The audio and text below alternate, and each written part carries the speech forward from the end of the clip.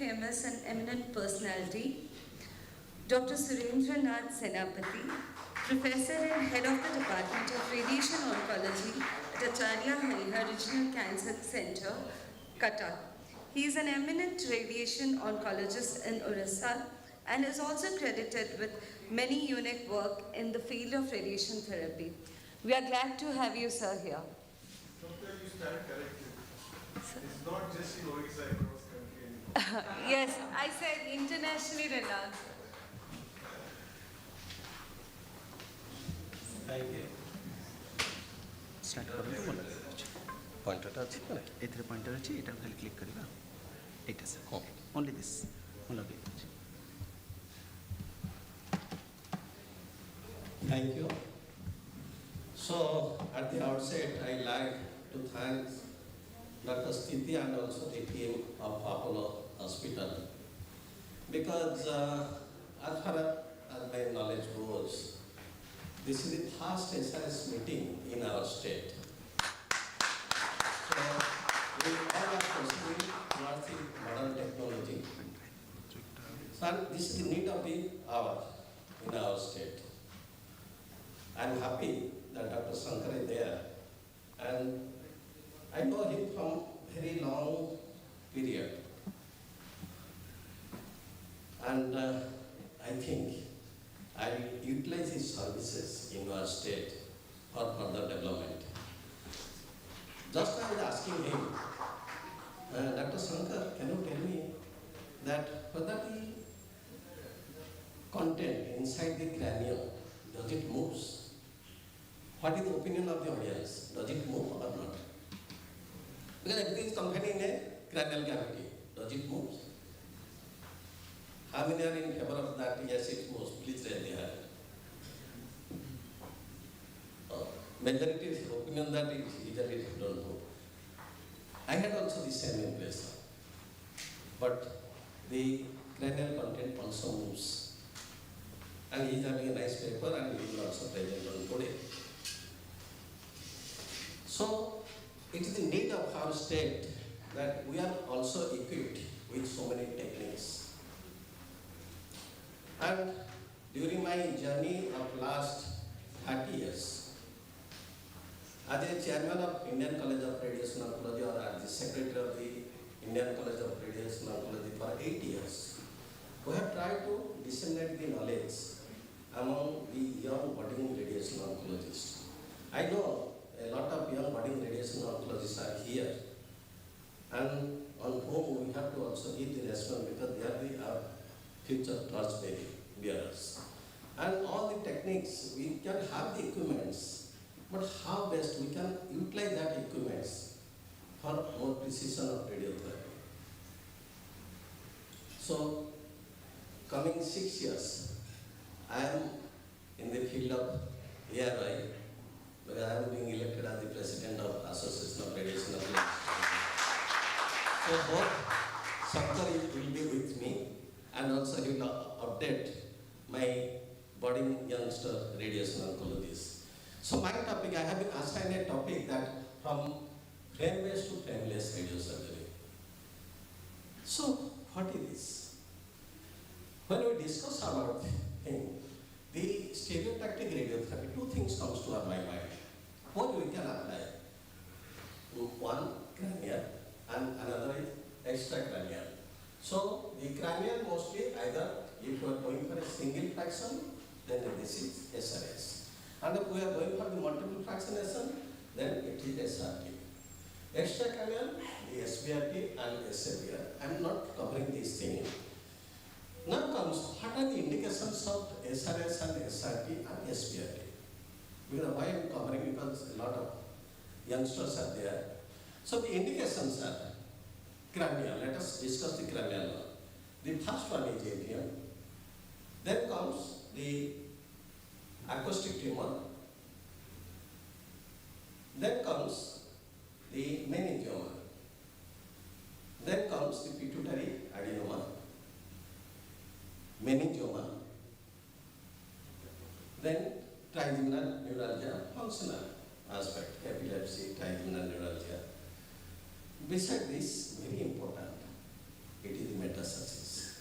Once upon a time, in so many forums, people criticize that if the patient will survive for 3 months, why are you going for the SRS, SRT? And patient has to spend so much money. No, the science has changed. And it's not here, this is international report, and so I'll cover that. So there is an established role of metastasis.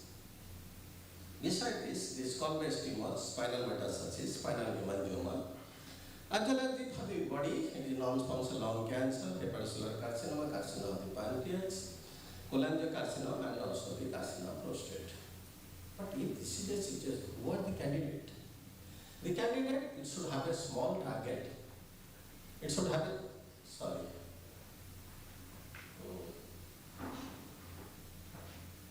Yes, it should have a small target, sharply defined target. That should be accurate radiation delivery, high conformity, and the very important vital structure should be away from the target. I will just give you a model. Let us think that here either Dr. or Dr. Sthiti, Dr. Shankar, or Dr. Sthiti, or Dr. Sanjay, the young, the most dynamic radiation oncologist. See, the man behind the machine is very important. We can have so many armamentarium in our hand, but how best we can utilize this gun, that is important. So, if this is a 10-meter rifle gun, that is equivalent to our modern Linux. Then we can have the mass diameter here for precision, exact localization. So we can also consider it as the bone density that is mounted on the machine. Then comes, yes, then comes the target. Our target is very precision. Sorry. So our target is very precise. Ideally, it should be less than or equal to 3 centimeters. So this is our target. Okay. Then comes, there is something, the target should be on the couch, and again situation for this SRSS is except for couch. But the target should be immobilized, it should be peace. See this young bird may fly. So we have to catch her. So that is something that is called frame. We can also fix the target so that it cannot fly. Even also, the target is on the plant. It may also move. Because what I was talking about, though the intracranial content moves, yes, it also moves. So for that we also give some margin. And for the SRS, ideally it is 1 millimeter. Okay? So if we are going 1 millimeter or more, and if we are going to higher, then there may be more chance of the radiation necrosis. But if this is the situation, if we have cut the bar in the frame, but beside that, how to localize the bar here? So there is also mass grade growth on side. Because I went through the internet, I asked my son, that can you tell me what are the different parts of the 10-meter rifle? And he has given this picture to me. So this is the equivalent to our coordinate system. But the little modification, coordination system is around the target, but here it is on the machine. So this is a philosophy of frame versus frameless. So my topic is on today that how best we can utilize this frame. Can we manage with the frame or without the frame? This is a picture we can see here. We can use the frame for the proper immobilization of the granule so that there will be no miss of the target. Besides that, we also use some of the guiding devices, that is coordinate system, so that we can best deliver the radiation to the target. So this immobilization system may be either it is invasive one, it is called flame, and if it is non-invasive one, we usually talk the flameless. So our topic of concern today, whether it is flame or flameless. Now, what I was talking about the guiding system, that is it is a coordinate system where it is x, y, and z coordinate that guides us that how precisely we can hit the target. The x and the y axis correspond to the lateral and frontal side of the frame, and z axis to the craniocaudal direction. Now question is this. First we will discuss about the frame. Frame helps us in defining the images in a coordinate system with the help of fiducial point, and that is the accurate position of the patient at the time of treatment. So the frame may be either SRS frame, that is Lexel frame in gamma 9, or BRW frame in X9, or there may be relocatable frames, that is the GTC frame. So this is in a diagrammatic way. So this is the Cosman-Roberts-Wells CRW frame, and this is Brown-Roberts-Wells frame, and also this is GTC, Gill, Thomas and Cosman frame. And this is the Lexel stereotactic frame. So how it developed? Basically, what Dr. Dilip also highlighted, the technology, IT technology. The first frame, stereotactic frame, was developed in 1906. Subsequently, in 1937, Spiegel and Wysis, they developed the frame-based stereotaxy. Then, Lexel, he combined this frame with that of the radiotherapy. So that is his contribution. And subsequently, what happened, there is a lot of changes on the linear axis. Okay? And this is the man, the last Lexel. It is his contribution, the first one, to combine stereotactic methodology with the radiation therapy. So this is the basic principles, and these are the different versions of gamma knife. But what is the drawback with the frame? This frame needs expertise by the neurosurgeon. It has to fix on the skull. It is inconvenience to the patient due to because it's a used frame, it has to fix to the skull or cranium. It needs to account prior cranial surgery during pin placement. Let us think that there is some bifrontal spot and there is operational there. So it's not possible to fix the frame here. There is slippage of the frame during the process. It also needs simulation, imaging, planning, QA, and treatment has to be completed on the same day. Because the patient has to be within the frame. We cannot take out the frame unless until we complete our surgical procedures. So the whole procedure has to be completed on the same day. And fractionated treatment is practically not possible because we are treating the whole procedure in one day. So if these are the drawbacks, and also there is some chances of bleeding and infection. So this is almost an invasive procedure. During the whole treatment procedure, from first step to the last step, stereotactic frame must be remain on the patient's skull because we have to complete the procedure. So can we shift ourselves from the frame to non-frame technology or frameless technology? Now a lot of developments have been made with the LINAC, like onboard imaging.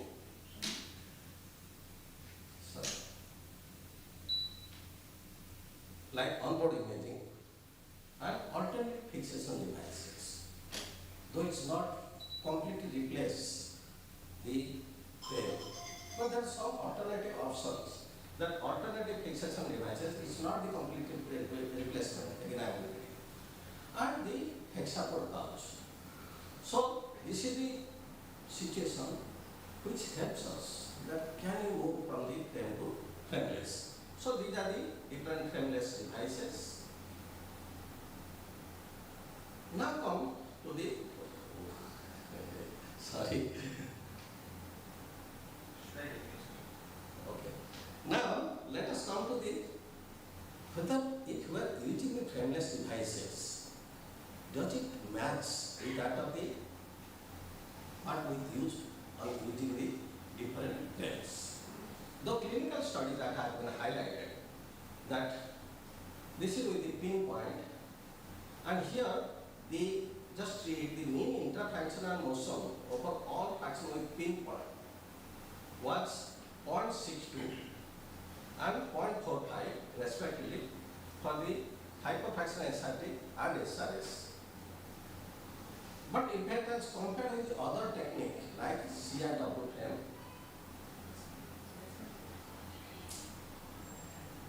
and GTC, orchid and uniframe. Just see, the mean interfractional motion were only 0.3 with the CRW. With GTC, it is 0.54, but with orchid it is 0.73 and uniframe it is 0.76. Definitely, it is the CRW is better or GTC better. But what we see, this is in acceptable range. So we can also consider of the frameless technology. And this is the comparison of the different moments like lateral moment. Two things that comes to the picture, that is translational displacement, and here the lateral, superior, inferior and also anterior posterior. But if you see here, the frame was definitely superior than that of the frameless. But the deviation that we get are mostly in acceptable range. The other studies, can you think for the zero center margin mask versus frame immobilization during gamma knife? Usually we give 1 millimeter margin, but can you avoid the margin? So this is the report by the Kutek et al. And also Manish Mehta is also in this group. And here, what we can see, the outcome is comparable in both the groups, whether we give margin or give margin. So omitting a safety margin and thus PT margin, when we use the mask immobilization, means if you are using a mask, we can also omit the 1 centimeter margin. So the other studies by the Green Metal, they have highlighted, they have used the mask and also frame. And the second margin in mask, they have given 1 millimeter margin, and also frame, there is no margin. But if you see the local control rate, with mask, the 6 months local control rate is 100%, and 1 year it is around, yes, it is 92%. So there is no difference, and but if you are going for the frame, it is 92%, and 1 year it is 80.9%. So there is no difference in local control. The other study by Werner also, there is no much difference in these two. So we can also omit the safety margin with the mask. The other study, single fraction frameless stereotactic radiation on gamma knife icon for patient with brain metastasis, and it is time to abandon.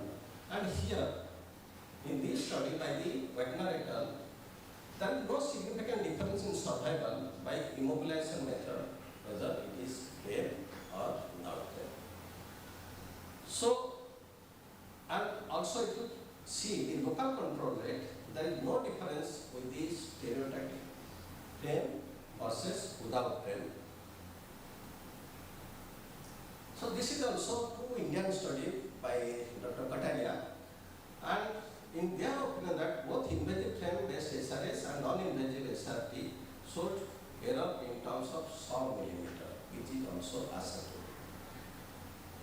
This is also another publication, and her conclusion was that the setup accuracy for frame-based SRS matches that of frameless SRS. With recent advances, we can also determine as well as the correct deviation in all 6 dimensions and the frameless SRS. So this is also another study where a comparison of clinical and radiological outcome between frame-based and frameless stereotactic radiosurgery for brain and metastases. And here, the actual 6 months local failure rate was 7.2% in with the frame-based versus 12.6% in frameless. And also this is not statistically significant. And also the 12 months local failure rate was 14.5% versus 26.8%. This is also not statistically significant. So, with this evidence, we can also think, yes, we can switch over from the frame to frameless. So, what is the advantage of the frame? Frame-based SRS advantage that workflow has little variance. Any lesion in cranial bud can be treated. Conscious sedation is possible and also angiography is possible. But what is the drawback? Pain-related artifacts is a major issue. It's more invasive and avoid pin site at prior craniotomy site.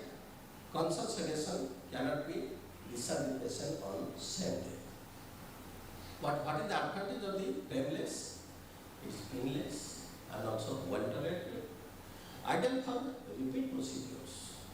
We can go for repeat procedures. High definition faster imaging on use of multi-channel head coil. Suitable in case of bifrontal craniotomy where no suitable pin location is feasible. Pre-planning can reduce overall treatment time on day of treatment and enhance planning quality. The disadvantage, not suitable for targets at extreme location. Not suitable for anxious or claustrophobic patient. Not suitable for patient with obese, large abdomen and large breast. No gamma available at the extreme region. So this is the accuracy that we can get with the invasive frame. The accuracy is almost less than 1 mm with the invasive, but with the non-invasive and the frameless, it's around 1.22. But our aim should be less than 1 millimeter. So this is the workflow of the frame versus frameless. So before I conclude, only point that we can compare that in frame the method is mostly invasive, but frameless it is non-invasive. Patient comfort, it is discomfort due to the pin fixation, but there is no discomfort with the frame. Sedation or anesthesia, yes, it is with the frame, but not in patient without frame.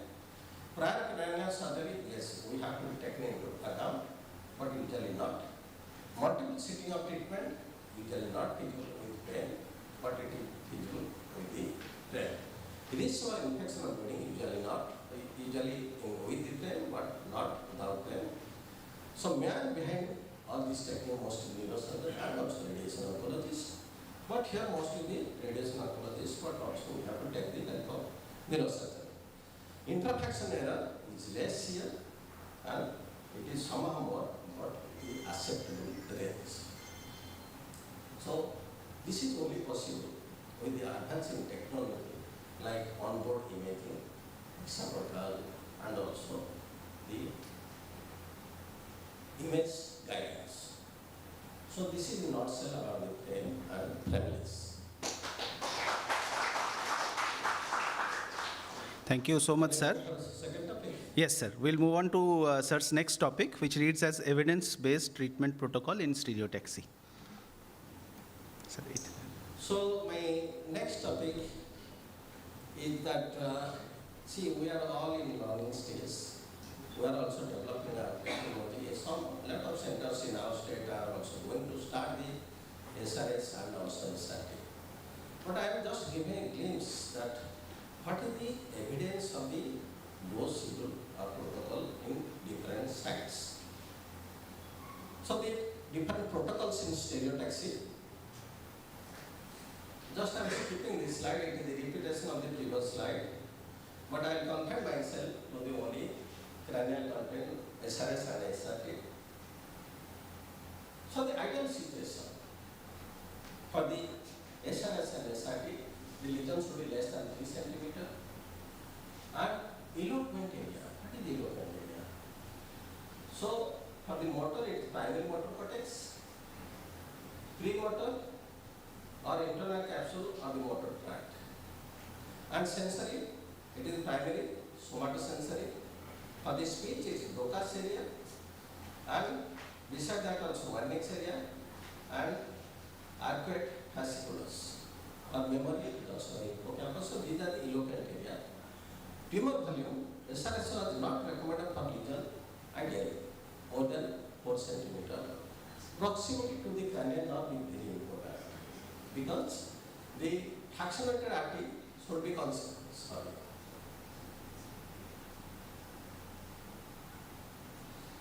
So fractionated artery, okay.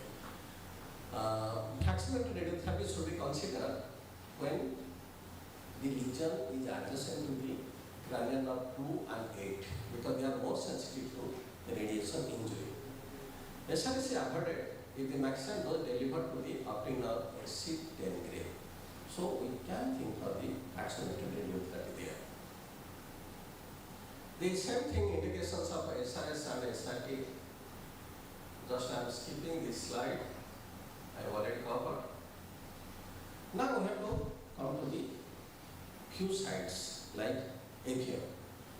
So in APM, what are the indications of RT? Small volume, it is less than or equal to 10 cubic centimeter, and large volume more than 10 cubic centimeter. The indications that if it is small lesion and lobar location, ideally we can, when it is accessible, can go for surgery. And if that is a residual lesion, then can go for repeat resection or can go for radiosurgery. But if it is deeply located, then that's a good case for the radiosurgery. Besides this, if there is large volume and local location, the options are either observation, embolization or radiosurgery.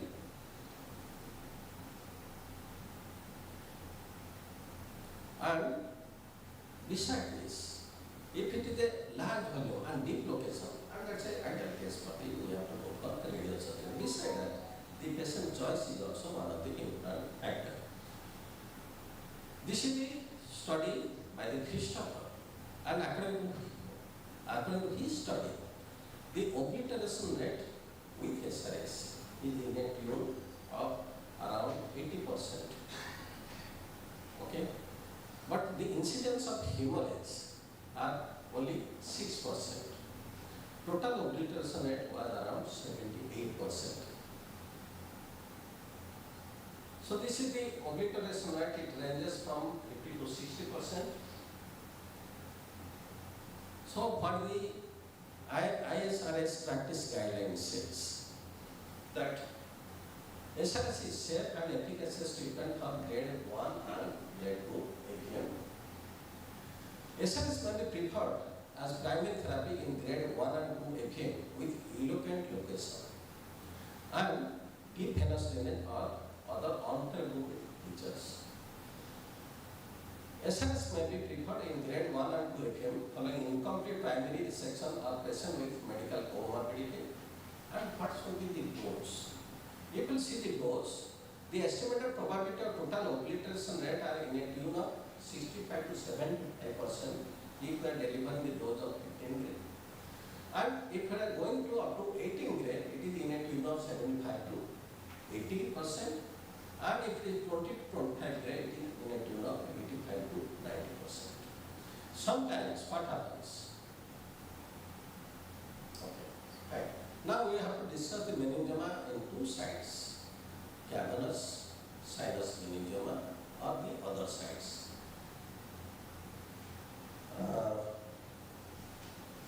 Just I am going a little louder. Any of the postulates? Oh, it has been mentioned. So, do not get side. Okay, good. So, in case of cavernous sinus meningioma, what the ISRS guidelines say, the recommendation is like this, that SRS or SRT is recommended as primary or often treatment option for an asymptomatic or mildly symptomatic cavernous sinus meningioma.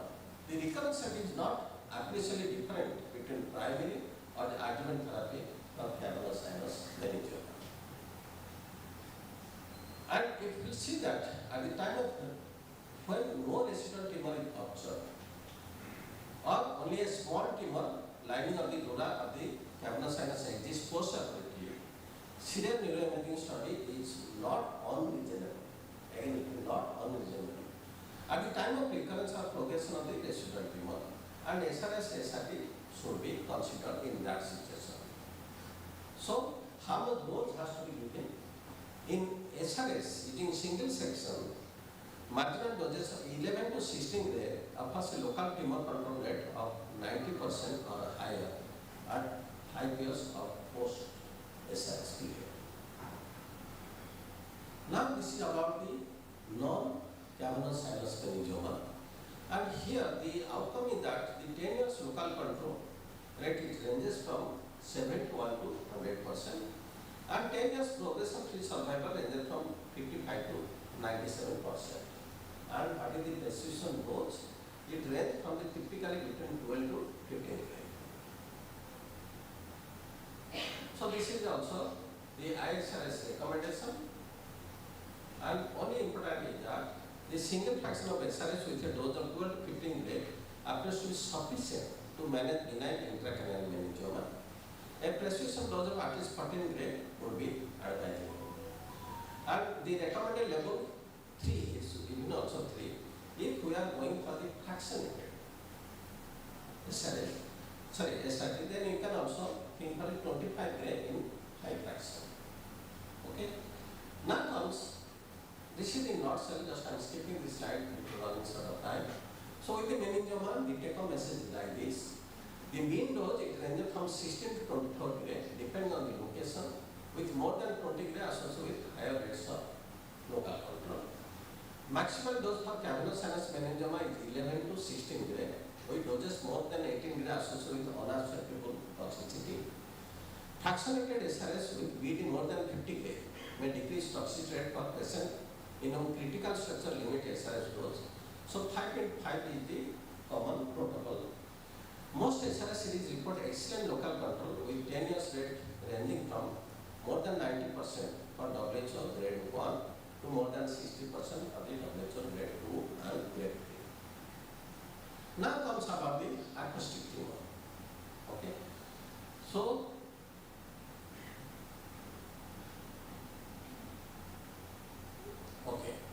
in decision making, the important key point that we have to take into consideration that when we can consider for the SRS in vestibular neuroma or the acoustic tumor, if the lesion is less than or equal to 1.5 centimeter, and if it's an aged person, and if that is a recurrent lesion. So these are the absolute indications that we can consider. So the algorithm, I think our subsequent speaker will cover this, so I am skipping this slide, but only thing that we should know what is the post grading. So this is the post grading. Okay. So one, it is intracanalular, two, outside the canalular, and just it has crossed the brainstem, and four, it has already compressed the brainstem. Because the treatment policy also depends on that. And this is also the ISRS practice guideline, and what it said that the 5 years tumor control rate with gamma knife radial surgery with single fraction linear or fractionated stereotactic radiotherapy are in a range of 81 to 100%.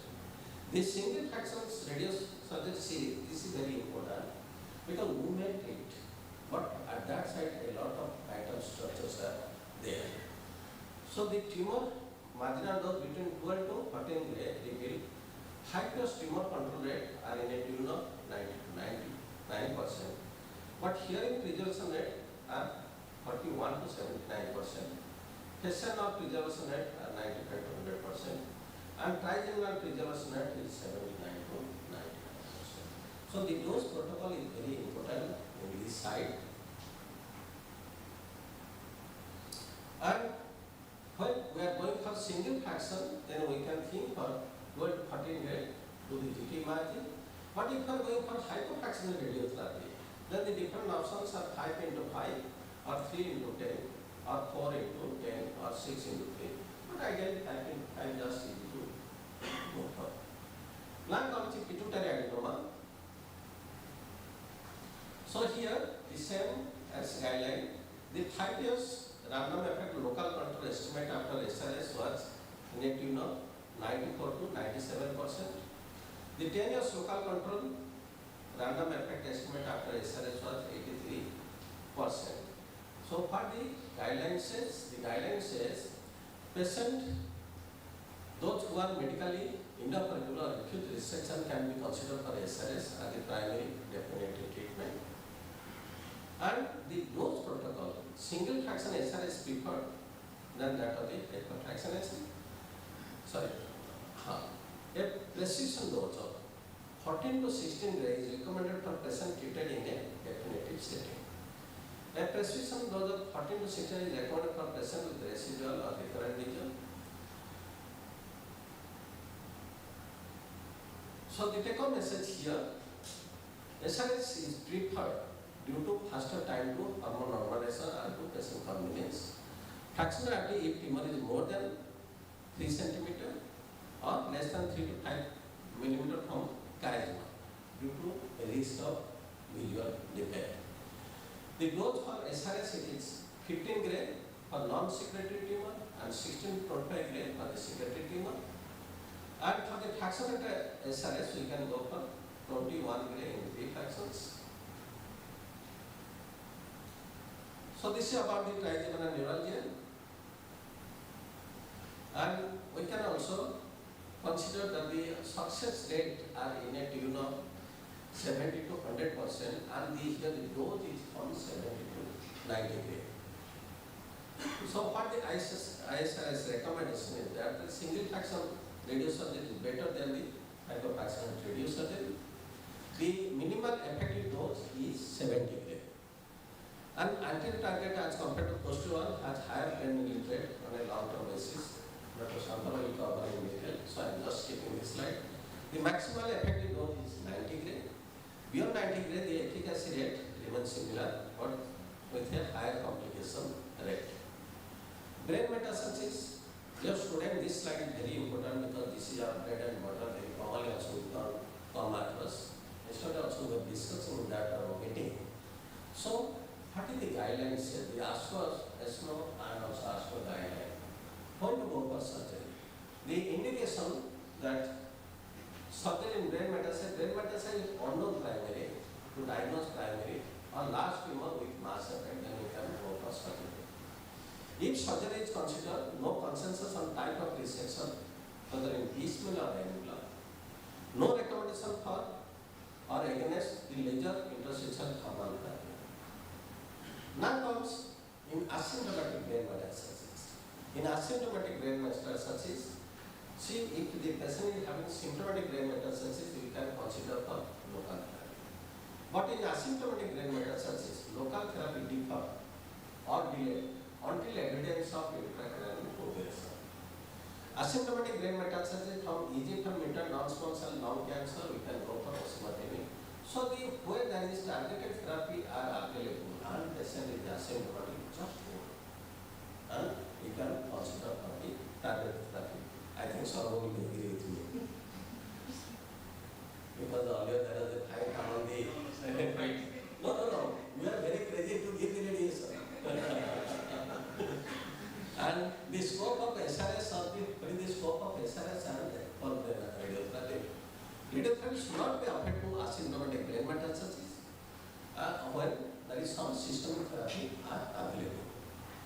Brain metastasis 1 to 4 and tumor less than 3 to 4 cm in diameter, we can consider SRS.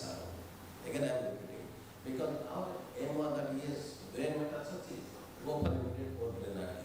So there we can go for the SRS alone as opposed to whole brain artery. 1 or 2 resected brain metastasis, SRS if surgical cavity is safely resected, more than 4 unresected and more than 2 resected brain metastases, cardiac perfusion more than 70. We can go for SRS for vulnerability and SRS plus for vulnerability. SRS preferred in patients with better prognosis or other systemic therapy that is active in CNS is available. Is there any role of radiation sensitizing agent? The answer is simply no. So this is the study. Is there any advantage of addition of temozolomide and elotinium? And what the study says that yes, the addition of temozolomide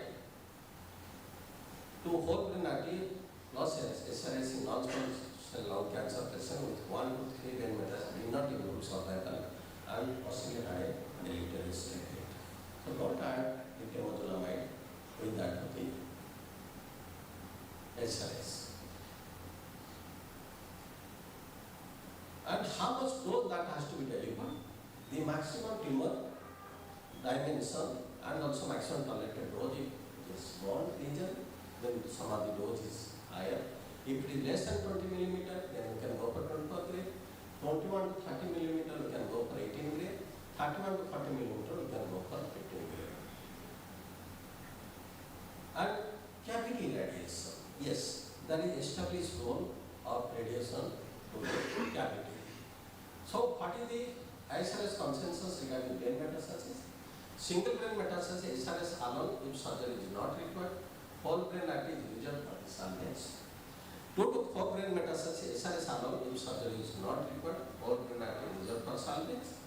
Larger lesion, more than 3 cm, surgical resection should be considered.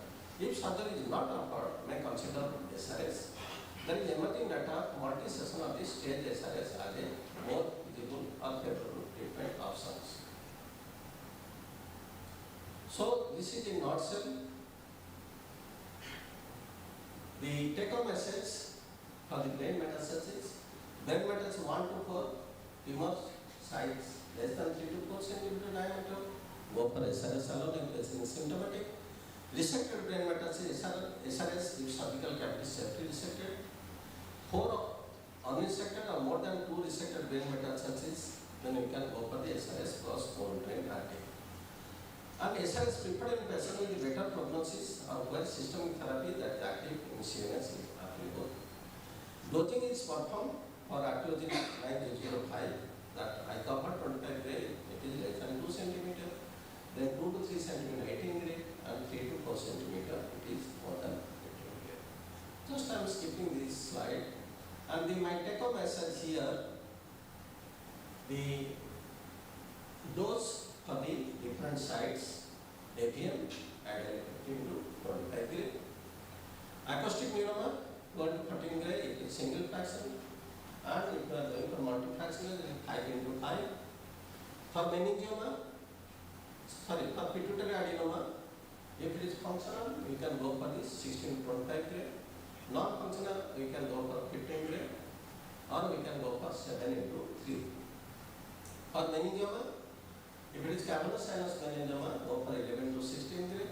Non-cavernous sinus, it is 16 to 24 gray. For the trigeminal neuralgia, we can go up to 70 to 90 gray. And for the metastasis, I can share the slides. Kirti can share the slides. I know when I am a student at your age, I am very clear how I can get these slides. Okay. Even whatever we hear, then we forget on the next day. So I request Kirti to share the slides so that people remember Kirti. And for the metastasis, if it is but we have to take the information from all the because that is our principle of equal. So if it is less than 2 cm, we can go for 24 gray. 2 to 3 cm, it is 18 gray. And 3 to 4 cm, it is 15 gray. And this protocol is based on what is the evidence. AVM is the ISRS guideline and send the dose protocol. So this is the different guidelines and this is dose protocol for the different sites that commonly attacks in case of granular lesion. Thank you. Thank you.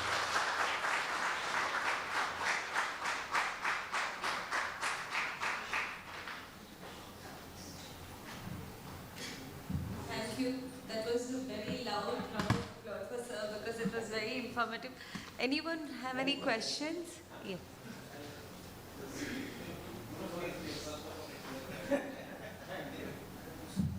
Sir, I have a question for both you and Dr. Sankar. Is it not time to do away with this size criteria, where only one dimension, 4 centimeter is seen, and move to volume criteria where we have application of MRI, PET? So, we are listening. Absolutely, we agree. Because that is just ISS guideline. But we always consider for the volume. Without volume, how we can carry back Volume cutoff, which volume like size? So Professor's talk really reminds me of the semi-final match which has happened recently in the T20. You know, the England guy comes, just the openers wrap up the entire stuff. I mean, Professor's talk is just really what all the radiation oncologists, budding radiation oncologists need to know about. Phenomenally presented evidence, and that is precisely what I have practiced over the last 2 decades. I have done nearly 3,400 radio surgeries for the last 2 decades, and what Sir told exactly is what I do. And of course, there is a lot of learning which has happened in the process, which I'll be showing in one of my slides. And as Dr. alluded to, volume is something which we are absolutely critical about. You know, 2 dimensions we should never think about it. Because at times, you know, I'll be speaking on the volume part in my presentation, because that is where we actually err as radiation oncologists and increase the complication rates also. So what imaging nuances we need to keep in mind to ensure that the volume is rightly depicted is what will be the crux of the imaging part which I will discuss. So once you are done with that lecture, you will be much wiser. Sir. So recently actually there was a patient who had he is HER2 positive metastatic breast cancer. So he has recurrence only in the brain. So initially surgery was done and then an SRS was done for that. Subsequently he has a recurrence within around 1.5 years, almost near the same site. So can we still go for SRS or no SRS? So Doctor, very good question. In brain failure, whenever it happens, we need to keep in mind the brain met's velocity. So typically, when you say within one particular period, right? Let's say we have done the radio surgery today, and there has been a marginal failure. That is what you are alluding to, right? So if the patient has a marginal failure, which is symptomatic, say 1 year down the line, right? And there is only one METS. So the brain METS velocity is 1/1. Okay?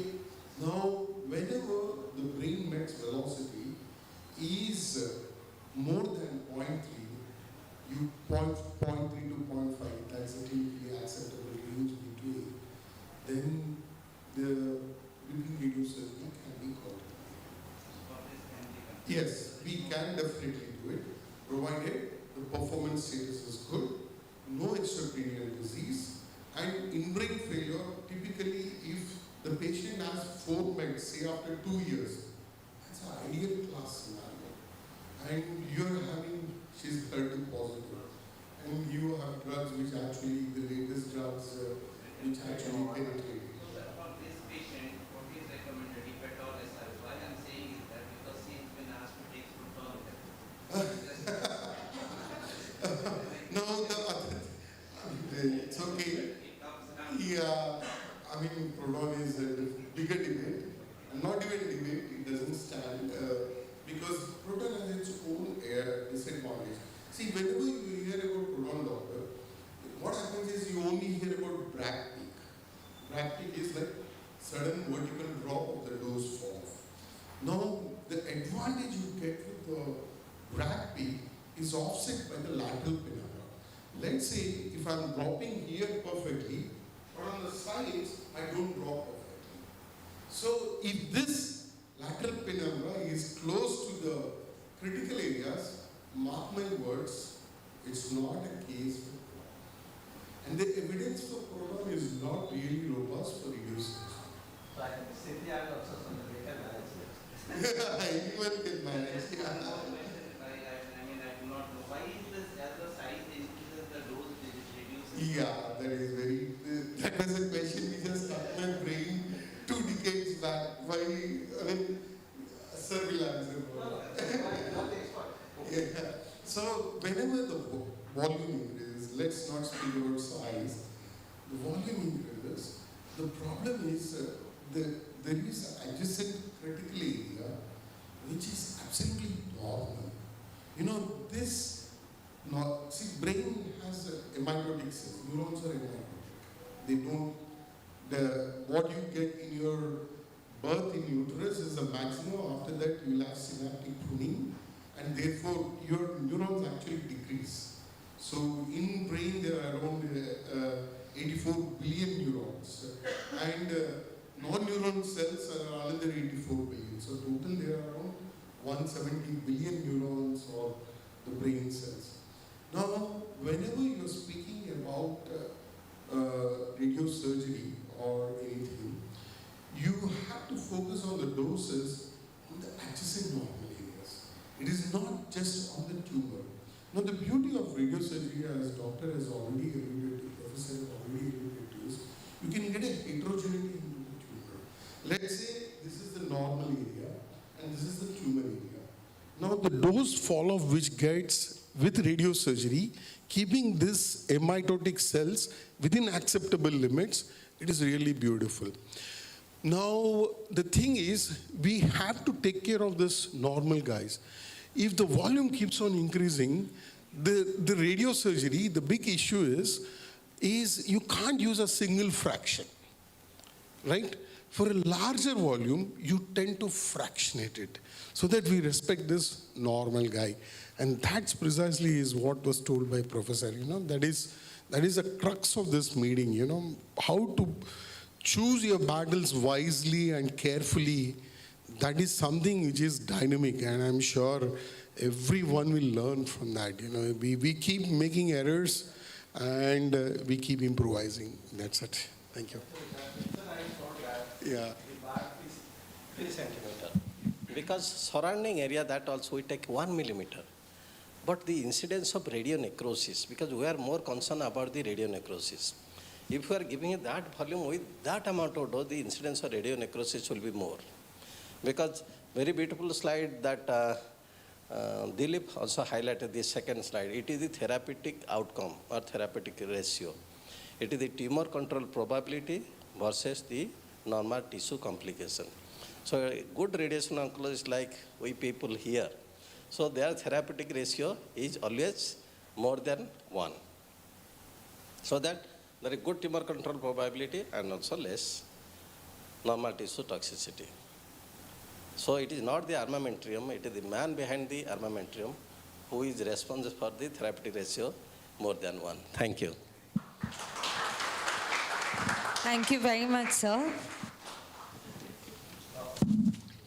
Now I'd request our business head, Mr. Sukumar sir, to felicitate sir on behalf of Apollo family. Light.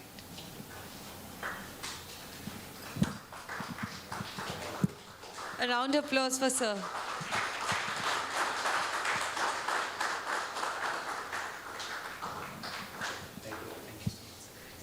Thank you, sir. We can wrap up the rest of the conference because sir told whatever is needed in these slides, nothing else is pending. I think everything is good. Now I would request our very own Mr. S. Rangasamy, who is the Senior Medical Physicist, RSO, Apollo Cancer Center, Bhubaneswar, to elaborate us on tools for intracranial radiosurgery basics.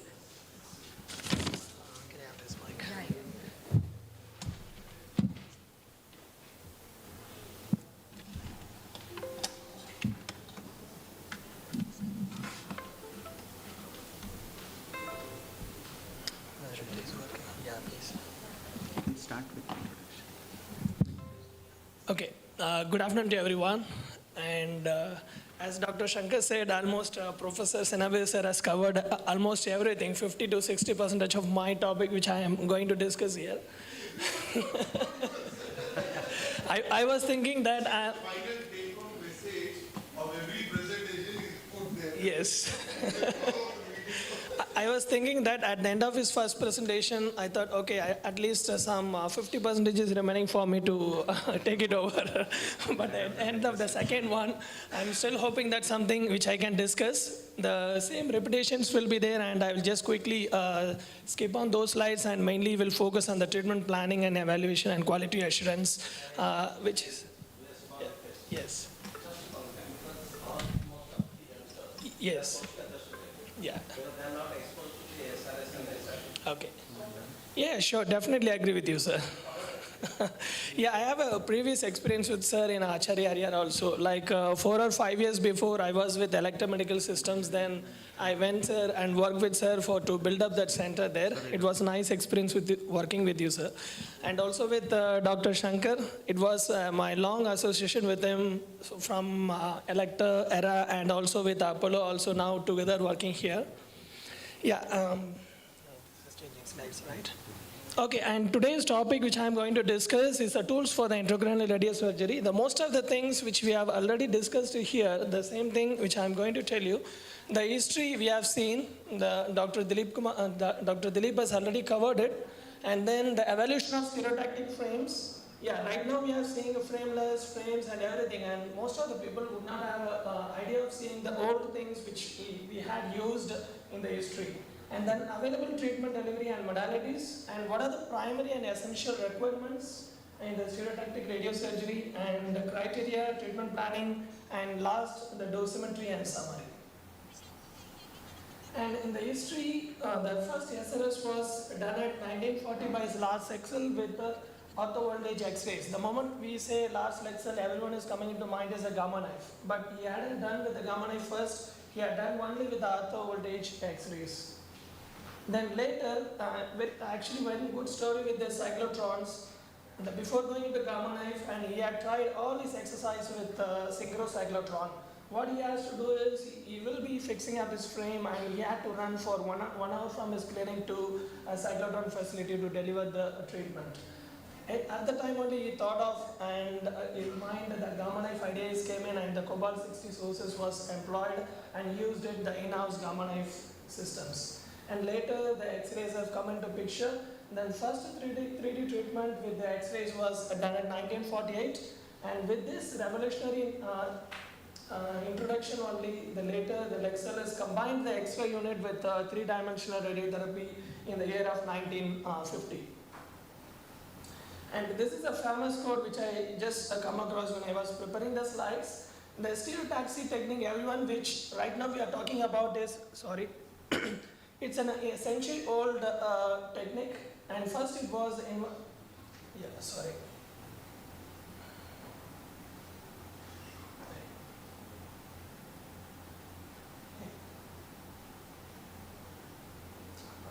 Just, can you help me with this? Oh, okay.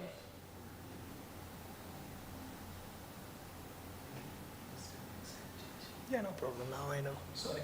Yeah, it is a year-old century which is done by the Horsley and Clark. The mainly he has done with the accurate insertion of the electrode in the given structure of the brain. The later, in 1950s, the Lexel has reinvented the same technique, and he has brought now into the narrow needle into the narrow beams, which we are talking right now for after this invention from 1951 to 2022. And this is the first frame, stereotactic frame, which he had devised and used here, and so many revolutions has come up now. And the first one which you see in the picture is at 1918, the first stereotactic frame looks like this. And then after that, the second one, which is devised by the Lexel exclusive for the neurosurgical procedures. And the last one is, we have seen in the few more slides earlier as well, and this is what currently it's been practiced. And not this stereotactic frame, but the target localization. Still, we have not removed out of this target localization, which is in the stereotactic coordinates. And these are the pictures of some of the frames which we come across in the history. And this is a complete set of accessories which we are talking about in the stereotactic world. It's not only from the linear accelerator, which is on this side, and stereotactic cones is also plays a vital role in terms of the functional SRS treatments, and also the frameless masks and the target localization box, which is very much significant, which comes into play of the treatment at the last. And then, as we discussed earlier, the entire procedure of the patient fixation to this one, it takes up about 3 hours, and the procedure for a particular day, and which has significantly changed after the introduction of the frameless radiosurgery here. And available treatment modalities, the machine which we have is the variant true beam at our hospital, which is having with the highly sophisticated HTMLC of 2.5 millimeter, which is a basic and primary one whenever we are doing with the linear accelerator. And then second one is another type of linacs with a cyber knife, which we can able to treat with the micro MLC as well as the cones, which has an added advantage. The same cones can also be incorporated into the linacs, which is recently we are doing it. And just a small knowledge actually here. As we are talking about the linear accelerator, and 20-30 years before, we have treating with the cones only, the radiosurgeries. And then the introduction of the micro MLC, which has helped us to treat the various kind of intracranial tumors. And then now we are again going back into focus with the using the stereotactic cones for the functional imaging, so functional treatment. And last but not the one, and the accuracy of the treatment, which is always a superior and gold standard treatment, it's in the gamma knife. And the cross-sectional diagram of the gamma knife with a very complicated solution, which is again started by the Lexel, and it had undergone a series of inventions. First it was looking at a football, and then later it has been revolutionized with the new cone beam CT, which is added over here. And in this totally 201 sources are there. And previously there's a gamma knife which had a different collimator with the different helmets, like a 4 millimeter, 2 millimeter, 5, 6. And in the single machine they have incorporated all the collimators, and now in one single stretch the different type of collimation can be achieved and the treatment can be finished faster. And what are the primary requirements? The stereotactic frame. The stereotactic frame which I mean here is not the invasive frame. The frame which I am talking about here is the localization frame, which is very, very significant when we are talking about the millimeters of accuracy which is expected. And then imaging equipments, the center should have all the imaging equipments and cited here, high resolution CT, MRI and the DSA for the functional SRS. And the target localization software, which is also very much significant. And the treatment planning is also one of the important area where we will discuss about this. And then criteria, we have seen in so many slides, and Dr. Senapati has also pointed out many criteria, and foremost criteria which is the multidisciplinary team of neurosurgeon, radiation oncologist, medical physicist, therapist and radiologist is very much important. And everyone's role here is from the one to the last is very significant to attain the goal of the radiotherapy. And I will just give these two informations, the planning targets and the dose we have seen in very detail. And the requirements, the last one is requirements for positional and numerical accuracy. And this looks very simple. What is a positional and numerical accuracy? The position means you say like we have fitted the frame and that is not going to move. But that's not the case. We will see in detail about that. And appropriate quality assurance systems. And what are the physical requirements for the radiosurgery? The accurate determination of the target and its localization with the stereotactic techniques. When I'm talking about this accurate determination, okay, I know all the doctors are going to draw accurately only, but it's not that one. How the software is going to give the accuracy. And that we have to do an end-to-end test, which we have to make sure that whether the delineation of the target in the MRI and DSA is properly coming into the CT for the treatment planning and delivery. And the calculation of 3D dose distributions inside and outside the target. This is a place where the treatment planning system plays a major role with advanced dose calculation algorithms like Monte Carlo and superposition convolution algorithms, which gives us enough freedom to plan, as Dr. Shankar said, the heterogeneity which we need to achieve to save the organ at risk outside of the target. And the calculation of the robust DVH, which is also one of the vital parameter, so that we can able to confine this, the dose distribution and confirm the target shape that we have already discussed. And not only that, and the direct superposition, there are many planning systems in earlier doesn't have the option like to superimpose the imaging doses to the supportive images to make sure that we are rightly delivering there. And now we have these additional things and which we are all following it here. And what are the clinical requirements? We have seen this information, the accurate knowledge. It doesn't mean that everyone is having a knowledge, but everyone will have the same knowledge who are all included in the process so that we can able to safely deliver the treatment. Accurate positional and delivery dose. Actually, this topic we have already saw many slides like Sarah rightly pointed out, Exapod couch and all these things, which we had technical advancements in this year, which ultimately removed the stereotactic frames which we are using as the invasive procedure. And then the numerical accuracy of the dose distribution, this is where the point of the quality assurance were coming into the picture that we will see in a detail.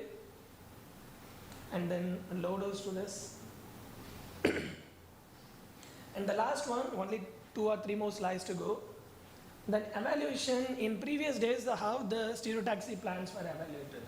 Just by seeing this rapid dose follow-up is there, okay, and required 80% or 90% or 70% to some cases the dose coverage is there or not. But with the increase in advancement of the systems like revolution in the IT and all these things, now DVH have come into main play. And next one is the ratio of maximum target dose to the prescription dose. That's a rapid dose follow-up or gradient index measures which we follow here. And the ratio of prescription isodose volume to the target volume. Like a heterogeneity index and a homogeneity index also one of the crucial parameter when we are looking into the SRS and SRT or functional SRS treatments. And then plan trade-off. For a single side of the treatment, we can have many plans, but at the end of the day, like what is the plan which we are going to take it for the clinical treatment? It's again a clinical discussion with the radiation oncologist and the treatment planner to find out what is the best plan which we are going to deliver. Okay, I think that's all the thing which we are going to discuss and everything. The quality assurance is the one which is going to happen in the background of the system. And this is the foremost important. When Dr. Senapati sir has rightly pointed out how much margin we can take it. Like sir told 1 millimeter. Yes, that's the required one, but how far we are into it to consider only the 1 millimeter. It's not that 2 millimeter or 3 millimeter. That is the end-to-end test which we have to carry out, and that's a physicist's job. They have to make sure that definitely we are delivering the right place with the 1 millimeter margin. And I just pointed out there are 3 types of QAs we have. One is the equipment specific QA, and another one is the procedure specific QA, and the last one we will see there.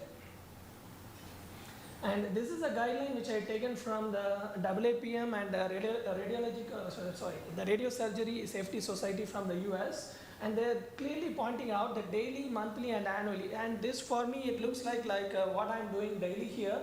And the laser have to be localized very well within a millimeter, and then colorimeter we have to be checked very frequently if we are using the stereotactic cones. And then foremost important one is the radiation isosended test. And this test we used to do it a day before the treatment and also the day before the treatment, just before that, to make sure that we are able to mainly achieve this 1 millimeter for SRS and 1.5 for the SBRT, this one. And then IGRT and positioning, that is also going to play in the major role. And then Exapod couch and 60 robotic couch, which plays a major thing. And as the technology is advancing, we have more things to scrutinize and make sure that our systems are in place and effectively working. And in addition to add, at the end of this, all the protocols, they add an end-to-end localization assessment. This end-to-end localization assessment is right from the simulation of the patient to the end of the delivery of the system.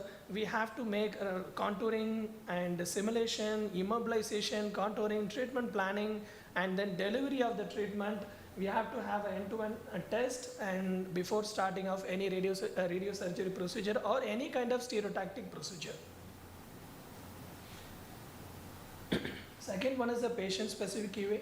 And how do we achieve it? Really, can we able to do the patient-specific QA with devices which we are applicable? Right now, we are doing with the radiograph chromic film. That is the gold standard. but not all the centers are having this one to do it. They have with the new technological advancement with the phantoms, which is have about 0.4 millimeter of film class resolution and 0 pixel spacing and no interpolation was there. And prior to this equipments, we are ideally using the most of the time the radiographic films, which is a gold standard and it's giving a very good accuracy in when we are working on the heterogeneity kind of dose distribution. And then now there's just a picture of the diode chambers which we use for the point dose determination. And then the procedure specific QA, which I was talking earlier, the workflows to perform the stereotactic procedures as defined the SOP of the department, which is very, very significant. And staffing level with appropriate knowledge and staff training and continuous training available and appropriate. And summary, it's a multidisciplinary team and right choice of the equipment is always necessary. And robust clinical workflow to be verified and implemented and continuous knowledge transfer to the staff and adapt the new technologies. Thank you.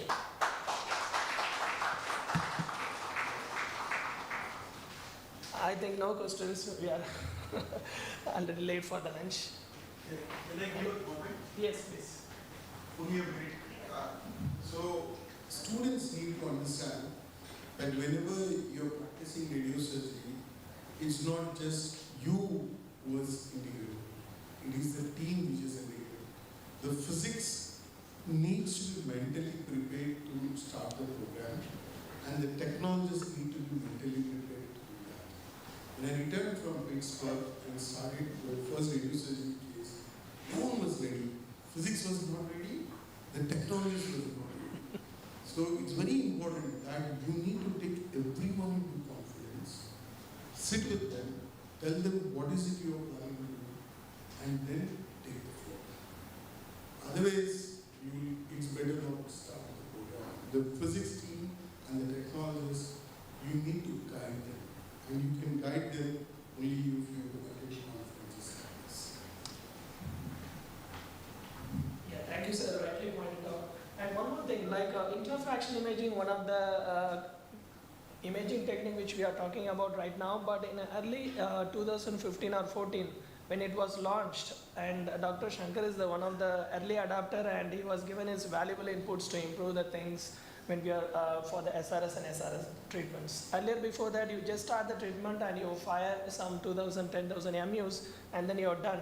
And what is going in between that one, that was not there. And once the facility has come up, I was working with sir to get the inputs and send it to the factory and research development team, and it has helped us a lot for the revolutionized technique.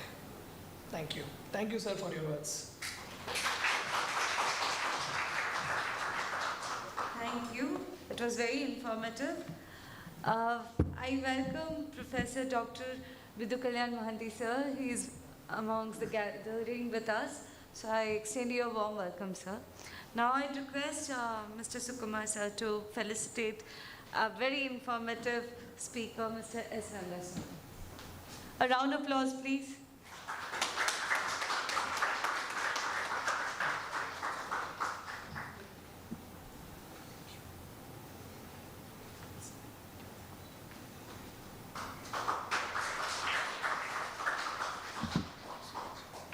I know it's a little delay and we all are hungry, so we will take a break for lunch now.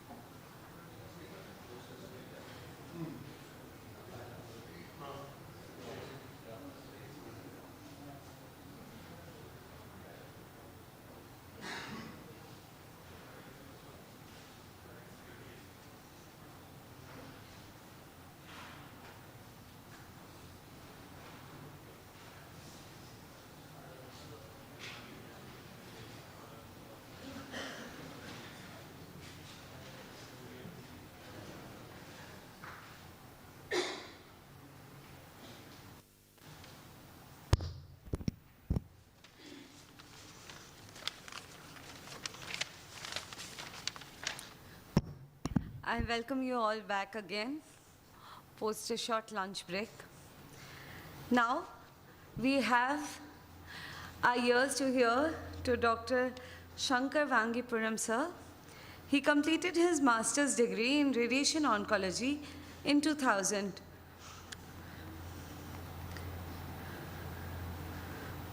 From a very renowned medical college in Hyderabad, following which he did his neuro-oncology fellowship at a well-known hospital in Mumbai. With over 18 years post-MD experience, Dr. Shankar's area of specialization includes high-precision radiation therapy, total skin electron beam therapy for mycosis, then intracranial radiosurgery for benign intracranial tumors like pituitary adenomas, meningiomas. In terms of extracranial surgery, he specializes in lungs, liver, pancreas, spine, and prostate cancer. This is very interesting. The most attractive point is Dr. Shankar is credited for achieving a world record of completing the fastest surgery for trigeminal neuralgia in under 23 minutes. So big round of applause for you, sir. I'll give you the dice. Sir, please.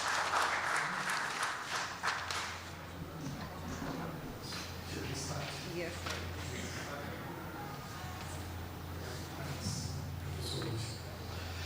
Thank you so very much, Dr. Pallavi. So let me just kickstart. How many students are there in this? I presume all had a good lunch, right? Be little. No one is hypoglycemic. That's it. That is what the spirit I really look for. Anyhow, without much ado, friends, what we will be discussing over the next 30 odd minutes is, we have learned wonderfully the evidence, what Professor Senapati has alluded to, but what here we will be focusing is how to achieve those goals, in the sense, how imaging is more important for us. So, what I will be discussing is the imaging basics, and in the context of various indications, how do we apply those particular imaging modalities, specifically so in benign, malignant, and functional indications. Can I have this light off, please? Yeah. So, this is the holy grail of radiation therapy. When I say holy grail, you can only imagine for it. We are not really sure whether we are going to achieve it or not. And that is the therapeutic ratio. Since morning, there has been so much that we have heard about therapeutic ratio. So when you say therapeutic ratio, friends, it's about increasing the tumor control while minimizing the toxicity, normal tissue complications. Now we should thank our physics and the engineering department. If this is what we are way back in 1940s, this is what we are today. We have actually closed a gap of century of paucity of evidence-based medicine practice, I would say.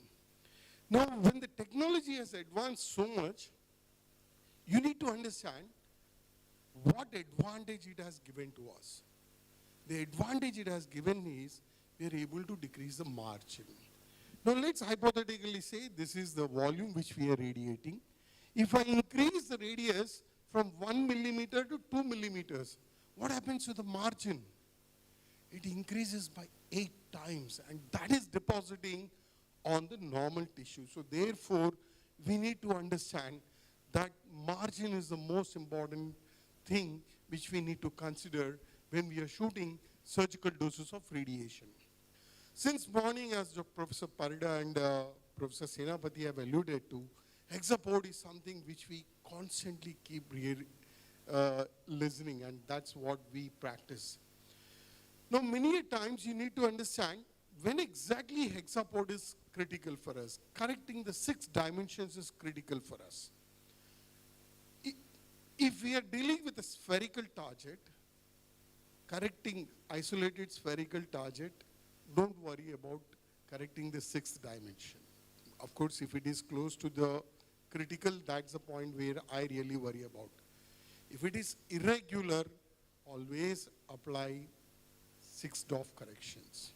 And whenever you're treating multiple lesions, apply 6 DOF corrections. These are all the ground rules that every budding radiation oncologist should know. When exactly to use 6 DOF corrections and when not to use. Right. Now, to give you a bird's eye view about radiosurgery, there are 2 types. One is primary radiosurgery, where the classic findings are imaging based and the pathology is unknown. So whenever you're shooting a patient of acoustic schwannoma, meningioma, or whatever indication that we will be speaking in the next couple of hours, these findings are more imaging based, and that is primary SRS. Secondary SRS is all the post-op situation where we are aware of the pathology of the disease we are dealing with. Now, whenever you have a diagnostic dilemma, don't do radiosurgery. That is the most important thing everyone needs to know. We have all these indications across the benign, malignant, and functional, which we have been listening since morning. All these surgical doses that we are treating, the end point is to give a complication and to arrest the growth. This complication is supposed to arrest the growth. Now, when you are hitting with this endpoint, your system needs to be absolutely robust and precise. It needs to be accurate as well. It needs to give a steep dose gradient. And more importantly, the dose delivery system needs to be high dose. So to match this particular endpoints, there are several commercial platforms you see in the marketplace, ranging from Gamma Knife and Linac-based systems. Now, these are the platforms which we use to play the games of sub-millimeter accuracy. As Professor Senapati already alluded to, the goal of the precisions, what we are looking for, is sub-millimeter. You also need to keep in mind, it needs to be sub-degree. Beyond sub-millimeter, you need to have sub-degree precision. When I say degree, it is UVW axis, the roll, pitch, and yaw axis. Now, these tools have given us that flexibility to deliver single session closed skull radiation with absolute confidence. Now, having said that, you need to understand that we are dealing with a chain of uncertainties. When you are dealing with radiosurgery, you have a lot of uncertainties. Now, that starts right from the imaging, target definition, target localization. I'm sure Rangaswamy already alluded to end-to-end testing is very important. That is for the delivery platforms. But more importantly, what we need to understand is the weakest link in the entire system is the target definition. That is where we actually fall short. That is the weakest link.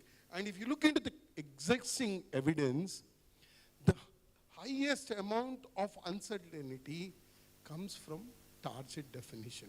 The machine and all, it is very less. But target definition is the most important thing that we need to keep in mind. Now, we are radiation oncologists. We just bask on the surrogates, imaging surrogates. We are not surgeons. We are not seeing and doing it. We are posting images and saying, okay, this is the PET, CT, whatever we use, we see in the discussions. Now, one tool has an advantage over others. What we'll be seeing in the next few minutes is which tool needs to be ideally selected when you're doing complex radiosurgeries. It is not just the MRI, but what sequences in MRI really matter to us. When should we integrate the angiographies in AVMs and all this stuff? So when we are looking into imaging in radiosurgery, it will be in the context of diagnosis, treatment planning, treatment verification, and of course clinical follow-up. So I'll be touching base on the respective indication and running you through all the things. Now, whenever you're speaking about imaging, there are three things which are very absolutely important. Number one is the spatial localization or the resolution. Number two is the temporal resolution. Number three is the geometric integrity of the registration, what we are speaking about, and the tissue contrast. So these four parameters need to be perfectly optimized when you're shooting surgical doses. Now, which tool needs to be integrated is what I have learned over the last 2 decades of my practice of radiosurgery. Now, having said that, we need to understand MRI is something which is commonly used for radiosurgery. Now, I realized, in fact, I stopped using 3 Tesla MRI for routine radiosurgical treatment. I'll give you the reasons why we don't use 3 Tesla. But having said that, we need to keep in mind that there are several things which radiation oncologists need, which diagnostic radiologists do not need. Now, one of the most important things is the zero spacing. We give zero spacing, thin slices, and all these images need to be corrected for distortions. In fact, whenever students go to the MR unit, please go check these things before you acquire your images, because that is where the real problem comes. So these things you need to keep in mind. Of course, bandwidth also is important, which I'll be explaining later. Now, many a times we hear about flat carbon couch in MR. Our MR unit doesn't have it. Now, you need to keep in mind that even flat carbon inserts which are put in MRI, they cause some signal noise. Now, this signal noise in the latest MRIs, which have multi-transmit technologies, that has been decreased. But we need to understand, if I just draw your attention to these images, this is how you see the noise. That is where the noise is actually built up. So the multi-transmit technologies have reduced it significantly, but not totally pissed it off. So what you're seeing is actually not the true image. You need to keep this in your mind when you are doing radiosurgery. The second important thing which all of you really need to know, and this is precisely the reason why I don't use 3 Tesla for radiosurgery applications, is intrinsic image distortions. Now, you can see these image distortions really affect the signal intensity of a given voxel. Now, when you're trying to register 2 image data sets, you will have problem if these distortions are not corrected. So, whenever the B0 is high, the magnetization is high, the distortions are high. So keep that in your mind. So don't just say, oh, 3 Tesla is there, wonderful system. Stop using 3 Tesla. You don't need 3 Tesla. There are only specific indications when we use 3 Tesla units, specifically in the context of neuroimaging.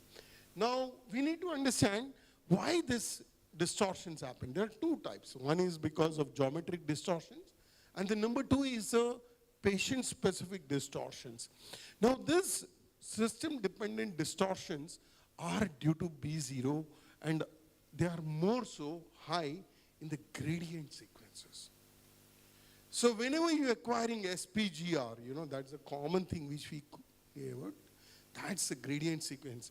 And they are actually, if you're acquiring SPGR on 3 Tesla, your targets are 100% wrong. And the other important thing is we are using a shared MRI. It's not a dedicated MRI. And I'm sure physics has to highlight that part, which is doing the QA for the MR. That's more important.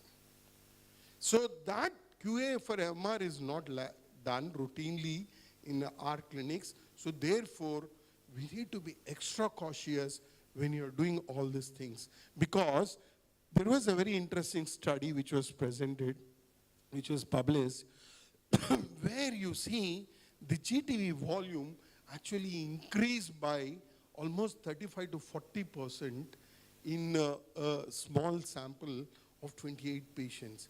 And that variations due to distortions you can see. See, whenever we are planning radiosurgery, how do you differ a good plan versus a bad plan? That's a very simple thing that all of us need to know. Number one is the intermediate dose pillage. The intermediate dose pillage is the most important differentiating factor. Because this intermediate dose pillage is happening right in the heart of the normal tissues. So if you want to say, okay, physics will give us 2-3 plans, you have to approve the best plan. Look into the intermediate dose pillage. Of course, low dose pillage is also very important. I have attended this year Astro, and there is a lot of discussion which is happening on low dose pillage, because that is where the immune potentiation happens, and there is enough evidence which is emerging for it. So intermediate dose pillage is absolutely very critical for us to understand why it is important. The third important part in MR, I wanted all the residents to go whenever you're going for MR, keep these things in your mind. Until and unless you start applying in your clinic, as Professor alluded to already, you will forget it tomorrow. These are the things even I do today also. Every day I go to MRI, I check, okay, this is done. Even if it is a protocol, just go counter check, because if the technician changes and they don't follow this protocol, our errors gets compounded. Now, bandwidth also is equally important, because it is essentially the range of frequencies which are actually represented in the images. Now, if the range of bandwidth is larger, what happens is you have higher number of frequencies per pixel, and that actually will cause some water fat shift, which is much more different. Now, this is very important for periventricular lesion in the context of brain. You need to keep this in your mind.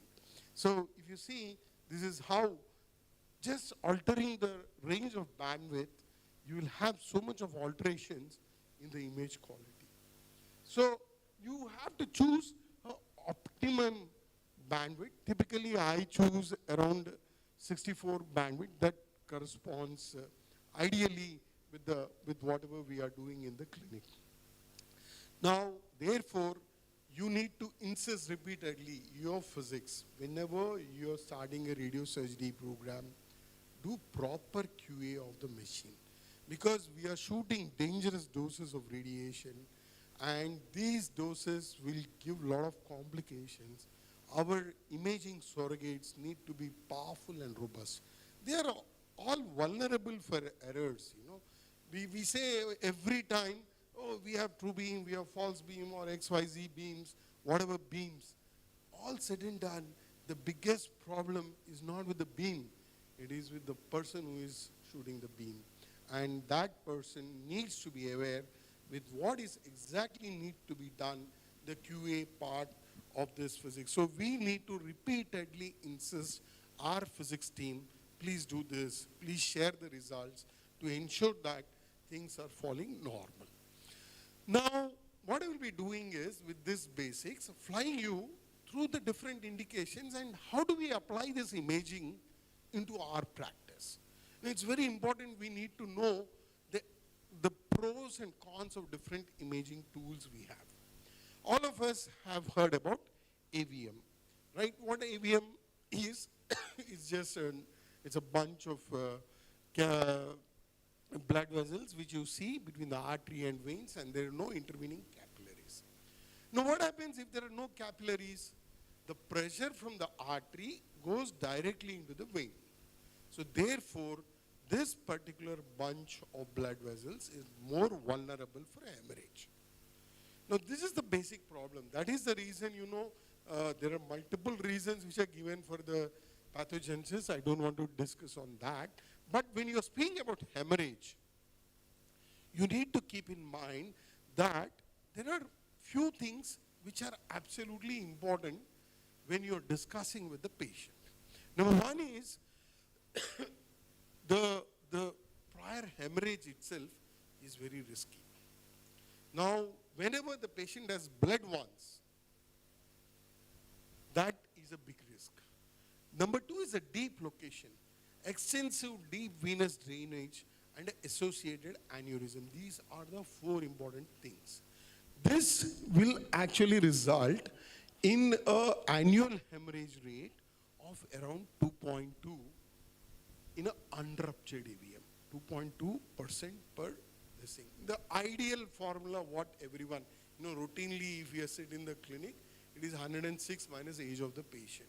That will give you the hemorrhage risk which is there.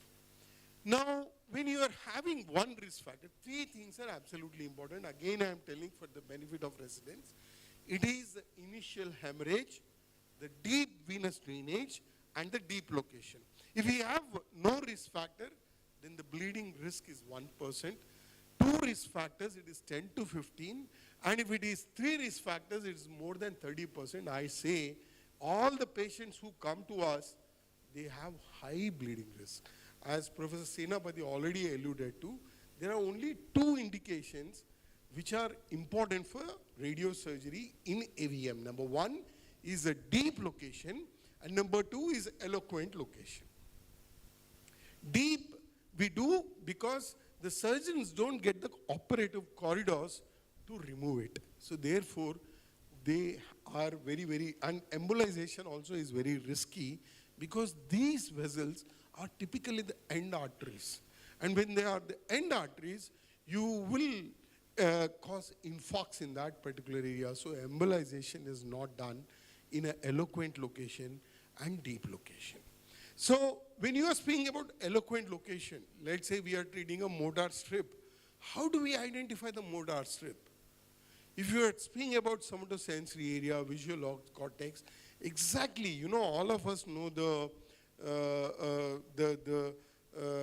segment numbers of the brain and all. But having said that, you need to understand how do we map it on the patient. Now, before I start my discussion for AVM, 2 things are absolutely important. Number 1 is a spatial resolution, and number 2 is temporal resolution. Because as I said, a nidus as an artery, whenever you're speaking about AVM, you're speaking about artery, nidus, and the vein, venous drainage. So this temporal resolution is very important when you are speaking in the context of AVM radiation. That temporal resolution is the ability to accurately locate the structure or the events at a particular instant time. It's like time-stamped image you get. Simple like 4D CT or 4D MR or 4D PET, which we do, the image data set is time-stamped. So when you have a time-stamped image, you generate a MIP image, and then you will get the ITV. It is as simple as that. So when you say ITV, here you are able to get a clear demarcation of the feeding artery, of the draining vein, and the nidus. It is as simple as that. The concept is essentially same. The second one is a spatial resolution. Now you have a nidus. Where exactly in the brain it is sitting is what I am interested. And what is the indication? For me, every strip of small normal neurons, not for me, for every one of us, it matters a lot because that is where the success of the outcomes which we give are totally dependent. So if you look into the spatial resolution, I'm sure of all the available tools, MR is the best. You can at least say, okay, this is where the lesion is present. But if you look into the temporal resolution, MR is the worst. What we do in our clinic is just do a MR scan, top sequence, contrast enhance or anything, and then we do. The problem is when you're delineating the nidus, it is very important we localize the nidus properly, exclude the draining vein, get out the feeding artery. So it's equally important we need to understand how to integrate image data sets which have better spatial and temporal resolution. See, that is the goal of whatever treatments we do. For an unruptured AVM, typically it's a non-contrast scan as you see, which is very important. And for a ruptured AVM, of course with a hemorrhage as you can see, this patient has an intraventricular hemorrhage. and you do a DSA, you can see a corpus callosal genu AVM. Similarly, for an unruptured AVM, you can see some curvilinear hyperdense lesions here. And these curvilinear hyperdense lesions could be nidus. Could be nidus. There is no guarantee that it is going to be. So obviously, you need to do a DSA to know that. And the other important thing which we routinely do in our clinic is CT angiography.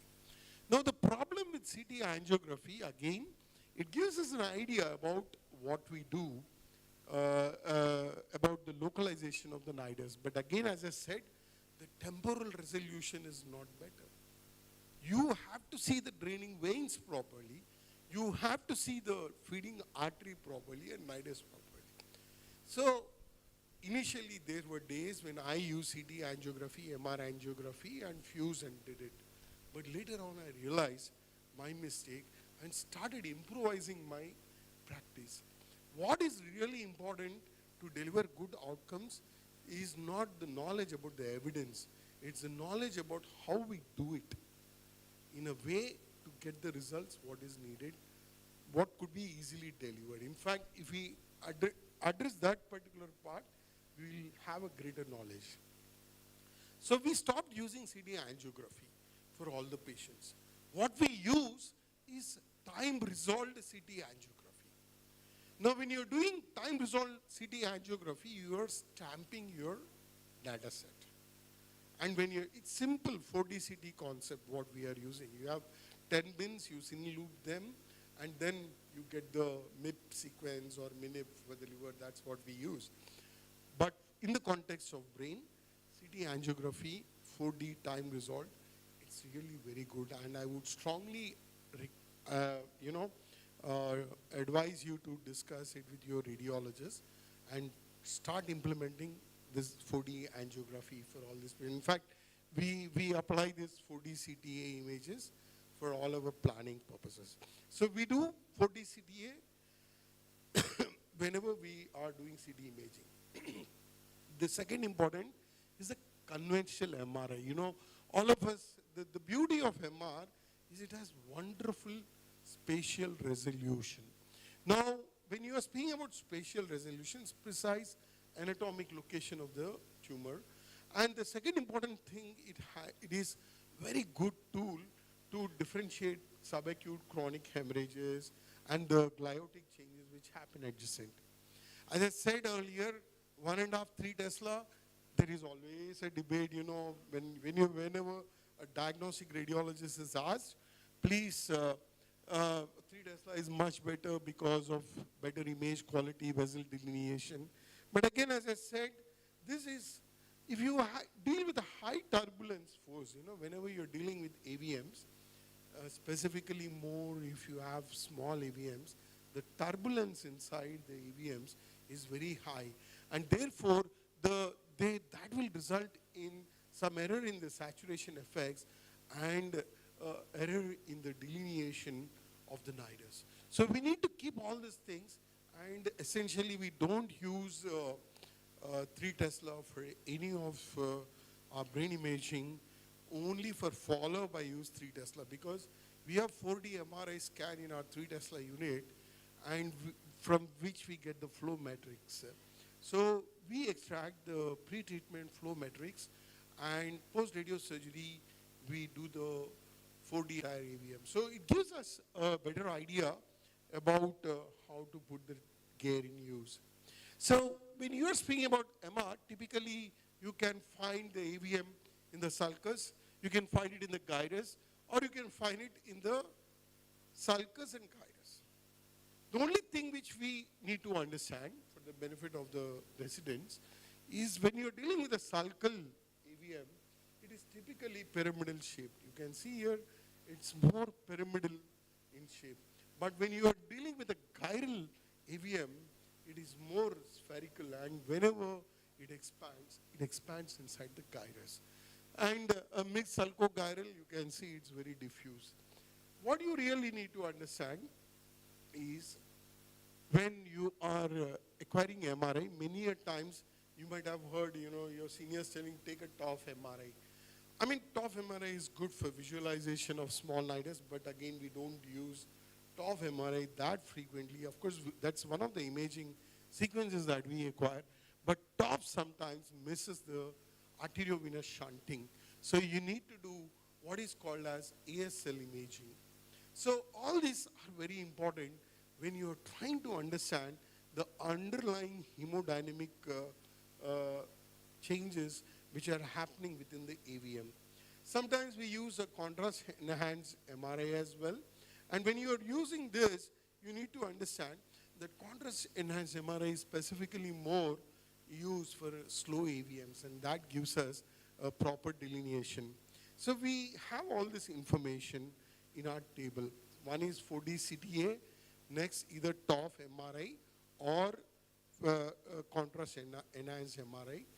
And of course, T2 sequence is a standard acquisition. And third is the angiography. Now, many a times, you are speaking about angiography, of course, you need to use it on a cath lab.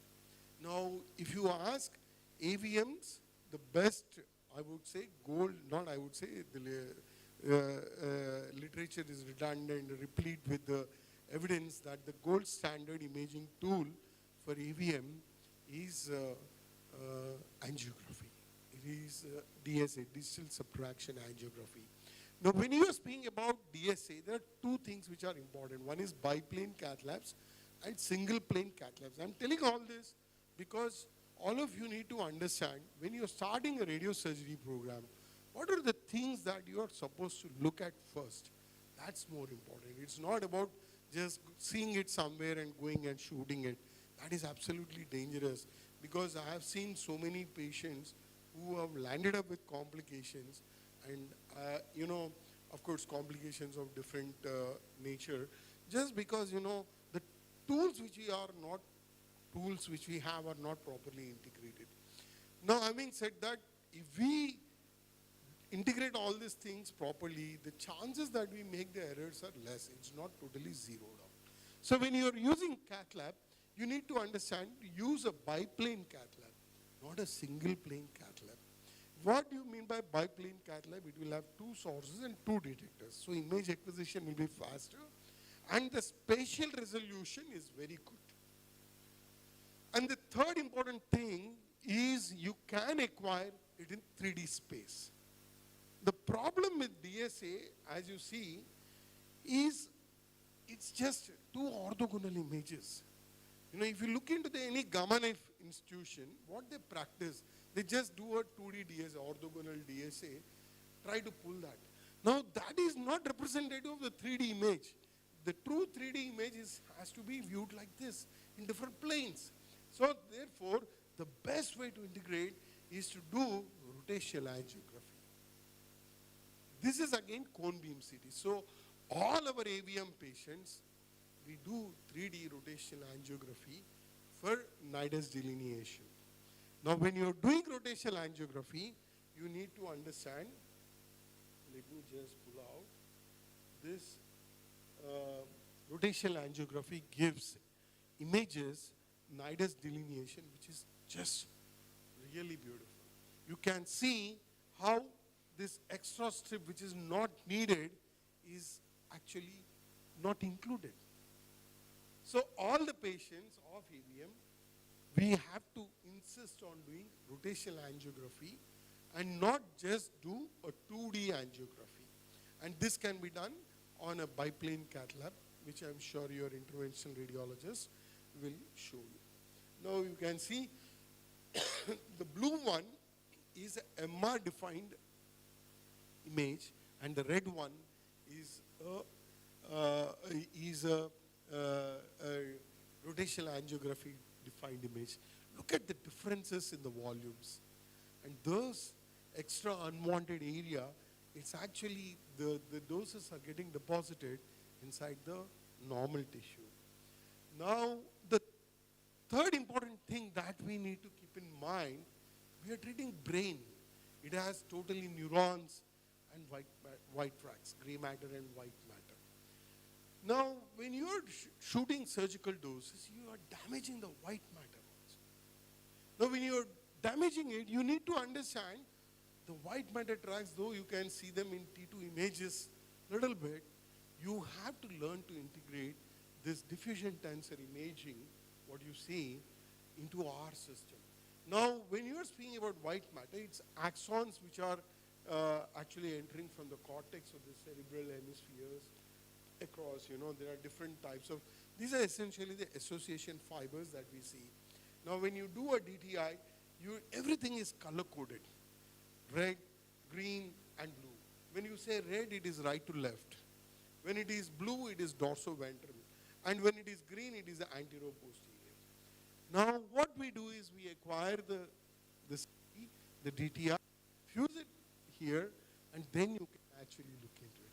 So try to develop the habit of integrating this particular information also when you're doing. You have to practice this in your clinic. I would suggest this is what I do. I have done the mistakes and I have seen it. And my humble submission is, please try to integrate all these tools which are there available with us, and it will give us a great amount of confidence. And you can see, you should always try to look beyond the gray matter using DTI and different ways to do it. This is interestingly, one of the AVMs, as you see, very close to the arcuate fasciculus. What is arcuate fasciculus?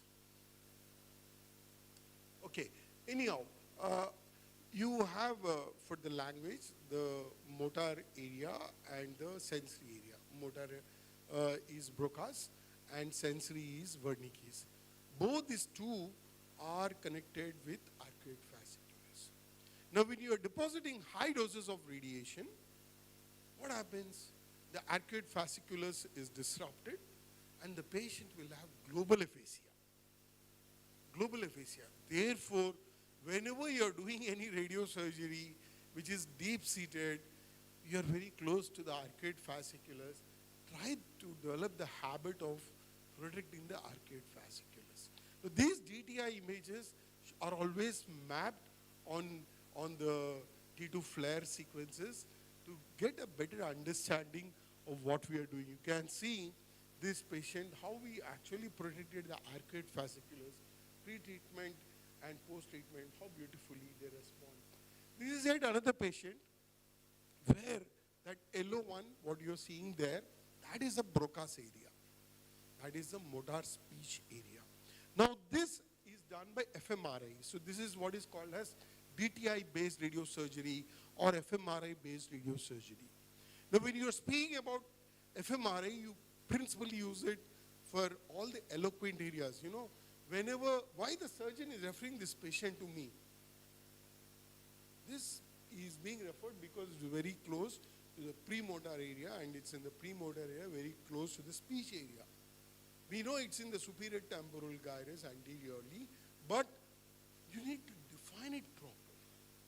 How do we define it? Through fMRI. Now the problem is, this Broca's is connected with my Wernicke's through arcuate fasciculus. How do I get those fibers? Through diffusion tensor imaging. So what you see here is a Broca unoptimized plan. What we did is we mapped this Broca area and then we optimize our radiation doses based on the Broca's area. Similarly, you can see here, I would like to draw your attention, this is the arcuate fasciculus, the small blue area. If that is not optimized, the patient, there is no advantage of saving the Broca's area because the connection is lost and the aphasia becomes global. The beauty of integrating this advanced neuroimaging tools is we are mitigating whatever complications we are speaking about. This was one of the patient, very close to the motor strip. That was premotor strip, this is motor strip. You can see with fMRI, we have delineated the hand area, mapped that particular area on the T2 flare, protected it from the high dose gradient. So integrating these tools are essentially very important. This is another case which was absolutely very shocking for me. I mean, these are the surprises you have when you start using, if a patient is referred to me like this, big sensory motor area, and they ask me to do, okay, radiosurgery. I said, just hold on. This is in the dominant lobe. I'll be roasting every critical area. We did fMRI, and look at the beauty. Every important eloquent area was swapped to the contralateral lobe. This is what is called as plasticity of the brain. And this brain plasticity, once you are sure that the eloquent areas are all swapped to the opposite side, you are absolutely confident you can go shoot and come. This is how you get confidence. And we are showing some of the examples where you have a lot of things. This was an 8-year-old kid with Weibel-Masson syndrome. Weibel-Masson is deep-seated AVMs, multiple AVMs. Here it was in the thalamic area. And you can see we have integrated the DTI for all this kid.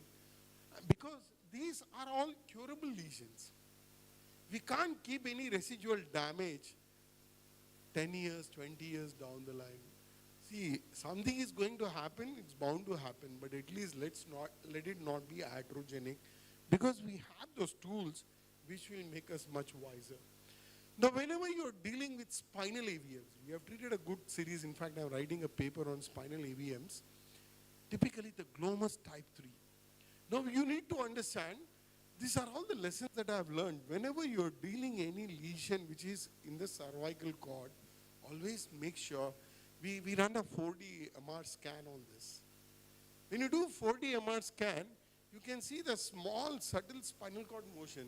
Professor, I told you, not only brain, even spine also shows motion. That is more important. Now, where it shows, it is along the cervical curvature and the lumbar curvature. Because the CSF flow velocity, when it is going, it is more changing. And we have written papers on that also. This is called the random cord motion.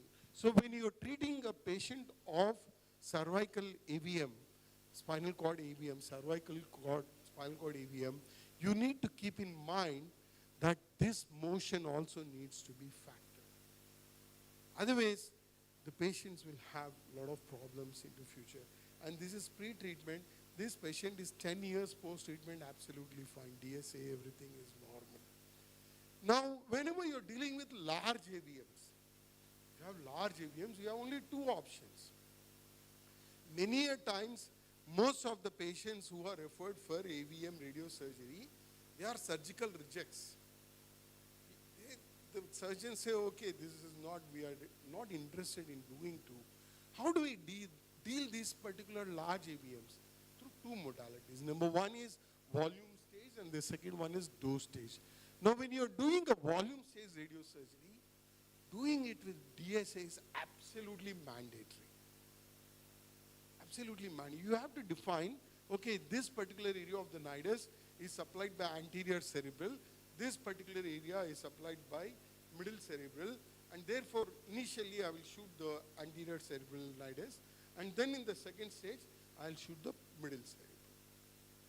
The thing is, that is very important. But many a times, we also can plan for dose stage radiosurgery, and that is how we essentially practice.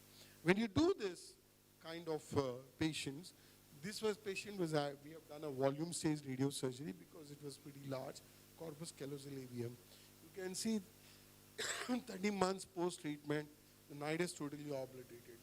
This was a patient whom we have done dose stage radiosurgery, large sensory motor cortex AVM, and we have done dose stage radiosurgery. At the end of 3 years, the patient had a good response. So when you are doing all this imaging, you need to identify certain weak points. Angio-architecturally, what are my weak points? Where the chances of bleed is increasing. See, this is the beauty of the imaging which is there with us. And we need to understand that in little depth before we start implementing into our clinic. So when you are speaking about arterial pathology, it is the aneurysms and the end passage type of feeders which have increased risk of bleeding. If you're looking into the nidal components, a large nidus, I mean, these are all supposed, there is no, it can still be debated whether large nidus is really a cause for bleed or not. because we have seen a good number of patients with large nidus, no bleeds at all. And the last one is the venous stenosis and varix. These also have a higher risk. So essentially, you need to sit with your interventional radiologist or the interventional vascular neurosurgeon, discuss with them, and then learn. And everything as I speak, every day I keep discussing with all these people and I keep learning. So the other important indication, vascular indication, is what is called as the dural venous fistulas, DVFs. Now this dural venous fistulas, surgery is not done. Surgery is out. The only two treatment options, embolization or radiosurgery. If it is vascular access is easy, then you do embolization. If the vascular access is difficult, then you do radiosurgery. And this is one of the patients whom we have treated almost a few years back, celebrity, and sigmoid transverse sinus dural venous fistula. And you can see how this particular thing changes. Now, the second important thing in AVM space is the vestibular schwannoma. I'm sure Dr. Stuti will explain this to you in great detail. But what I would like to draw your attention is try to incorporate this advanced imaging, which includes the DTI of the facial nerve.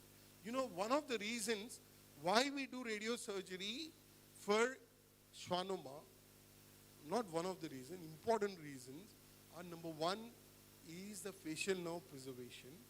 Number two is a hearing preservation. These are the two reasons why we advise for radiosurgery. That's very important. So always have an idea about the seventh nerve when we are speaking. Always keep in mind the pseudo-progression which could happen. You also need to be aware of the different changes which happen in the radiosurgery along the pre-treatment, post-treatment, the temporary enlargement, the transient loss. Need to wrap it up. Important announcement. Yeah, so please go ahead. Yeah, so I'm so sorry for pausing this, sir. I apologize. So it's a pleasure for us to inform all of you that we have Dr. Ghanshyam Biswas with us. Sir is actually the person who has been behind this conference for the last 3 days, and he is so tied up that I really don't want to hold him back. So I'll hand over to Dr. No Sri issues, for sir, a please. 2-minute introduction and then presentation. A man who needs no introduction with us, amongst us, is a noted oncologist, Dr. Ghanshyam Biswas, who did his MBBS from SCB Medical College, Cuttack, MD in General Medicine from MKCG Medical College, Barampur, DM in Medical Oncology from TMH, Mumbai, European Certified Medical Oncologist. His professional experience starts from as a senior resident in Department of Medical Oncology, TMH, Mumbai, as observer in BMT unit, leukemia and lymphoma services, head and neck thoracic services in MDAC, Texas, USA, specialized registrar in the Department of Medical Oncology, TMH, from 2005 to 2007. He is also a life member of various associations. He is a life member of ICON, associate member of ASCO, member of ESMO, and life member of ISMPO and ISHTM. A man who needs no introduction, he has always believed on the 3 C's of cancer care, compassion, and cure. Let me invite Dr. Ghanshyam Biswas to the dais and let us felicitate him. Without him, this program wouldn't have been successful today, and we are really, really very thankful to him.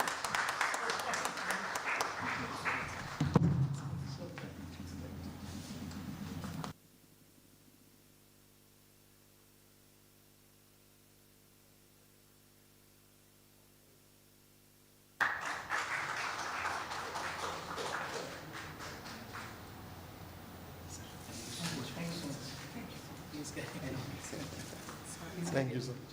It's okay. That's fine. Please switch off the lights. Okay, so next 10 minutes we wrap it up. I'm sorry for keeping you holding, sir. Yeah, so we need to keep in mind when you're doing radiosurgery, what are the different kind of imaging presentations happen? The dose is same. It's 12 gray. Majority of the benign tumors in the brain, they respond to 12 gray. That should be the least good mark. Of course, it depends on the heterogeneity you give based on the indication, whatever we are discussing. But we need to understand this dose has a bizarre presentation in different tumors based on the heterogeneity, the pseudo progression, which is pretty common in females and post-op setting. And all these things we need to keep in mind. In addition, there are gliotic changes. If this is interestingly one of the patients who was treated elsewhere, and you can see the kind of gliotic changes which are seen inside the cerebellum, and that's something which we should avoid. That is something which we should kind of avoid very easily. We also need to keep in mind the delayed regrowth which happens post-treatment. And all these patients, we do ADC, diffusion weighted imaging is very important. Always do diffusion weighted imaging for acoustic schwannomas. Now that will give us, because whenever you're thinking about histology, there are two types. One is Antony A and Antony B. And Antony A and B, they are based on the cell densities. So if you are having a higher cell density, the diffusion is less, therefore the ADC value falls down. And there is enough evidence which gives us that if your ADC values cutoff limit is 800 into, this is what you can get from your radiology colleagues, you can see if that is higher, then you have lower density and it is failing. So you can use it as a predictive tool as well. So we also need to understand, I'm sure Mohan sir will explain in detail about this, adenomas functioning and non-functioning. One thing you need to keep in mind is imaging-based response and hormonal control. Hormonal control is fast-based to imaging-based controls. I'm sure Mohan sir will explain in greater detail. The third important thing is meningiomas. I'm sure Professor Senapati sir has already alluded to use radiosurgery for grade 1 meningiomas, not for grade 3. Use it cautiously for grade 2. Now, whenever you are seeing a meningioma patient, you need to define radiologically the grade. It's difficult. Nevertheless, every tool has its own limitations we need to understand. But we need to at least make an attempt to say hypothetically what should be the grade. Whenever you are seeing a grade transformation, you can see more edema there, more heterogeneous contrast enhancement, and more importantly, the loss of fat planes within the tumor and the normal vein. These are few important imaging criteria that I use when I am sitting in the clinic. I look whether this patient is ideal for radiosurgery or not. You always learn to choose your battles very, very wisely, because if we don't choose our battles wisely, you will definitely fail. And this is what I have learned over the last 2 decades. So, as I said, ADC is very important. The more the cellularity, your ADC falls. So, always you can see grade 1, it is less, and grade 2, it is more. So, the other important thing is vascularity index. These are all very simple things which you can sit in your OPD, open the packs, see the images and find out. See, here we basically compare it with the enhancement you see in the superior vessel sinus and the pituitary. You make a comparison of the lesion with this particular signal intensities. You will get some vascular scores and you can find out. We also define, particularly as Sir already alluded to, the dural tail is very important in meningiomas. How do we define it properly? One of the mechanisms is through gallium DOTA specs, because these particular tumors, they have those receptors which are important for SSTR. That's very important. So the other important thing you need to keep in mind is this particular tool will also give us an idea about the grade of the meningioma. Now, I'm interested in knowing the grade to define the outcomes. For those post-op is okay, you get the grade. But if it is not any primary radiosurgery, grade is absolutely very critical. Like cavernous meningioma, no surgeon will go and do the surgery confidently. Similarly, optic as for meningioma, you are doing something which are more relevant in the context of grading, which defines the outcomes totally. Have a proper understanding, do the imaging in a better way to ensure that we have that information. And of course, you have this MR spectroscopy. There is not much difference in the grades, so don't say look for those spectral patterns to identify the grades. The best tool is ADC, the DTI, and as I said, the gallium DOTA scan to define the grade of the tumor. And sometimes when you're dealing with a false sign meningioma, always keep in mind venous preservation is more important. Because once this is roasted up, these patients will have more of edema, and that will be dangerous. These are all refractory edemas. They don't subside less. And the second important thing is in the malignant indications, radionecrosis is something which all of us deal routinely. We need to avoid these particular complications. There are different high-tech pool protocols which are very important for us. And as you can see, this is a pseudo-progression of the brain tumor, which later on subsides after 6 months after a short course of steroids. And apparently this was a patient who is a true progression. So how do we differentiate between this is absolutely very important. One of the tools that I use routinely in my clinic is the T1-T2 mismatch and the lesion quotient. Every resident should know this. The T1-T2 mismatch is basically, as you see, you look into the T1 post-contrast and the T2 sequence, and if this is not matching, for example, this is the contrast enhanced, but in T2 it is not matching properly. So when you are dealing with a T1-T2 mismatch, histopathology has proved that it is necrosis, not tumor. When the T1 post-contrast image is matching perfectly, like you can see in this one, it is just matching perfectly in the T1 and T2. That is T1-T2 match, and if you do a biopsy there, it reveals a tumor, not a radionecrosis. So keep this in your mind. Whenever you're sitting in a clinic, having a doubt, look at the T1 post-contrast, T2 sequences, and you will get the answer. Similarly, you have another condition, another parameter, which is called as lesion quotient. And lesion quotient typically is something which we look into the hypointense nodule on the T2 weighted and the area of the T1 weighted image sequence. And you can see, if it is more than 0.6, you can see it's a recurrent tumor, less than 0.3, it's a radionecrosis. The third important thing is dynamic scans. Now, routinely, my medical oncologists, they always say, Shankar, treat this patient again. He has a recurrence. I said, just hold on, sir. Let us do a proper imaging. And once because you know what you have done. And once you diagnose its radionecrosis, your line of management totally differs. So therefore, you need to do perfusion scans, because in a RCBB, you get the microvessel density. In relative, you have a percentage signal intensity recovery. See, this is something you need to remember. I'm sure once you sit with your radiologist, you'll understand. Whenever you give a contrast, there is something which is called as percentage signal recovery, which happens slowly. The contrast levels increase. This recovery is what is something which you need to map it out when you're doing dynamic perfusion scans. And if this percentage signal recovery, RCBB, there are a set of values that you always need to keep this in your mind. In fact, I would suggest my resident, they have their pocket diary books, they write everything, and they make a comparison. Do it in 5-10 cases, 11th case, you will know automatically whether it is tumor or a recurrence.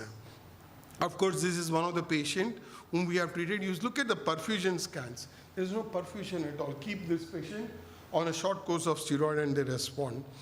And of course, FDG PET is also used, MR spectroscopy is also used. You can see if there is a large necrosis, there is no significant glucose metabolism. As you can see here, there is no glucose metabolism, and that is necrosis. And when you see a glucose metabolism, obviously it is recurrence.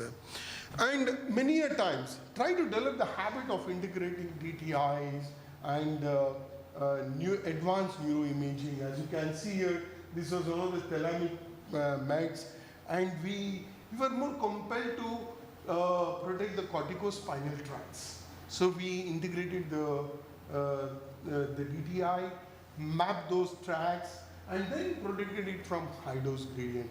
You know, this is particularly relevant when you are doing radiosurgical thalamotomies, which I'll be discussing in my functional radiosurgery lecture, and you can integrate these particular tools. Similarly, in high parietal mets, you need to localize the arcuate fasciculus. And of course, radiosurgery, necrosis management, all of us know steroids, and those not responding to steroids, we put them on VEGF inhibitors. And if VEGF inhibitors fail, that's the time you actually advise the patient surgery. This is the first time that I've seen, you know, necrosis, how it looks. It looks like a white tennis ball. White tennis ball, you know. When my neurosurgery was doing, of course, this was a patient whom I have not treated elsewhere. This patient was given probably 20 gray, 24 gray or something for one of the meds. You can see the frontal meds. And the patient actually developed radionecrosis. And this patient, I kept them on VEGF inhibitors after a short course of steroids, didn't respond, then we advised for radiosurgery. The first time that I've seen radionecrosis where it becomes a white ball. And the other important thing which I would like to draw your attention to is we also do for pain, cancer pain, radiosurgical hypophysectomy. What we do is we just shoot down the pituitary stalk, and once you shoot down the pituitary stalk, there is an increase in the endorphin levels inside the hypothalamus. So when the endorphin levels inside the hypothalamus increases, it activates the descending pain pathway, including the locus coeruleus, the substantia nigra, and all the areas. Then you will have a very good pain relief. In fact, this is something which I use for all those refractory patients, and just 80 gray shot is more than suffice to the small target which will hit the pituitary stalk. And we have also treated few patients with celiac plexus refractory pain, the pancreatic pain. And lastly, let me just focus on functional radiosurgery. Here, as I said, the main indications are neuralgia, tremors, and sometimes we do for epilepsy also.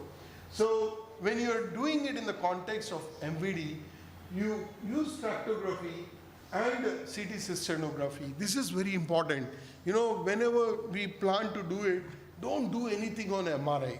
You know, I try to do without MRI. In fact, contouring nowadays, we are just trying to do it on a plain CT. You know, we have very good plain CT, which is 620 slice CT scanner with a very good spatial resolution. So we use just the CT scan to localize the nerve and just shoot down. In fact, we stopped the practice of doing MRI for trigeminal radiosurgery. And this was, whenever we do MRI for trigeminal, it will be more for tractography to extract the pre-treatment fractional anisotropy values. And look at this patient. He has such severe cutaneous triggers, and this is just immediately post-treatment, how beautifully the patient responds to the treatment. And all these patients, as I said, we do the DTI-based imaging, and pre-treatment, post-treatment, we look at the FA values, and if the drop is more than 30%, you can stop the medications. We start the tapering immediately the next day, but once the FA drops, so you have an objective criteria to define how it responds, and this is the better way to do it. And as I said, use DTI whenever you're doing radiosurgical thalamotomy, and These tracks actually give us exactly, they take us to the nucleus which we are targeting. So understanding the brain anatomy also is very important. And lastly, epilepsy is also one important indication. I will deal it with this particular aspect when I am speaking on functional radiosurgery. Thank you so very much for your patient listening. I would be happy to take any questions if there are any.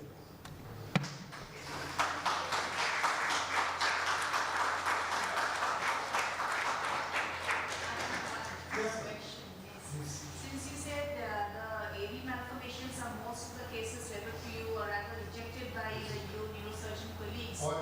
Yes. Yeah. So what are the red flags when you see the patient and the profile? When will you not touch? Or maybe what is like your selection criteria for your So now AV essentially there are only two indications and really we are actually coming into it. One is deep seated nature and the second one is eloquent. So if we are, they will not touch. yeah, they will never touch it. Yes. So when you are dealing with any eloquent area, you have to define how proximity is that eloquent area to the nerves. Now, if you are able to deliver 50% less dose than what you are giving on the nerves, you can definitely go and take it. So the best way to do is you map that area. And therefore, FMRI and DDI will issue much more significance.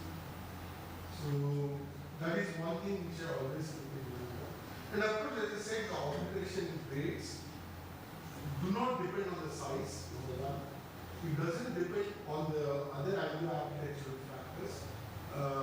It depends, the hemorrhage rates are more dependent on the history of previous hemorrhage, the deep location, and the deep venous drainage. If I'm seeing deep venous drainage, I'll be a little worried about it because they develop bypass circuits very easily. And how has your experience been on follow-up? Oh, I have been doing this since 18 years. So, in fact, I'm writing a paper on integrating all this high-end FMRI functional information. So we have done probably integrating FMRI, DDI, we have done nearly 75 odd cases. And we have a long-term follow-up as well. Usually the median follow-up which I have was something around 2.5 years. And I would say around 70% of them have actually operated it. I'm just waiting for some more time, but the remaining things to operate. That's what none of the patient has any complications. And we have given all surgical doses, fully surgical doses, no compromise. Based on the volume stage radiosurgery, as I said, we have defined the vascular categories and then shorted in 2-stage sessions. So we need to keep all these things in mind before we address that particular issue.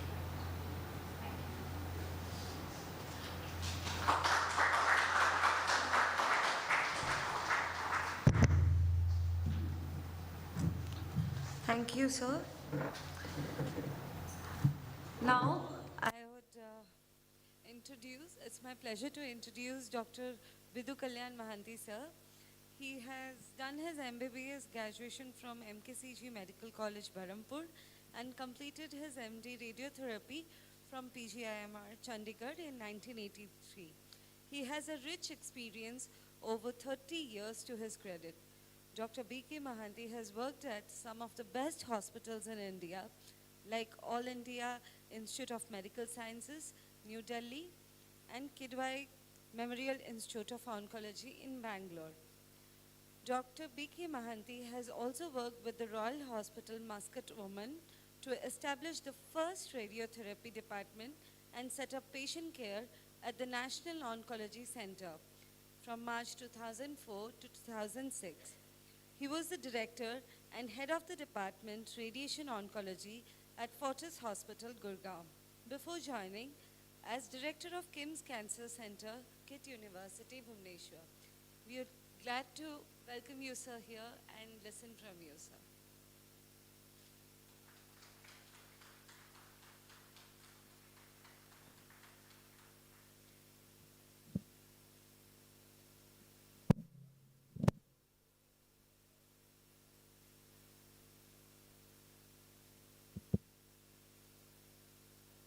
afternoon to all of you.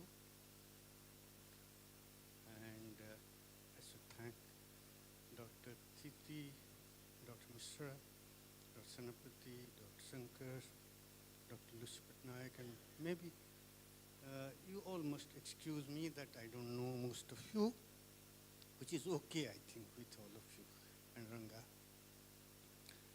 What am I doing here on a Sunday afternoon? And I think the best part that I liked was about this brain plasticity.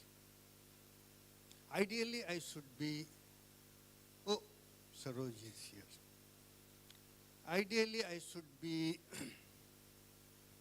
sleeping on a Sunday afternoon or reading a novel. And Saroj knows that Saturday afternoon onwards, Sunday, I'm usually a very private person. Those who have worked with me. But then, it's 85. I think I started in 1985 as a faculty, and this is my 38th year. And unfortunately for most of us, Saturday, Sunday are the medical conferences. And that's a big bug for me. I'm extremely reluctant, more so for the last 10 years or so. More so after I took a voluntary retirement from AIMS, Delhi, and I'm extremely reluctant to travel, extremely reluctant to use my Sunday, because slowly over the last 7 to 10 years, I'm more moved to non-medical readings on weekends.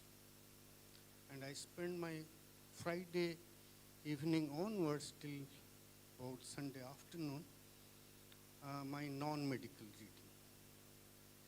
But then I was caught with these words. We are committed to the achievement and maintenance of excellence in education, research, and healthcare for the benefit of humanity. And I unquote Dr. P.C. Reddy, Chairman, Apollo Group of Hospitals. And this is something which I request all of you to keep it as your owners. We are here for the society. There would be transitions. There would be time where you will question whether being a doctor or a nurse is a nice thing in the society at the present, which is okay. Which is okay in the sense that society will not live without disease. So when society will have disease, there will be someone to take care of that disease. That's for sure. So you and I, or my next generation, will be here. Now I will start with what Dr. Shankar time and again said, that I will tell some of these things. I will not tell much.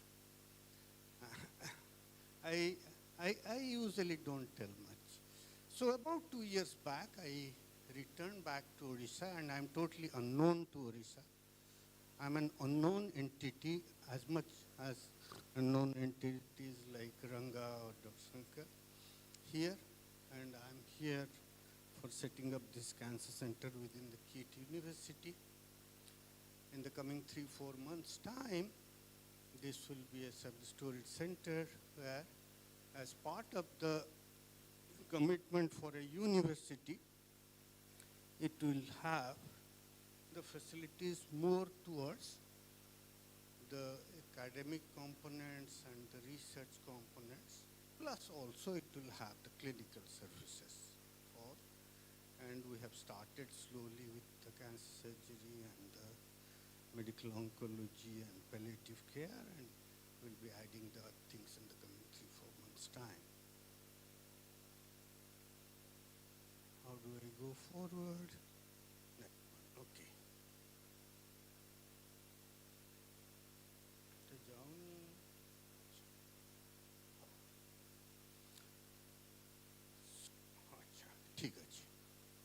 So let's begin with the anatomy and the radiology. This is the anatomy of the cellar and para. I think somewhere you might have read in the program that it is cellar and supracellar. I don't much think that there is much about supracellar except for the pediatric group of benign tumors. It's largely cellar and paracellar for the adult.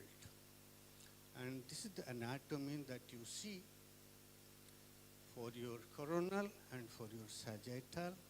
And this is what I have deliberately kept, a diffuse meningioma over the cellar paracellar area, an MRI of a diffuse meningioma.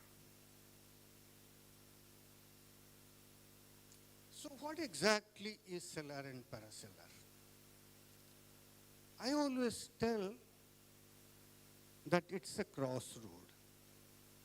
When I start to tell about the anatomy or the radiology of it, I usually tell that it's the crossroad region of the brain to harbor and present to you various different disease spectrum.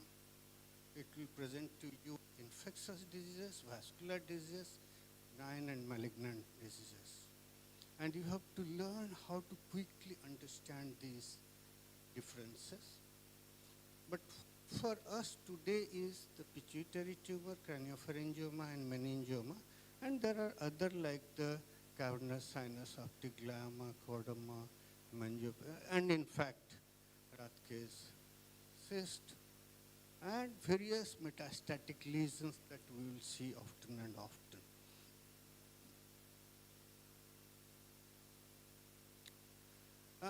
What I'm going to tell you is what for about last 7-8 years I have engaged with my colleagues.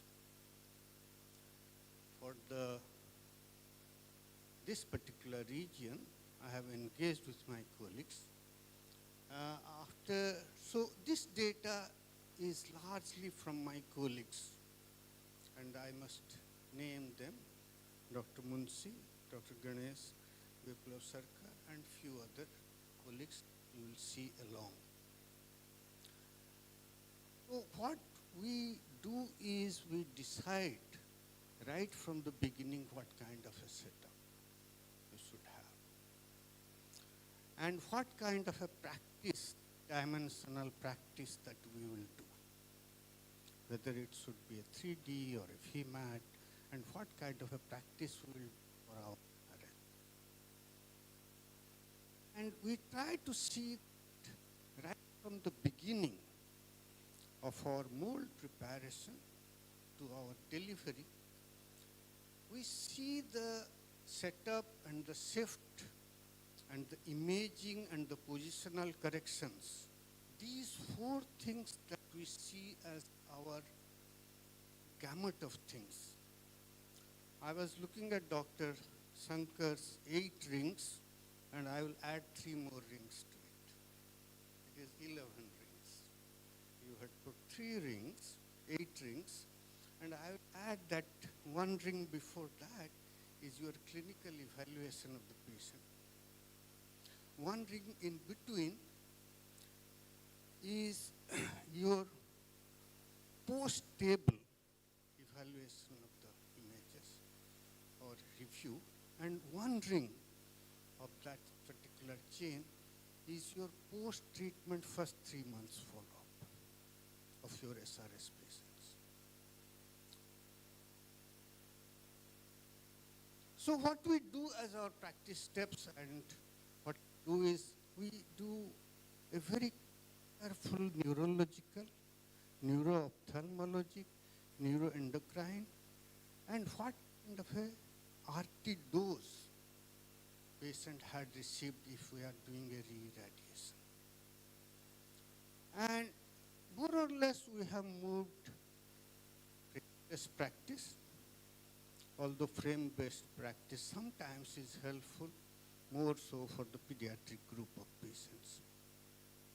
And we use a triple layered, and patient is CT scanned in the localizer box, and box is also generated, transmitted for our TPS, also to see the stereotactic center along with the anatomy and the Lionac isocenter.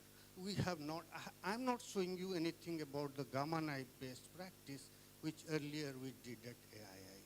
Whatever I'm showing you is for the last 7-8 years, what we have done.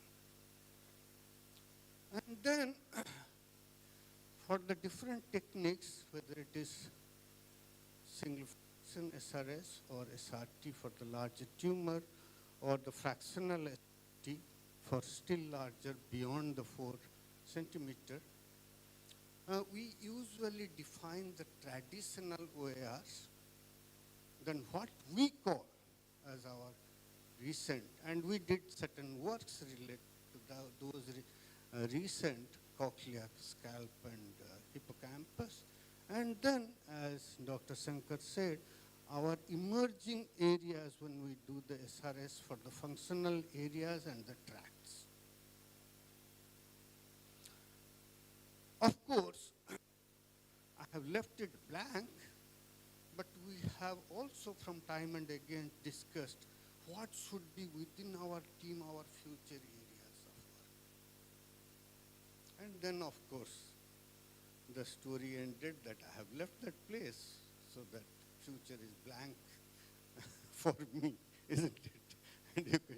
And you can't say that. Okay. What exactly is radiosurgery for the cellular or paracellular? Remember that SRS for the brain is non-coplanar largely.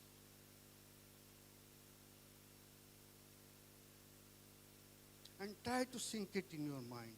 It is a non-coplanar. So when you are defining your target, if target center is at the machine isolator, only coordinate rotation is required to achieve the desired angle. I will show to you what works we have done regarding this for the different axes. Okay. Imagine that SRS is almost like astronomy. Many times we discussed within our team that it is a Galilean kind of looking at a star.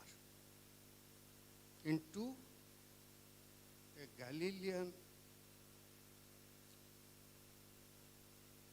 way of looking at astronomy for the star with what you call the so-called mythological Euclid space.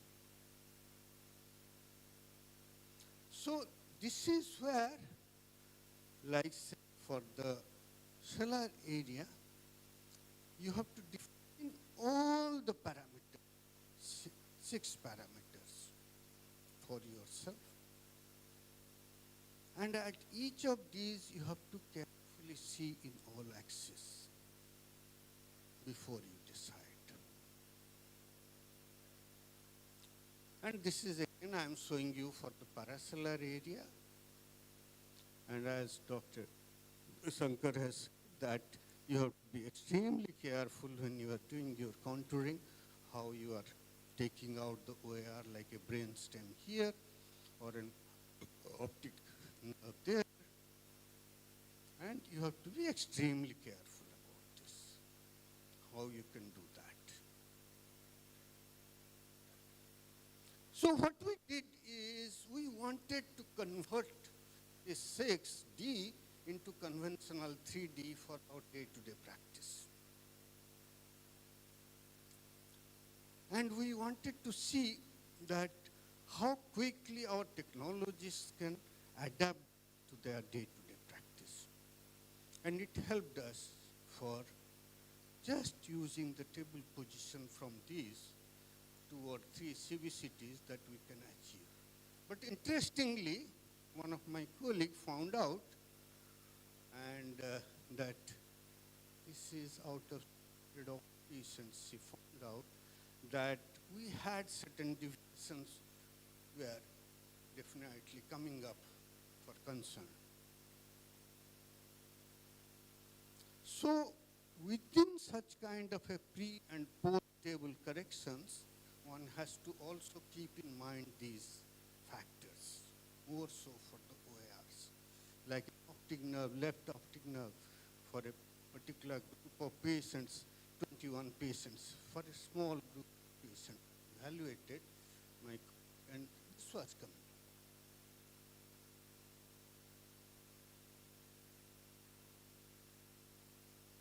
So our question is about our risk margin, and do your internal audit for intraclinical evaluation. Each of us should evaluate each other's work.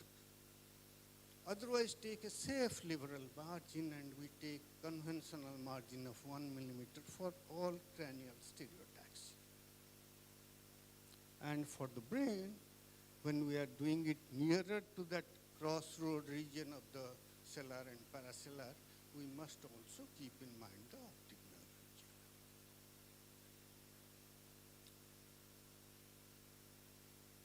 This is one of the patients for which, as I told you that what were our future, one of this was our future. How we should evaluate the visual aspects, pre and post visual. And as you can see, the patient's right eye, right optic nerve, and then we found how the right vision improved, the visual field improved over a period of time. And these are important not for you from imaging or dose or your OAR limits, or these are important for the patient, remember it. The cochlea, the optic nerve, the vision, the hearing, these are very important for the patients. The speech, like Broca's area, Dr. Shankar was talking about. For you and I, you are only wanting to play with technology with millimeters. For patient, it hardly matters whether you are doing it with millimeters or centimeters. What counts for him or her is the vision. Has it improved? The hearing, has it improved? My gait, has it improved? Isn't it? And that should sink into you. These information should sink into you when you are doing your work. I think that I would say is that the radiobiology, a lot of us give a lot of importance to our technological components. I would say that technology is only a small part unless you are using your doses properly, whether for the target or the tumor or for the normal tissues. And you should, like what Jack Fowler used to say, that if you don't know what dose you want to give, don't be a radiation oncologist. Although he was a radiobiologist, but I used to love his words, that he used to say, if you don't know what dose you want to give, don't be a radiation oncologist. So you should know your equivalent dose for 2 gray and convert that. For example, Dr. Shankar time and again said about 12 gray. Or how do you convert this 12 gray to 30 gray fractions and see it for most of your benign tumors for alpha beta 3. And this is what I usually say, that for a benign tumor, if you want to give between 50 to 54 gray and you want to convert this to 12 gray, you want to convert this to 30 gray in 5 fractions, you will remember these parameters and whether these parameters are fitting into your practice rightly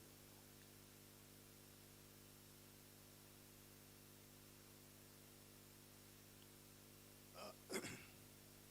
More or less we know that pituitary, it's almost 14 to 16 gray in 1 fractions or 25 gray in 5 fractions. More so when it is more than 3 centimeters, better to give 25 gray in fractions. And now that for functional pituitary, and can somebody say, out of all pituitary adenomas, what proportion are functional and what proportion are non-functional?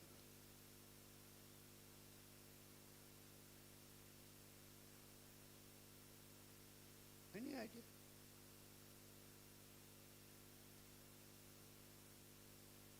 So, ideally we say it is 70-30, right? Ideally we say it is 70-30, but then always do a few hormones, even if you see it as non-secretory, and keep that as a baseline information, right? One good thing is that with this, the control is between 85 to 90% at 5 years or more, and the hormones decrease in about 50 to 70% of the patients. But then remember, if you are treating somebody in the young adult age, 10 to 15% will have their long-term hormone deficiencies unless you are monitoring them properly. Then come the meningiomas. I think the meningiomas amongst all are, I call it to my neurosurgery colleagues, and I don't know about Dr. Sankar's neurosurgery colleagues, but my neurosurgery colleagues at AIMS or later on at Fortis or Manipal were a bunch of people who wanted to see that if I don't do surgery and if you are treating this patient, how good you are. They were secretly trying to they would like to know after 3 months or 6 months, okay, Vidhu, Rana is a close friend, Rana Pata is a close friend, and Misra is a close friend, and Ashok Mahapatra is a close friend. They all will say. So, one thing that you must do is, more so for the paracellular, keep the optic dose when you are doing single fraction below 9. And if you are able to do it, keep the optic nerve at least 2 to 3 millimeter away from the target. And if it is nearing the target, don't give 100% to that area. Give 80 to 85% to that area. We give it differentially. And they have excellent control even for 7 cc or more, and 90% control at 5 to 10 years time. And this is a large data, systemic data. Craniopharyngioma is a little different, and you have to give a little different dose for, say, solid or cystic or mixed. Don't give similar kind of a dose. And sometimes it is good to fractionate if it's a mixed type. And one thing that you should know is that sometimes you might get carried away by a cystic or a mixed, thinking that they will do better. They don't do better. When you carefully look at your MRI, they don't do better. Rather, the solid ones do better than the mixed.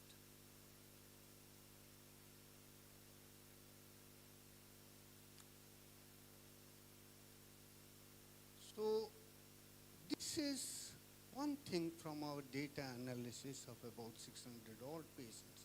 Of course, these were all primary and metastasis together. And Anusil, I'm thankful to Anusil for sending me this slide about 2-3 days back. I had forgotten about this. It's done some 2-3 years back. And our mean for all patients was this. 1 to 5 sessions we had kept as this, 12 cc. Our median was this for all patients and this for those odd patients, out of which I think 110 were probably meningiomas and 108 were other paracellular lesions.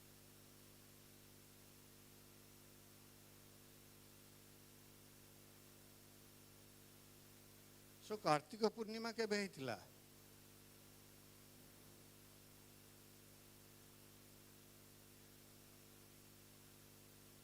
Monday, no? Monday was Kartika Purnima. So I stayed in housing society, and there is a basketball court, and I got this photograph from someone who is of similar to my age. Okay? I loved this photograph. I kept it on my mobile, and while fiddling with my mobile, I thought that I should bring this for this talk. The science and art of technology and dexterity. Science is not exactly something that you have to think as highly intoxicating. Science is something that you have to see as highly exciting. I hope you understand the difference between excitement and intoxication. Am I right?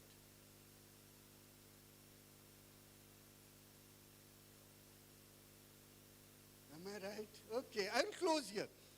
Love you all.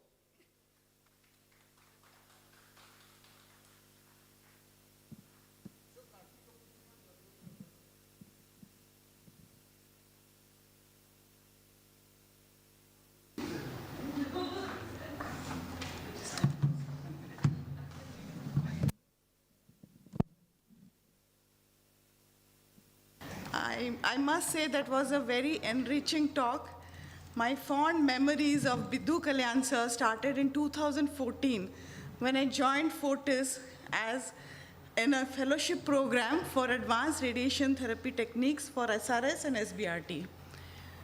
I must say a radiation oncologist par excellence, his super cool demeanor, witty humorous sayings actually enriched me, and all throughout 2014, I have been a very big fan of him. And what a day today is.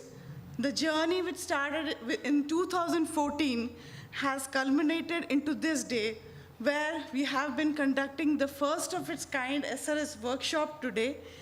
And what a day where we have received this legendary speaker, Biddu Kalyan sir, today at our premises. And today, as it's my birthday also, and it's no greater gift to invite him for this lecture, and he has given his valuable time for us today. Please welcome Biddu Kalyan sir for his felicitation. Please, sir. Yes, sir. Please, sir, please come to the dais, sir. Sanjay bhai, please come. Sir, Senapati sir. Sir, Asant sir. Saroj sir. Saroj sir, Senapati sir, Lucy di. Shankar sir, please. You also, sir. Asant.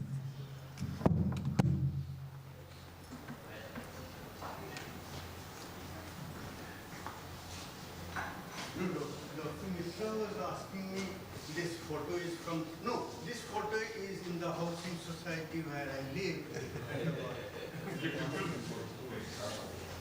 And this photograph is only 6 days old. I think you should. Sir, please.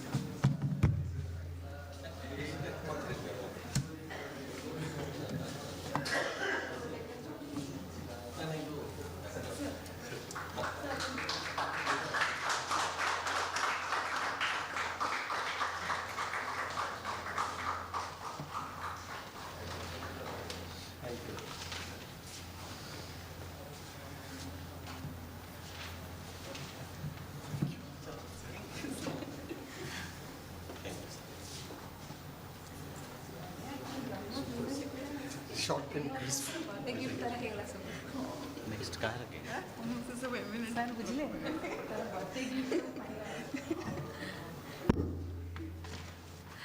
Thank- So doctor, Pen drive, circle pen drive. short and list. Let me tell you, the best lecture that I have heard. The best lecture that I have heard is of a person, as you go back and you read about childhood leukemia. One name which will come up is Donald Pinkel. So Donald Pinkel was the one who was in the force for about 30 odd years for the leukemia research from late 1960s till early 1990s. And somewhere in 93 or 94 I heard a lecture, and he must be similar to me. By that time, the person who is reluctant to speak, the person who has very little of knowledge compared to a few, and who is always nervous in front of the young people because he has probably fallen behind the wedges. And you know what is falling behind the wedges is. He had only 5 slides. And what were those 5 slides? The first slide was in 1960s when he saw what is the leukemia cell.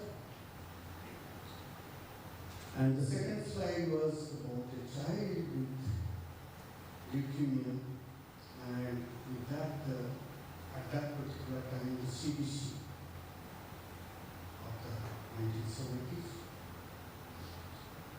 And the third slide was about the drugs being used in 70s and 80s, and the results being received in 70s and 80s. And the fourth slide was about the works that the team had done between the 1970s to 1990s. And the fifth slide was, obviously by that time, in the 1990s, the cytogenetics had come for cytogenetics to bring the day, which we have known now in the last 25-30 years' time, like the minimal residual disease. It was not known. We didn't know. When I was studying, we didn't know anything about that. So I'm talking about 30 years back where the team was thinking about why some children are fail. So it's like this that as I must say that when you wait and you are unsure about your knowledge, you bring less and less slides to speak. Because you don't know whether people will accept what you are talking about. That's the experience. Thank you, sir. Now, it's my pleasure to introduce our beloved sir, Dr. Sanjay Kumar Mishra, sir, who is very known to everyone. He's a leading radiation oncologist with an exemplary experience of more than 16 years. Dr. Mishra has worked with the top cancer centers and oncologists in India.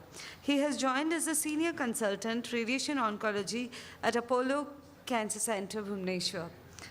Sir, we would request you to deliver your speech. Sir, please. The most fit radiation oncologist. Sir. Yeah, so it's already late, and I think most of the slides have been covered by many faculties. So, introduction I'll skip, it is already covered. Frames to frameless already Senapati sir has covered. These are variant proving mistakes. So indications have already been covered. So I'll directly go to the role of SRS in AVM. So before that, let's know what is arteriovenous malformation for the juniors. Congenital abnormality of the cerebrovascular system with poorly formed blood vessels that shunt blood directly from arterial to the venous system, bypassing the capillary network. And 2.2% annual hemorrhage risk in unruptured cases and 4.5% risk in previously ruptured cases. So what are the risk factors in AVM? deep location, deep venous drainage, associated aneurysm, nidus for a single vessel connected by one to the several fistulas with risk of rupture. Overall prevalence is low, approximately 18 in 1 lakh individual. Age at presentation, mostly between 20 to 40. The late the age, the prognosis is poor. Approximately 50% of patients present with hemorrhage and 50% present with non-focal symptoms like headache and nausea, and some are incidentally found in a focal neurologic deficit. Risk of death per bleeding is in the range of 10%. So it need to be treated. 30% have serious morbidity associated with each bleeding. How to diagnose it first? By angiography. This is the best modality because you can stage it, you can grade it as per the Spezler-Martin scale. So which can tell us the predictive of hemorrhage risk. And MRI, MR angiography, CT angiography are the non-invasive technologies along with DSA. So angiogram will somehow look like this. Already Dr. Shankar has shown many of the pictures. So Spezler-Martin grading is based on the size, which is the most important factor. Less than 3, 3 to 6 centimeter, and more than 6, 1, 2, 3 points. So higher the point, poorer the prognosis. Venous drainage, whether superficial drip, that has already been told. Eloquence, already sir has presented. So close to eloquence area, the prognosis is bad. So from 1 to 5, we grade them. And based on that, class A, class B, class C with higher grade, poor prognosis. Lower the score, better outcome.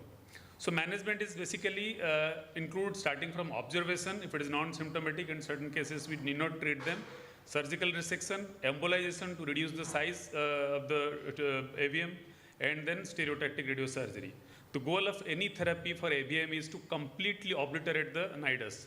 Partial obliteration of the nidus doesn't decrease the bleeding risk. So complete surgical excision provides immediate cure, but carries a risk of intraoperative bleeding, ischemic cerebrovascular accidents, infection, and that can lead to death. Endovascular therapy like embolization is not curative, but may be used to decrease the risk of intraoperative bleeding or to decrease the size of the nidus before planned radiotherapy or radiosurgery. So the treatment algorithm, intracranial AVM, ruptured or unruptured. Ruptured if it is Spezler-Martin grade 1, 2, SRS versus microsurgery. If it is, the score is 3, SRS versus hypofractionated stereotactic radiotherapy plus minus surgery or embolization. And if it is SM grade 4 or 5, volume stage SRS, already explained by Dr. Shankar, because when the volume is bigger, it is very difficult to treat with a single fraction. So they give a space of 3 to 4 months and 2 stereotactic radiotherapy planned, almost in the range of 15 to 18 gray in a fraction. In an unruptured case, SM grade 1, 2, 3, asymptomatic follow-up versus stereotactic radiosurgery, symptomatic stereotactic radiosurgery versus surgery, plus or minus of embolization depending on the size of the AVM. And SM grade 4 or 5, asymptomatic follow-up because these are bigger tumors, and symptomatic volume stage SRS or hypofractionated stereotactic radiosurgery alone or in combination with embolization or surgery. So how it helps? Stereotactic radiosurgery obliterates the AVM nidus, approximately 75% of patients within 3 years of procedure. So once it is done, we need to wait till 3 years to get the optimal response. Local obliteration rate varies from 50 to 88%. AVM obliteration rates optimized are 23 to 26 when it is done with a frame. Frameless, as already Senapati sir has told, the dose varies from 15 to 24 gray. So low doses are selected for most patients to minimize the complications. So with higher doses, complications are more. SRS is indicated mostly for lesions in deep or eloquent regions of the brain and is particularly safe and successful for lesions that are less than 3 centimeter. So volume is the most predictive factor. Less than 3 centimeter, obliteration rates are very high. More than 3, it decreases significantly. So University of Pittsburgh's data shows the correlation between the dose rate and nidus obliteration. They said that once the dose increases, at certain point beyond 20 to 22 gray, it becomes plateau, so there is no benefit adding more dose. 22 gray, the obliteration rate is 85%, 26 gray, it is 88%. Beyond there is no benefit. So we have to wisely choose the dose while planning for stereotactic radiotherapy. So time to obliteration ranges from 1 to 4 years after SRS. So Mariamma et al., they have demonstrated that bleeding risk is not completely eliminated, but reduced in the range of 88%, which is significant. And overall, the obliteration rate is 80% by 3 years for lesions less than 3 centimeter. For larger lesions, angiographic obliteration varies. It may range in the range of 66%, more than 5 centimeter, even poorer prognosis. So management of large AVM is presently difficult because of the radiosurgery may be associated with high complication risk, as already Dr. Shankar has told, the reason being more of the normal tissue being irradiated. And improvement in embolization with liquid glue or Onyx polymer can sometimes help to reduce the target volume so that we can deliver higher doses for better results.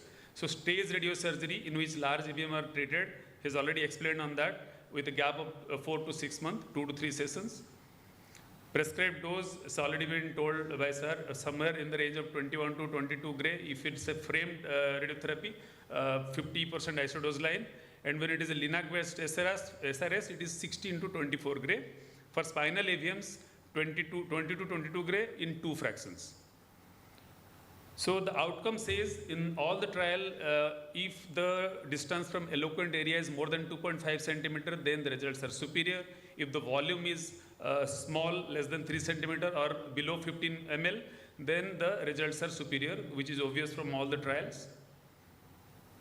So the last trial where the volume is more than 5 centimeter or 46.84 millimeter in average volume, the obliteration rates are 0. So which is obvious that the size is the biggest prognostic factor in all these prognostic factor group. And when you compare the recent evidences, gamma knife based radiosurgery versus linac radiosurgery, they have been found the doses prescribed in linac radiosurgery as lesser and results are superior than gamma knife based radiosurgery. You can see the data.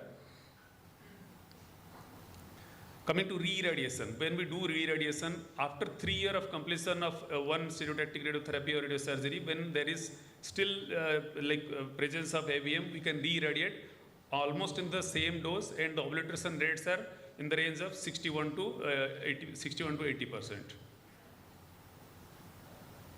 So stage SRS for large AVMs already covered by Shankar sir. So toxicities, coming to the toxicities is very important. We should know what are the toxicities. The risk of neurologic sequelae from radiosurgery is approximately 3%. Neurologic sequelae depends on treatment volume, dose and location. So re-irradiation we do after 3 years with acceptable morbidity. And what are the common post-SRS complications? Cerebral edema, radiation necrosis, arterial stenosis, delayed cyst formation, organizing hematoma. So what are the possible mechanism? Direct radiation injury. The direct radiation injury to the adjacent white matter seems to damage the oligodendrocytes following reactions of other glial cells such as microglia and astrocytes, which may be related to brain edema, necrosis and delayed cyst formation. And the second factor is hemodynamic changes. Radiation effects on arteries or draining veins involve damage to the endothelial cells, followed by reactions of the microscopic and macroscopic vascular wall, which may cause arterial stenosis, encapsulated hematoma, and hemorrhage after nidus obliteration. Incidence rate of radiological post-radiosurgical complication is in the range of 30 to 40%, though all are not symptomatic. So symptomatic complication varies from 8 to 11%. 3.4% of delayed cyst formation, 1.7% of increased seizure activity, and 0.4% of white matter signal change on MRI. So the rate of latent period hemorrhage after SRS varies from 2.6 to 10%. Risk of latent period hemorrhage higher in older age, larger AVMs, and lower when used with higher radiation dose. Prior rupture of AVM before stereotactic radiosurgery is not a predictor of post-SRS hemorrhage, and treatment for this is corticosteroid, and 34% of complete resolution of symptom, 49% of partial resolution of the symptom. And how to do the prediction of toxicity post-SRS? If there is a 12 gray volume, which is normal brain area received over 12 gray, already explained by Shankar sir. The lesion was assessed with symptomatic post-SRS image if the higher the dose of being delivered 12 gray, beyond 12 gray volume. So if the volume is 0.1 centimeter cube, brainstem and thalamus toxicity is in the range of 11 to 11% and 5%. And as the volume increases to 40 centimeter cube, the brainstem and thalamus gets nearly 92% and 84%. So that correlates with the toxicity. So when we are treating, we need to dose the dose volume histogram, and the volume dose constraints for optic path less than 0.2 cc should get maximum volume of 8 gray and maximum point dose of 10 gray. Cochlea, maximum point dose 9 gray. Brainstem, less than 0.5 cc should get volume maximum dose of 10 gray and maximum point dose of 15 gray. Spinal cord and medulla 0.3 cc, 0.35 cc, maximum volume of 10 gray and maximum point dose of 14 gray. Spinal cord and subvolume less than 10% of volume should get volume maximum dose of 10 gray and maximum point dose of 14 gray. Treatment rating algorithm already Rangosamy has discussed. So the parameters for plan evaluation are like target dose coverage, target dose heterogeneity, conformity index, high dose PLS and dose gradient index. So that's all. Thank you.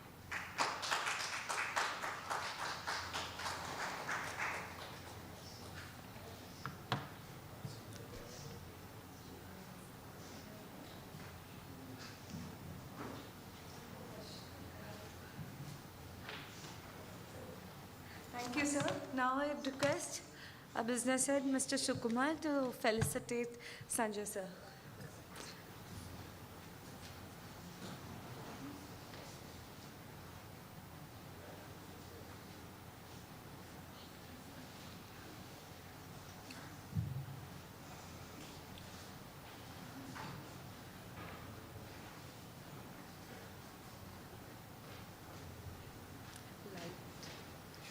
Light. Sir.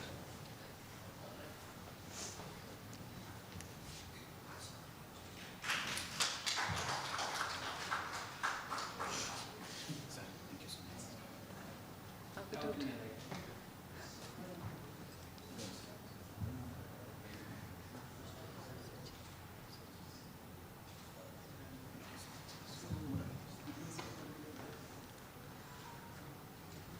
Now I would request Dr. Shankar Vangipuram, sir, to give us his lecture on radiosurgery for meningiomas. So what I will do in short of time, let Dr. Sticky complete a presentation. I just, meningioma, I wrap up in 2-3 minutes and then take to functionalities. It's already 5 minutes. So I think shall I start? Yes. I just come to cognitive function. I think that would make sense. Rather than let's skip this particular topic. You want me to skip meningioma or? Huh? Present. It will get late. I mean, I'm good to present the whole day, not a problem. But what I will do, I'll focus more on the functional part now. Let me just, can you just plug into this?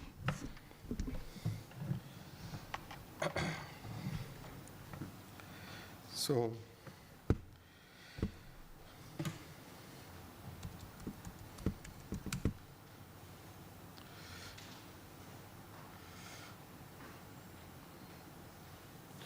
this is the same topic that I presented last week in the NIMANS conference. Can you please switch off this light? Yeah, thanks. So, I'm sure meningioma, I'm just trying to skip because all of us have been blasted since morning the indications for radiosurgery. If a patient of meningioma comes to you, usually they don't come, but if they come to you, it is only surgical rejects. He should be medically inoperable. First treatment is surgery. Please remember this. Now, if you find a convexity meningioma very close to parafalcine or parasagittal area, and in an elderly patient, that's the time we do primary radiosurgery. There are two radiosurgeries, primary and adjuvant. In primary radiosurgery, it is taken as a first shot. Now, whenever surgery is done, it can be grade 1, 2, and 3. Right? It can be grade 1, 2, and 3. If it is grade 1, then we need to look whether it is subtotally resected or grossly resected. If it is grossly resected, you can keep the patient on follow-up. If it is subtotally resected, less than 3 centimeters, That's an ideal indication for radiosurgery. Right?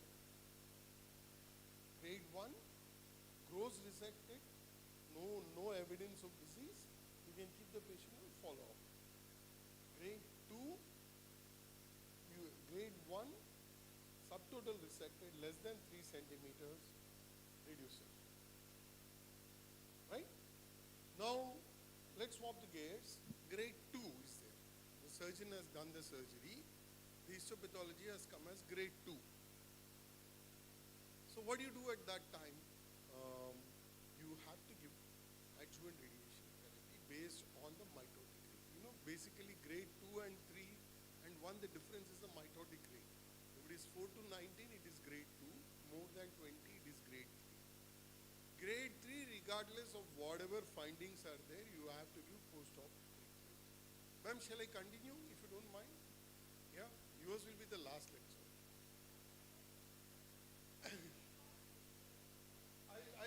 So I'm skipping the meningioma part. I'm just wrapping up in 2 minutes, giving the residents the bird's eye view of the management. Not going into evidence and all this stuff because sir has already completed. Yeah, so I'll be done in just 20 minutes, 20, 25 minutes. For the functional part. Okay, so grade 3 you have to do radiation. Grade 2 you have to look into the histologic and then decide. And typically for grade 2, I don't use radiosurgery. That is controversial. Use conventional radiation. Conventionally fractionated radiation therapy is the best option. That is where the evidence is going more towards. Grade 3, it has to be conventional. For grade 2, it is 54 to 60 grade. For grade 3, it has to be 60 to 66 grade. Get the heterogeneity into the system. Don't stop for meningiomas at 50 grade. That will be a disaster. I have treated good number of patients post 50 grade with recurrences. So please don't stop at 50 grade. You have to get from your imaging findings what is the grade. You know, in the initial presentation I told you when do you think the grade transformation has happened. What are the features? Number 1 is the stromal edema, the vascularity index, and the hyperostosis which you see. All these are the classical imaging findings of high-grade meningiomas. They're not low-grade. So based on that, you can decide what doses to shot. So if you ask me which meningiomas you do radiosurgery, it is grade 1, post-op less than 3 ideal. Otherwise, it is 3 to 5. I would still use hypofractionated radiosurgery, which is 3 to 5 sessions. So, yeah. Yeah, observation is a choice. That's what I told, no, sir. Grade 1, no, grossly resected. You don't need to do anything. You can wait and watch. Okay. All got the concept for meningioma? Any doubts? No doubts. Okay, now let's change the gears and I'll take you to a different world which is called radiosurgery for functional indications. So again, this is Ernest Sachs is the father of neurosurgery, right? So this was a adage he has given way back in 1949. I feel sure that certain brain lesions which today are treated inadequately will be removed successfully, or if not removed, will be destroyed by other means. I mean, this is a wonderful prediction from a noble person who is the father of neurosurgery. And as I told earlier, we have mastered playing the games of sub-millimeter accuracy. If someone comes and says, okay, doctor, what are you doing? Oh, I play sub-millimeter games. That's wonderful. And what tools do you use? Either gamma knife or X-rays. X-rays on the CyberKnife or the Linac-based stuff. So we have both the options there, and this is very, very important that you need to know. Many a times, once you get seriously involved into intracranial radiosurgery, your neurosurgeons will ask you these questions. What is the big difference between gamma knife and CyberKnife or X-knife? So in gamma knife, typically the older versions we use 190 cobalt sources. The newer one we use 201 cobalt sources. So these sources are actually fixed. So if you want to shoot any beam, it has to go through that particular collimator. You can't change the collimator. So therefore, you have a flexibility to shoot a target from 200 angles. That's it. You don't have much option there. Now, the second important part, of course, the icon has been released recently, is a frame-based approach. Only in India, the other day I have seen, in Nimhans they have icon. Remaining all places, it is frame-based radiosurgery that is used. And the third important thing is that the algorithm which is used for dose calculation. I have a big problem there. They use a TMR algorithm. TMR was something which we have used almost 3 decades back. I mean, when I started my career, we were still not gone into Monte Carlo, but we were using that other simplified, what is it? What is that algorithm that we were using? Not the AAA algorithm. AAA algorithm, yeah. That is what was there existing there at that point of time. I mean, we have not used TMR. The biggest problem with TMR is density corrections do not happen.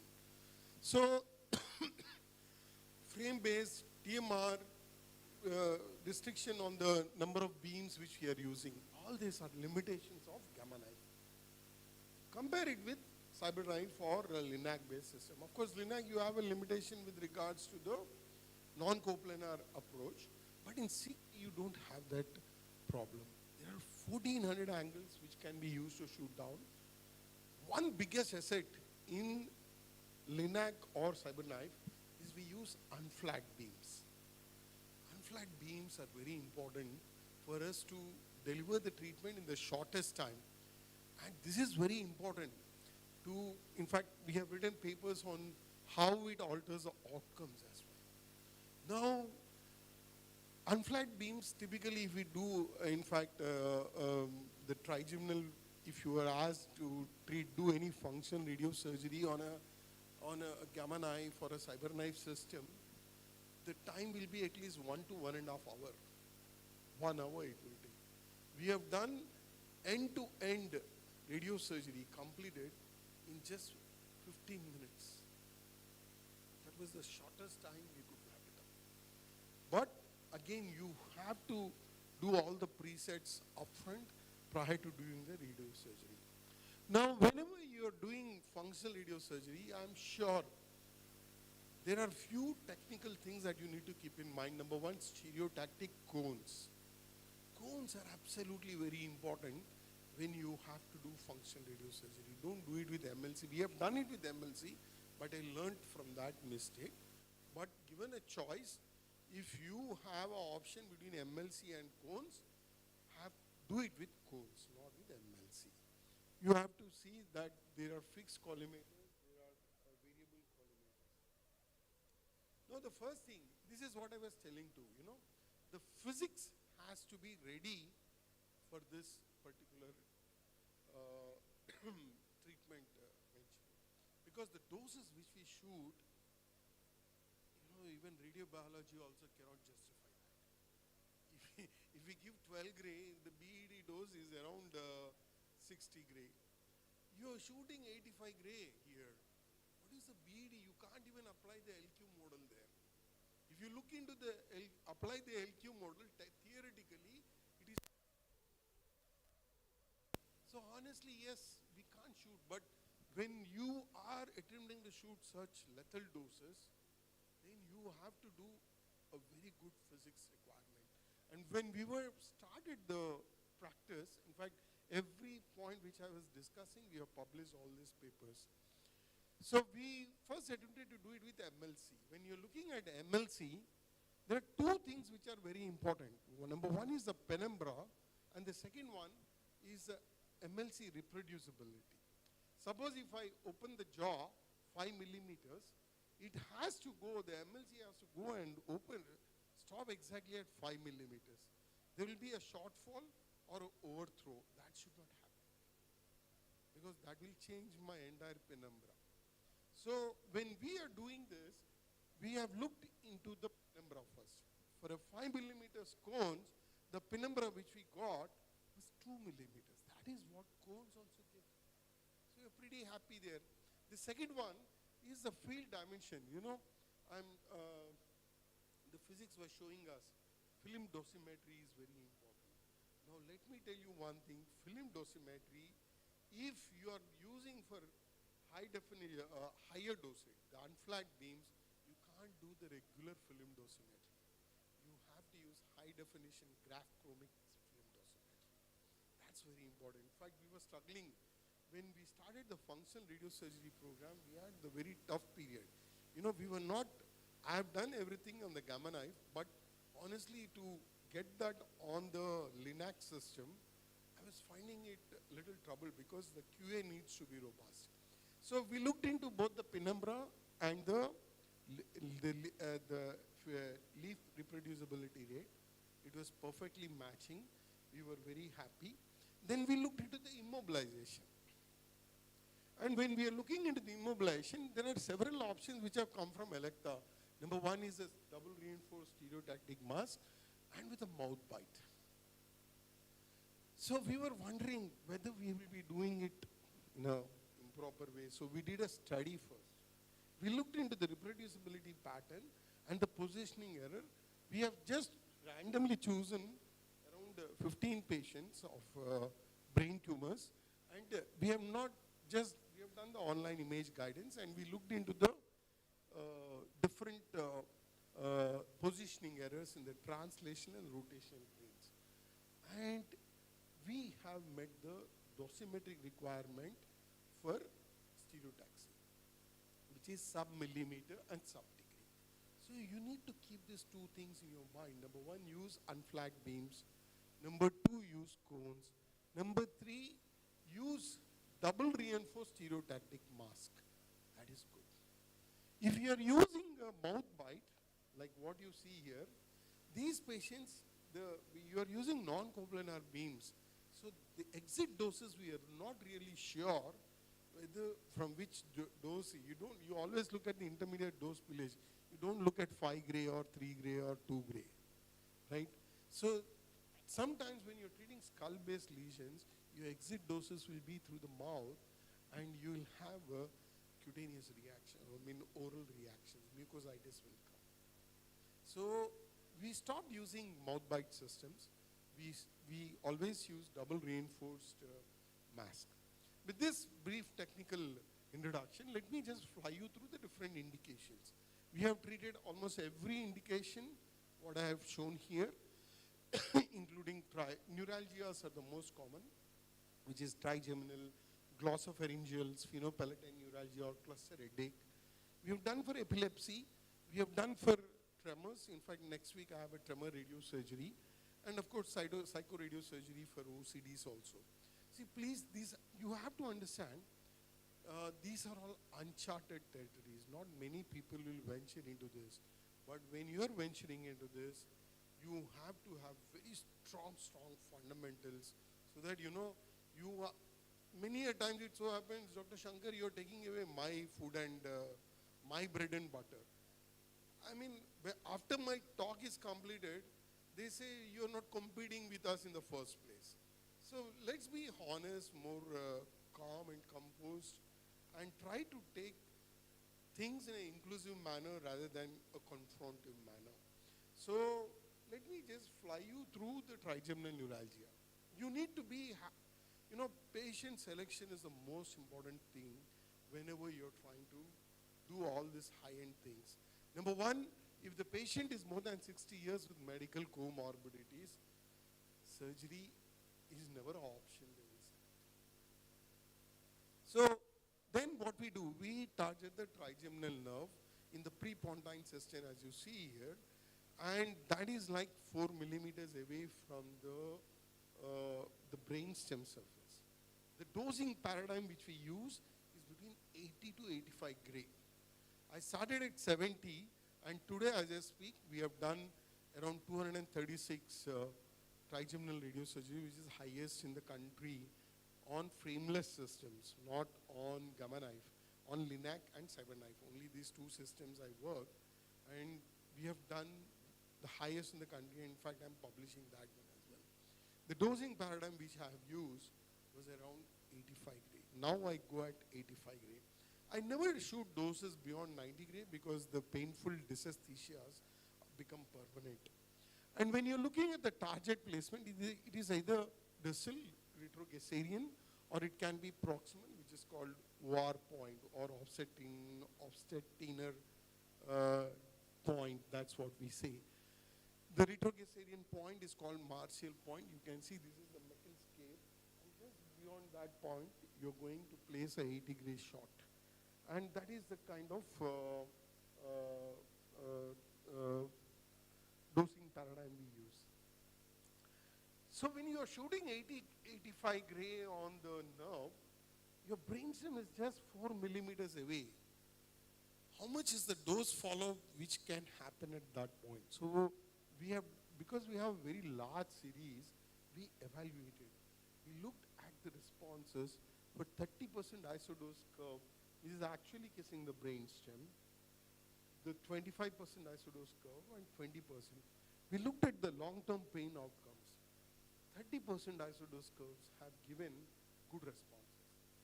Now I will explain you the reason why this is very important, because many a times radiosurgery, how it works, the neurosurgeons keep on asking us this question.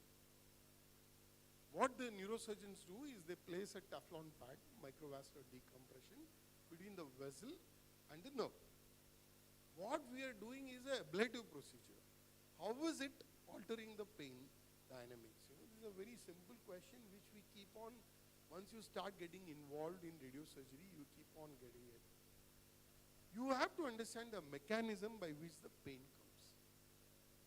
You have the artery, you have the nerve. They have a resonance. Every organ inside the body has a resonance. I will show you in that particular slide where the motion is there. Now, whenever the artery and the nerve, the resonance matches, the patient will have pain stabs. This is the basic pathophysiology. The resonance is actually matching. Now, you do any ablative procedure, forget about radiosurgery, you do radiofrequency or glycerol or alcohol ablation, whatever you want to do. What we are doing is altering the resonance. So when you alter the resonance, number one, you are decreasing the pain stabs. That is peripheral way of action. The second is we need to understand neurovascular conflict is present only in 60% of patients, not all the 100% of patients. So 40% do not have. So there what I do, I keep more of doses to the trigeminal principal sensory nucleus, which I will show in the next slides. There you give more dose. Like I go up to 5 gray to the trigeminal principal sensory nucleus, and you have very good response. So basically, we need to understand the pathophysiology for all these patients. As I said, what we cause, this is very important. You know, at 60 gray, what is happening? Nothing is happening to the nerve. This was a baboon study, right? They have shot 60 gray in one baboon, 80 gray in one baboon, and 100 gray in one baboon.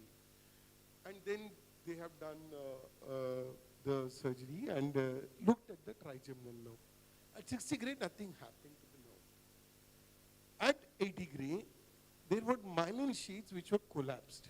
So what is happening to the myelin nerve, myelin sheaths. At 100 gray, then you will see that there is dissolution of the axons. Now, our prescription of 80, 85 gray, whatever we are seeing, we are just altering the myelin sheaths. That's it. And later on, these myelin sheaths recover. You know, body has its own mechanism. Because, as I said, neurons are amitotic, not oligodendrocytes, not astroglial cells. Supporting neurons are amitotic. So, myelin sheath, I will show you how we track this myelin. So, this is a paper which I think I have written. wherein when we shot 80 gray, I was little worried about the patient. I was never trained for 80 gray in my Subramaniam sir never taught me all these things in the first place. So when I returned from Pittsburgh, I was wondering, 85 gray on a nerve, what will be the morphologic changes which can be picked up on imaging? So we have done a radiosurgery, post-radiosurgery imaging. As you can see, we have done it 72 hours. We have done it 1 week, 1 month, and 3 months. If we do any post-treatment follow-up, usually we do at 3 months. I have selected 72 hours because any injury which happens, the macrophages will reach that particular point after 72 hours. So when the macrophages come to the radiosurgical insult site, what are the alterations which happened is what I have checked. What I have seen is a small focal enhancement on the nerve. You can see this. That is a small focal enhancement. And at 1 week, that is the time when you have the immunologic system getting activated. You know, we keep all these patients on steroids, right? Why do we keep on the steroids? We need to suppress the immune system. Otherwise, because of this lethal surgical doses, the immune reaction gets triggered to a very high levels because the immune system wants to repair the damage that you have done. So we checked what is going to happen in 1 week. There was brainstem edema. I mean, this was one of the first paper in the world that we have written, and probably it has educated many people. Right? I got a lot of compliments for this paper. And the second important thing is the changes which happen at 1 month. That is what you're going to see at 3 months.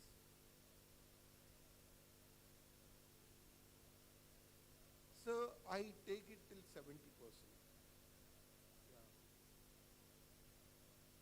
Yeah, so this is 80 gray. The marginal dose which I give is around 70 gray, sir. At the ISO center, you will find around 85 gray. Marginal dose is what I essentially look into. And now the most important thing is the targeting accuracy. Every point, every slide is a paper that we have written. And we were actually worried, post-treatment, how this changes. And that shifts, we have looked in 3-dimensional planes. That is the Euclidean space variations. It was always less than 0.5 millimeters. So our targeting system with which we are actually working today, I worked on an Electa system, but I'm sure even variant system, if the principles are properly followed, will deliver the same kind of results. I'm pretty confident. Now the other important thing is I found around 0.5 millimeters difference. That was the maximum I got in 2-3 patients. We were analyzing what really is the problem. Why are we getting 0.5 millimeters? What we realized in the frameless system is the patient actually swallows during the treatment. Now if the patient actually swallows, I would like to draw your attention. Look at that small subtle variation which is happening there. The head is moving like this. These patients are actually put on a small vacuum pillow, and that pillow is put on an extension.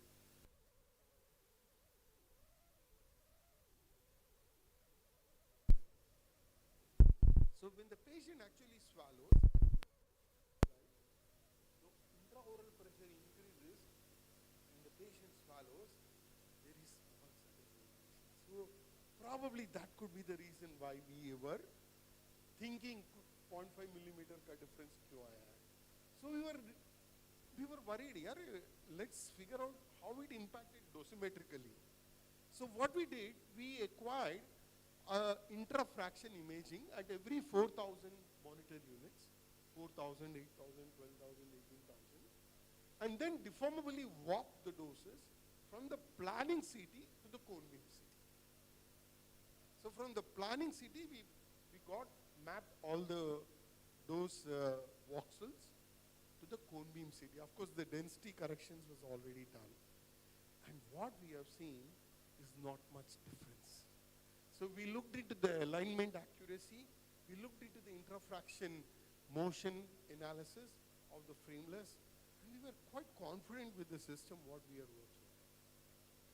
I mean, many a times when you speak with neurosurgeons, they'll say, Dr. Shankar, hey, the best system we use only gamma knife and all shit.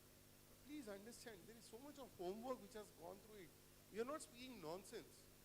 We have done sufficient research on the systems what we are doing. Now, this is a point which, I mean, not many neurosurgeons will answer. If you buy a gamma knife very newly, the dose rate is very high. Gamma knife, cobalt sources, all of us know, they have a half-life of 5.2 years. After 5.2 years, to deliver the same 80 grade, it will take 1 hour. After 11 years, it will take 2 hours. Every 1 half-life, your treatment time gets doubled. So, the higher the dose rate, the lower the response lag time. There is evidence for it. Now, this is one of the compelling impetus for me to get a better system on place. So this is the point where we thought, okay, let's start using unflagged beams. Now, the unflagged beams have come into the market in 2008, 9, after image guidance, the next technical advance was in unflagged beams, 2008 or 9. So we first have done a dosimetric study comparing the flag and unflagged beams on the trigeminal dosimetry. We are pretty happy with the dosimetry. We have treated good number of patients, but incidentally what we noticed is the response lag time of unflagged beams was faster compared to flagged beams. This is something which we have noticed, and that is matching with what the gamma knife paper was saying. Now we thought why this could happen. Why a faster treatment is giving us less suffering to the patient. So you need to understand one thing. This is where this paper is very important. Where we are targeting the prepontine system near the pons, and you can see the brain actually in motion. All the motion which you see is in the central structure. So this was one of the papers that we have published, and we have actually, this is one of the most interesting stuff. And why do you see this motion? It synchronizes with the cardiac system. The carotids beat, and along the carotids you see all this basilar vertebral artery. The motion is predominant in the central brain structures. Now, this ranges anywhere between 0.1 to 0.5 millimeters. Now, this is very important because trigeminal neuralgia is a disease of elderly, not of young patient. If you find a young patient with trigeminal neuralgia, the differential diagnosis is multiple sclerosis. Keep this in your mind. If some young patient, 25 years old, comes to you, says, मेरे को यहाँ पे बहुत pain होता है, shock मारता है, so please exclude multiple sclerosis. So trigeminal neuralgia is a disease of elderly patients which has brain atrophy. And because of brain atrophy, you see the prepontine system actually opened up bigger. Now what happens, the resonance issue, what I told, it appears more often. What we are doing, essentially, as you see, when you are targeting it there with when you are targeting the trigeminal nerve for the motion which you are seeing here, right? If I am treating for 1.5 hour, let's say hypothetically, your targeting accuracy decreases.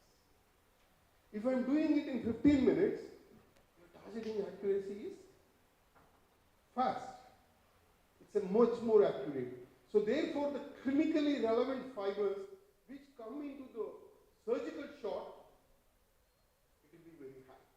So therefore, that supports the preliminary observation of what we have made, where unflagged beam trigeminal radiosurgery gives us a bigger advantage compared to flat beams. And now the second important how do we predict the outcomes of trigeminal radiosurgery? This is very important because, doctor, you are telling it will decrease, but how do I get to know whether, see, this is a disease, majority of the functional diseases, they are called orphan diseases. You find a pain specialist, he says, I am your father, you come near me, I'll treat you. You see a neurosurgeon, there is a 100% success rate, I give it. I never give 100% success. I never give it. I mean, none of us should give it.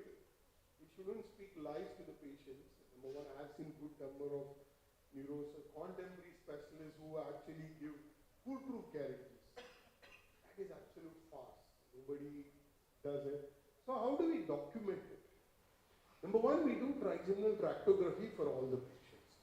Now, when you're looking at trigeminal tractography, there are 4 parameters which are very important. Number one is the FA value. Please keep this in your mind. FA value is actually representative of the myelin damage which happens. Number 2 is axonal degeneration. That is extracted from RD and AD values. So when you are doing radiosurgery, as you see here, these are the pre-treatment and post-treatment. So we have the pre-treatment FA value and post-treatment FA value. So we are interested in the myelin erosion. You can see the FA value, the larger the drop, the faster is the pain response. This is very important. So we are actually having an objective way to define how the outcomes would be post-treatment.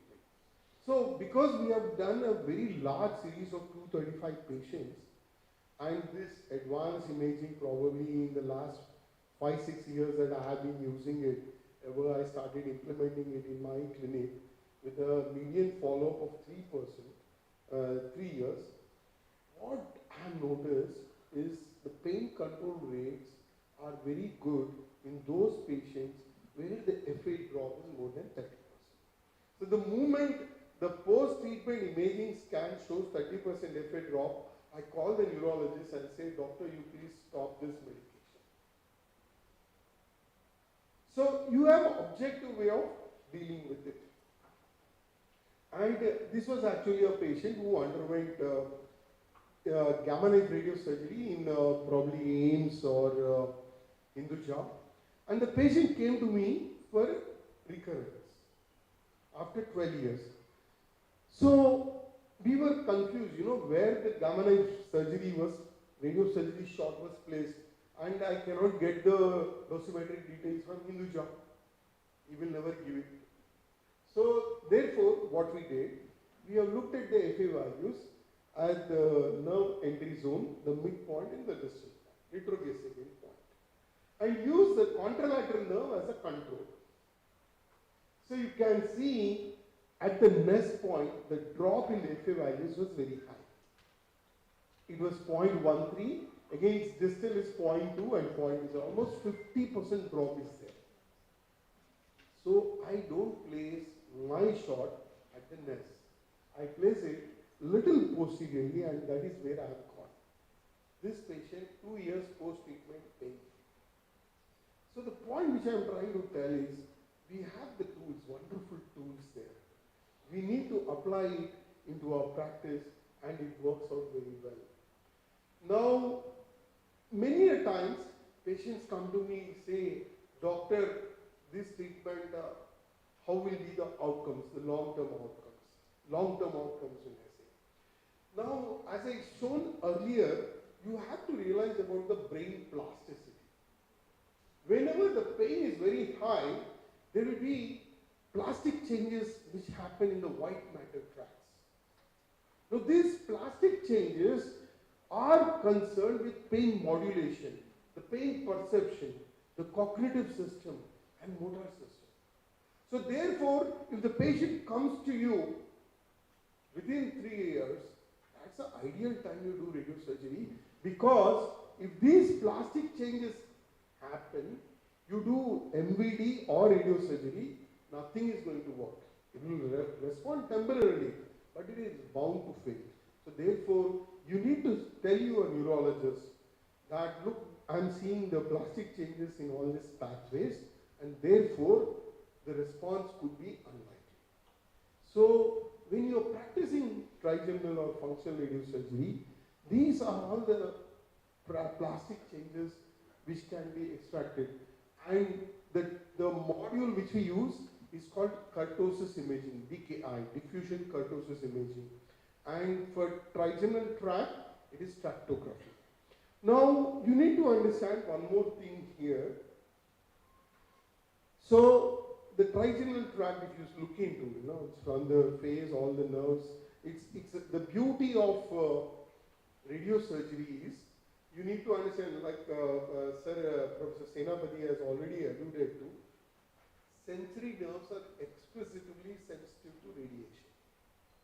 Right? Sensory nerves, what are the sensory nerves in our brain? Optic and vestibulocochlear. That is what Professor has put in his slides.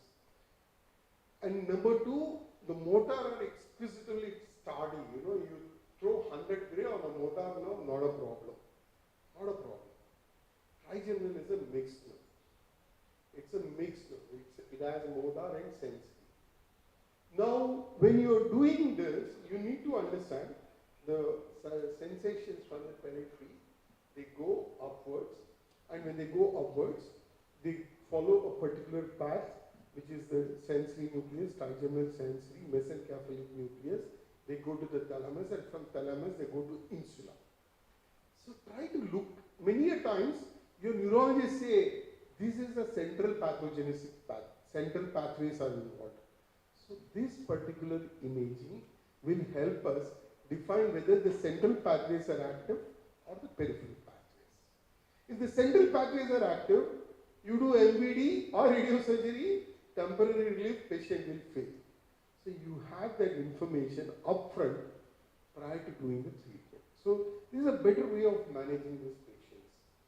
So as I said earlier, all the MVD recurrences, this is the patient, we have to do CT cysternography. And that is very important. How do you delineate it? You see this patient, in MRI we couldn't delineate anything. We can't see the nerve properly. But in cysternography, we have seen the lesion very well, corroborated it with trigeminal tractography, and then shot it down to 83 gray. Patient has, this video I shown earlier, you can see how beautifully the patient responded. See, this is the beauty of what tool we have. We have very powerful tool with us, which is radiation. When I started my career, after taking fellowship from Bhubaneswar, I went to Tata Memorial. There I was with Dr. Sareen and Jalali. They have done few radiosurgeries. From there I went to Pittsburgh. And that was actually the turning point. But essentially to carve a career in radiosurgery is something which I realized much better, almost 2 decades back. And that was the time when nobody has ventured into radiosurgery. Everyone was speaking about IMRT, and then 2004 IGRT has come into practice. So the point which I am telling is, we have these tools here and we can do everything phenomenally. Radiation can be used really very powerfully, not for just cancers, but non-cancerous indications. What I am showing is non-cancerous. Right? This was a patient, as you see, same, all my patients, trigeminals. Interestingly, these patients, you find a T2 hyperintensity band in the pons. When you see the T2 hyperintensity band, the first diagnosis I make is herpes symptoms. Central herpes, you find T2 hyperintensity bands. And this is responsible for the disease. So, again, you can't do radiosurgery for the MVD for this indication. So we have done radiosurgery for this patient, and immediately after the treatment, you can see how beautifully these patients, they respond to the treatment. The only thing we need to understand is the pathogenesis before it happens. We fail to understand the pathogenesis properly before we try to treat. And of course, trigeminal schwannoma, everyone would have treated. secondary trigeminal neuralgias, these are called. So secondary trigeminal neuralgias, very interesting cases and pretty easily treatable. Doesn't need, we don't even shoot 80 gray on all these lesions. But yes, for 12 day, 15 day, you will have very good responses. And you can see these are the trigeminal neuralgia. We have done secondary TGN, we have done stage radio surgery for CT angle and paracellular. I mean, we had this patient 2 years down the line, very good response. Interestingly, sometimes patients have bilateral symptoms as well. Bilateral contract. My wife has neurovascular contract. Someday I have to treat her when she becomes symptomatic. But honestly, yes, these patients, as you can see here, the neurovascular conflict is very obvious. These patients have, we can offer them stage reducers. And you'll have very good response. And many a time physics ask me, clinician, doctor, what are the doses you give to the brainstem? I mean, I really question the brainstem problem, and in fact, good number of publications are coming. We always make sure that the max threshold dose should be less than 12. But threshold dose is 0.03 cc. But max voxel dose, I have gone to 28 gray. Single voxel. You can give that dose.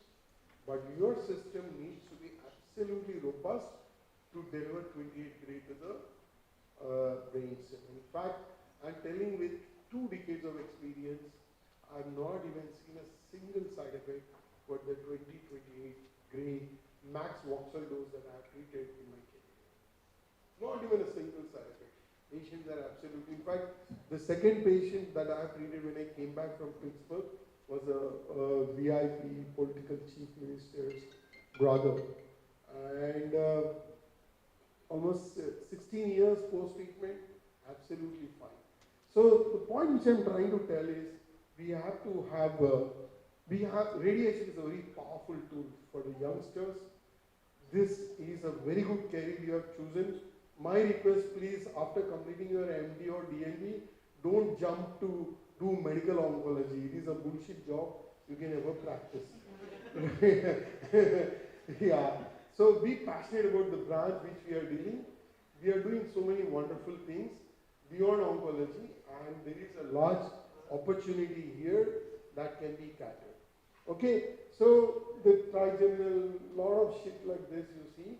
So one thing which I would like to draw your attention is, there is one more condition which is called as trigeminal autonomic caplalgia, that is clustered.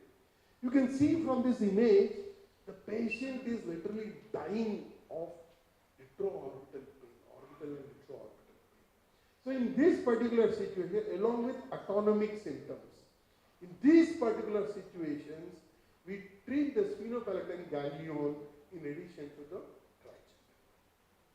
So when you shoot down the sphenopalatine ganglion, you can see that the autonomic symptoms respond very well. This was a patient who has hemifacial spasm. You see the blepharospasms in that patient. Blepharospasm is the spasm in the eyelids. Along with that spasm, the patient had severe trigeminal pain like symptoms. And you can see we have done dual targeting of the VCF bundle, vestibulocochleofacial bundle, and the trigeminal trace. Immediately after the treatment, this patient I treated almost 2 years back, absolutely pain-free, no blepharospasms. Patient is a smoker and developed hypopharyngeal cancer, and he is undergoing radiation now. So the point which I am trying to tell you is, it's a very interesting outcomes can be delivered if we do our practice our science in a meticulous way, applying common sense. That's more important. We have the tools there. We have to go and search for it. The problem is we don't effort to search for it.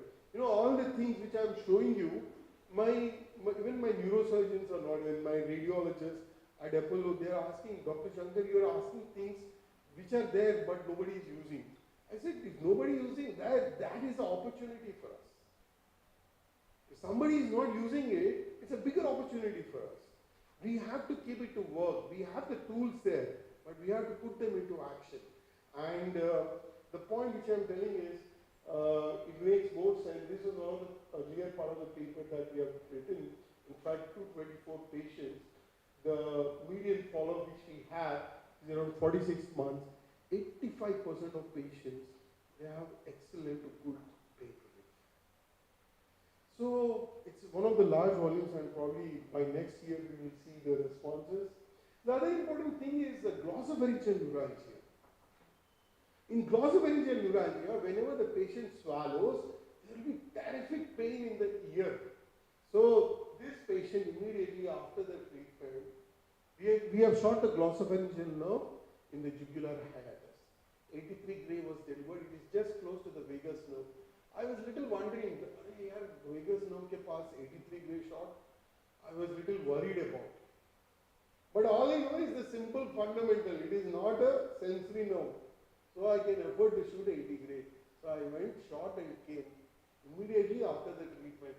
2 years post-treatment, patient is enjoying life, is orthotight. So these patients, you can do MVD also. But the problem is the risk is very high if you do something near the skull base. If you touch the jugular hiatus, it will be very risky. People will say, okay, what is there? I can go there and do it. But whenever if there is any trigeminal neuralgia patient or a glossopharyngeal or cluster, refer them to the surgeons who are doing only in high volumes, not 1 or 2 surgeries in a year.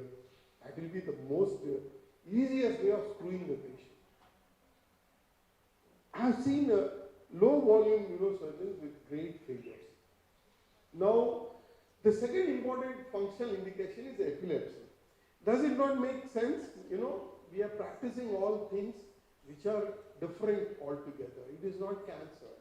So, whenever you are speaking about epilepsy, you have to understand when to select the patient.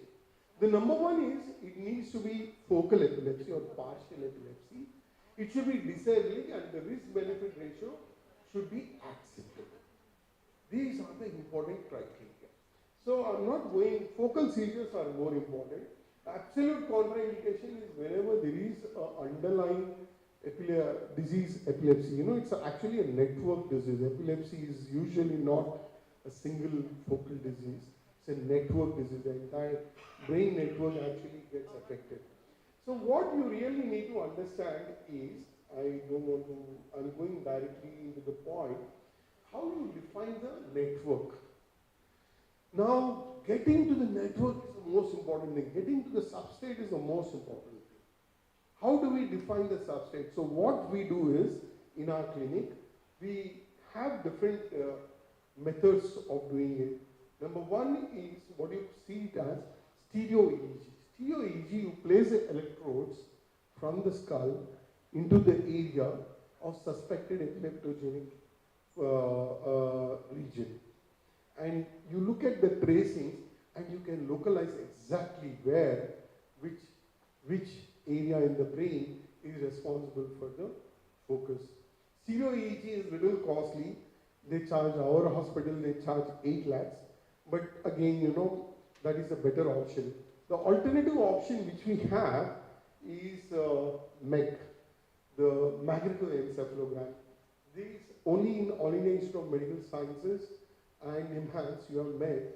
And I usually advise MEC for my patients because in magnetoencephalography, you can actually get this raw data and integrate into our systems.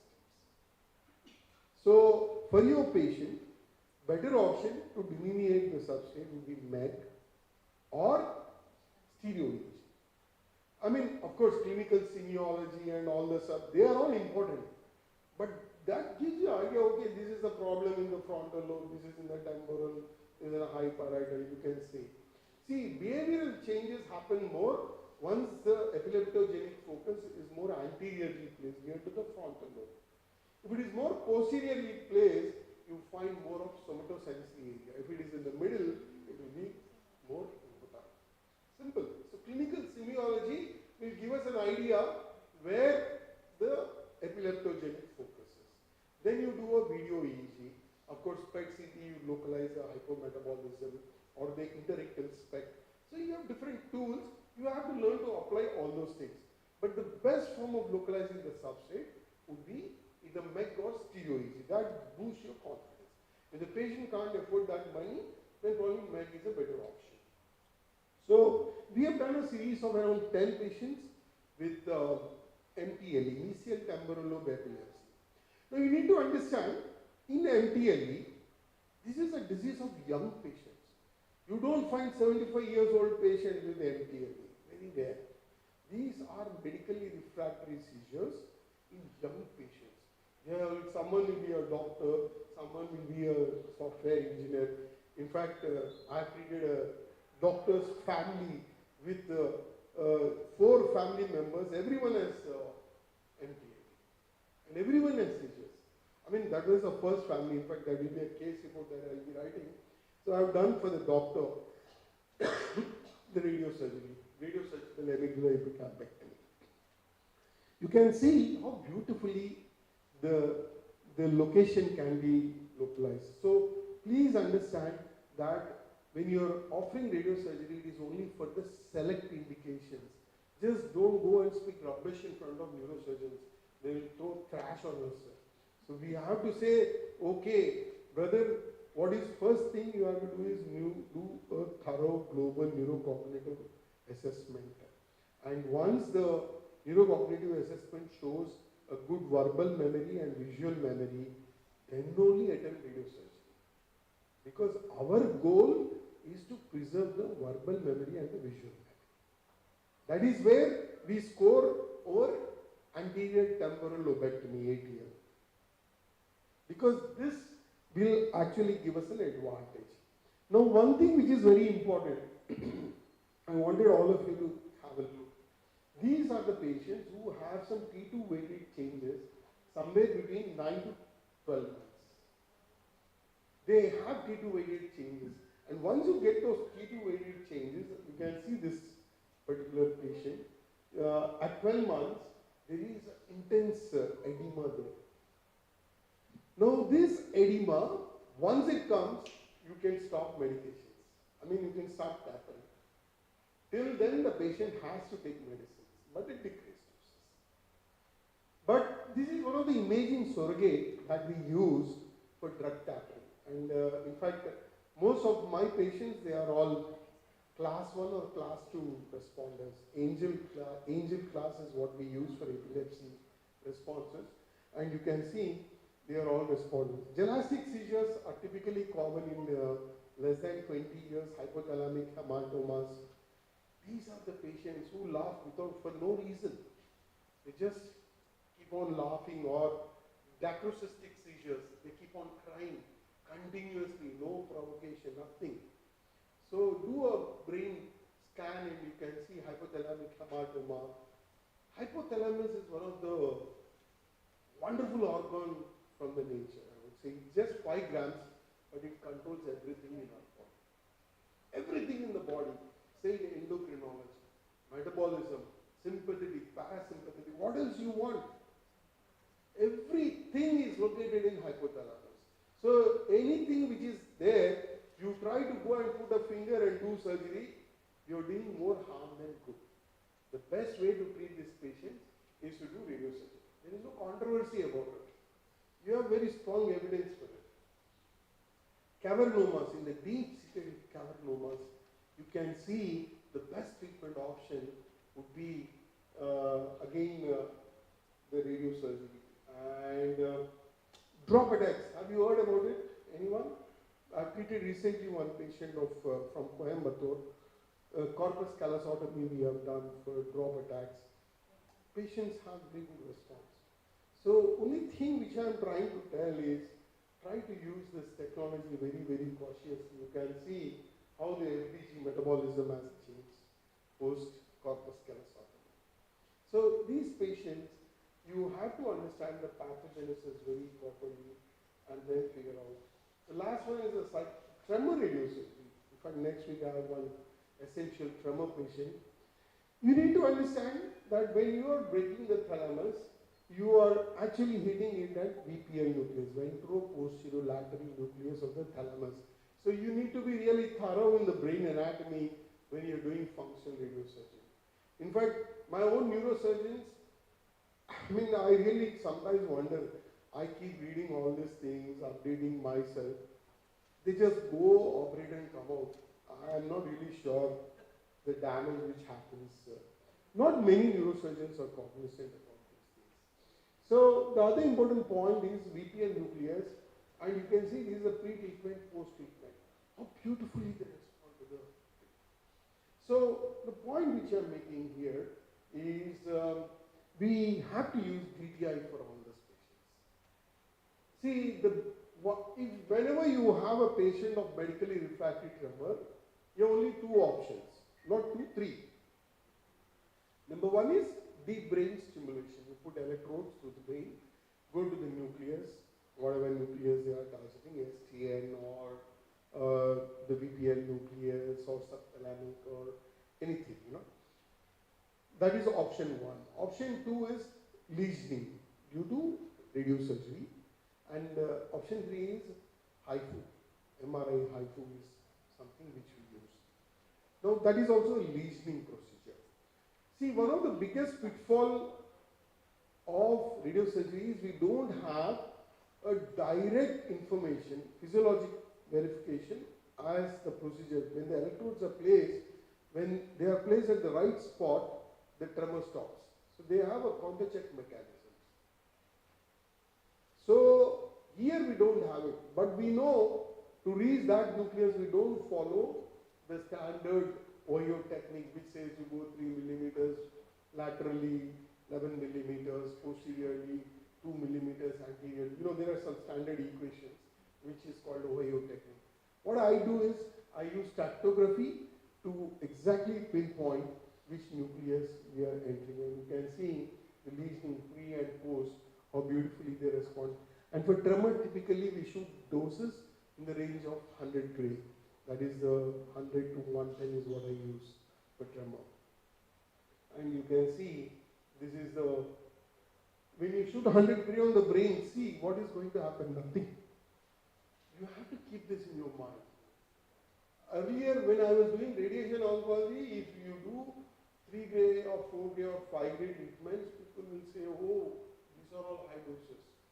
When I was a student, I was never taught doses beyond 2 gray. 3 gray also was something which we were never taught. So, the point which I am trying to tell is, you can go till 100 gray or 110 gray confidently on the brain, but this needs to be a super focused shot. That is more important. Because the aim, as I told in my earlier, benign, and all this we have long-term follow-ups. I'm not telling you of 1 day, 1 year or 2 years follow-up. I'm telling you of decades of follow-up. So, this is a patient who has dystonia. You can see how everything has changed. This is Bhatta asphyxia related dystonia. We have done pallidotomy, radiosurgical, and how beautifully it responds. The last one is the psychoradiosurgery. You have some specified indications for it, which looks like the Y-box score. 1 minute. Sukumar is telling me stop your nonsense and get out. Okay, so Sukumar, last minute, that's it. Yeah, so Y-box score is something which we look into when you are doing OCD. So we do bilateral double shot ventral capsulotomy. And again, as I said, something which I really like in imaging is tractography and kurtosis imaging. Understand what changes happen inside the brain. And that is how you really become. Similarly, we do subcortic choroidectomy. I've done for one severe depression patient, and anorexia one I have done, anterior cingulotomy. And that's how we use specialized techniques to deliver the best results. Thank you so very much for your patience. So these are all the new vistas of radiosurgery, which I'm sure every budding radiation oncologist should aim to excel in. And we have a radiosurgery fellowship at Apollo. Anyone interested post MD can apply for it. We are making a formal announcement probably in the next couple of months. And it's open for the entire country. But I'm sure if anyone is passionate about nurturing a career in radiosurgery, they are most welcome. But it will be only for radiosurgery, not the conventional. Protons we should never use for radiosurgery. Then one of the morning, in fact, you were not there, I think. One of the advantage you get in proton is a brag peak. But one of the disadvantage you get in proton is the lateral penumbra. Most of the advantage you get in brag peak is lost is offset because of lateral penumbra. And if it is adjacent to the critical areas, you never use it, sir. I'm sorry, ma'am. Thank you, sir. It was our pleasure. Everyone has come to hear you, sir. So, I would request now Surendranath Senapati, sir, to come. Mr. Sukumar, sir. To felicitate, sir. Sthiti ma'am, please join us. Thanks, Shankar, for the excellent presentation. This is an eye-opener for all of us. Frankly speaking, I had a hard talk at Dr. Skanu's program. But this is definitely eye-opener that besides our malignant lesion, how best we can also use the SRS for the non-malignant lesions. Thank you. It's a nice presentation.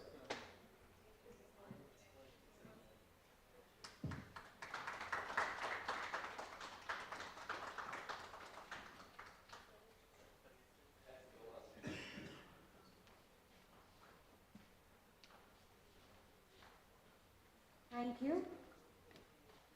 Now, I would request Dr. Saroj Kumar Das Majumdar, sir, who is a very eminent radiologist. He is additional professor, Department of Radiation Oncology at AIIMS, Bhubaneswar. We are glad to hear it. Good evening, and thank you, Dr. Sthiti, for inviting, and Dr. Mishra. My regards to Professor Senapati. I think I enjoyed, I'm lucky to come here.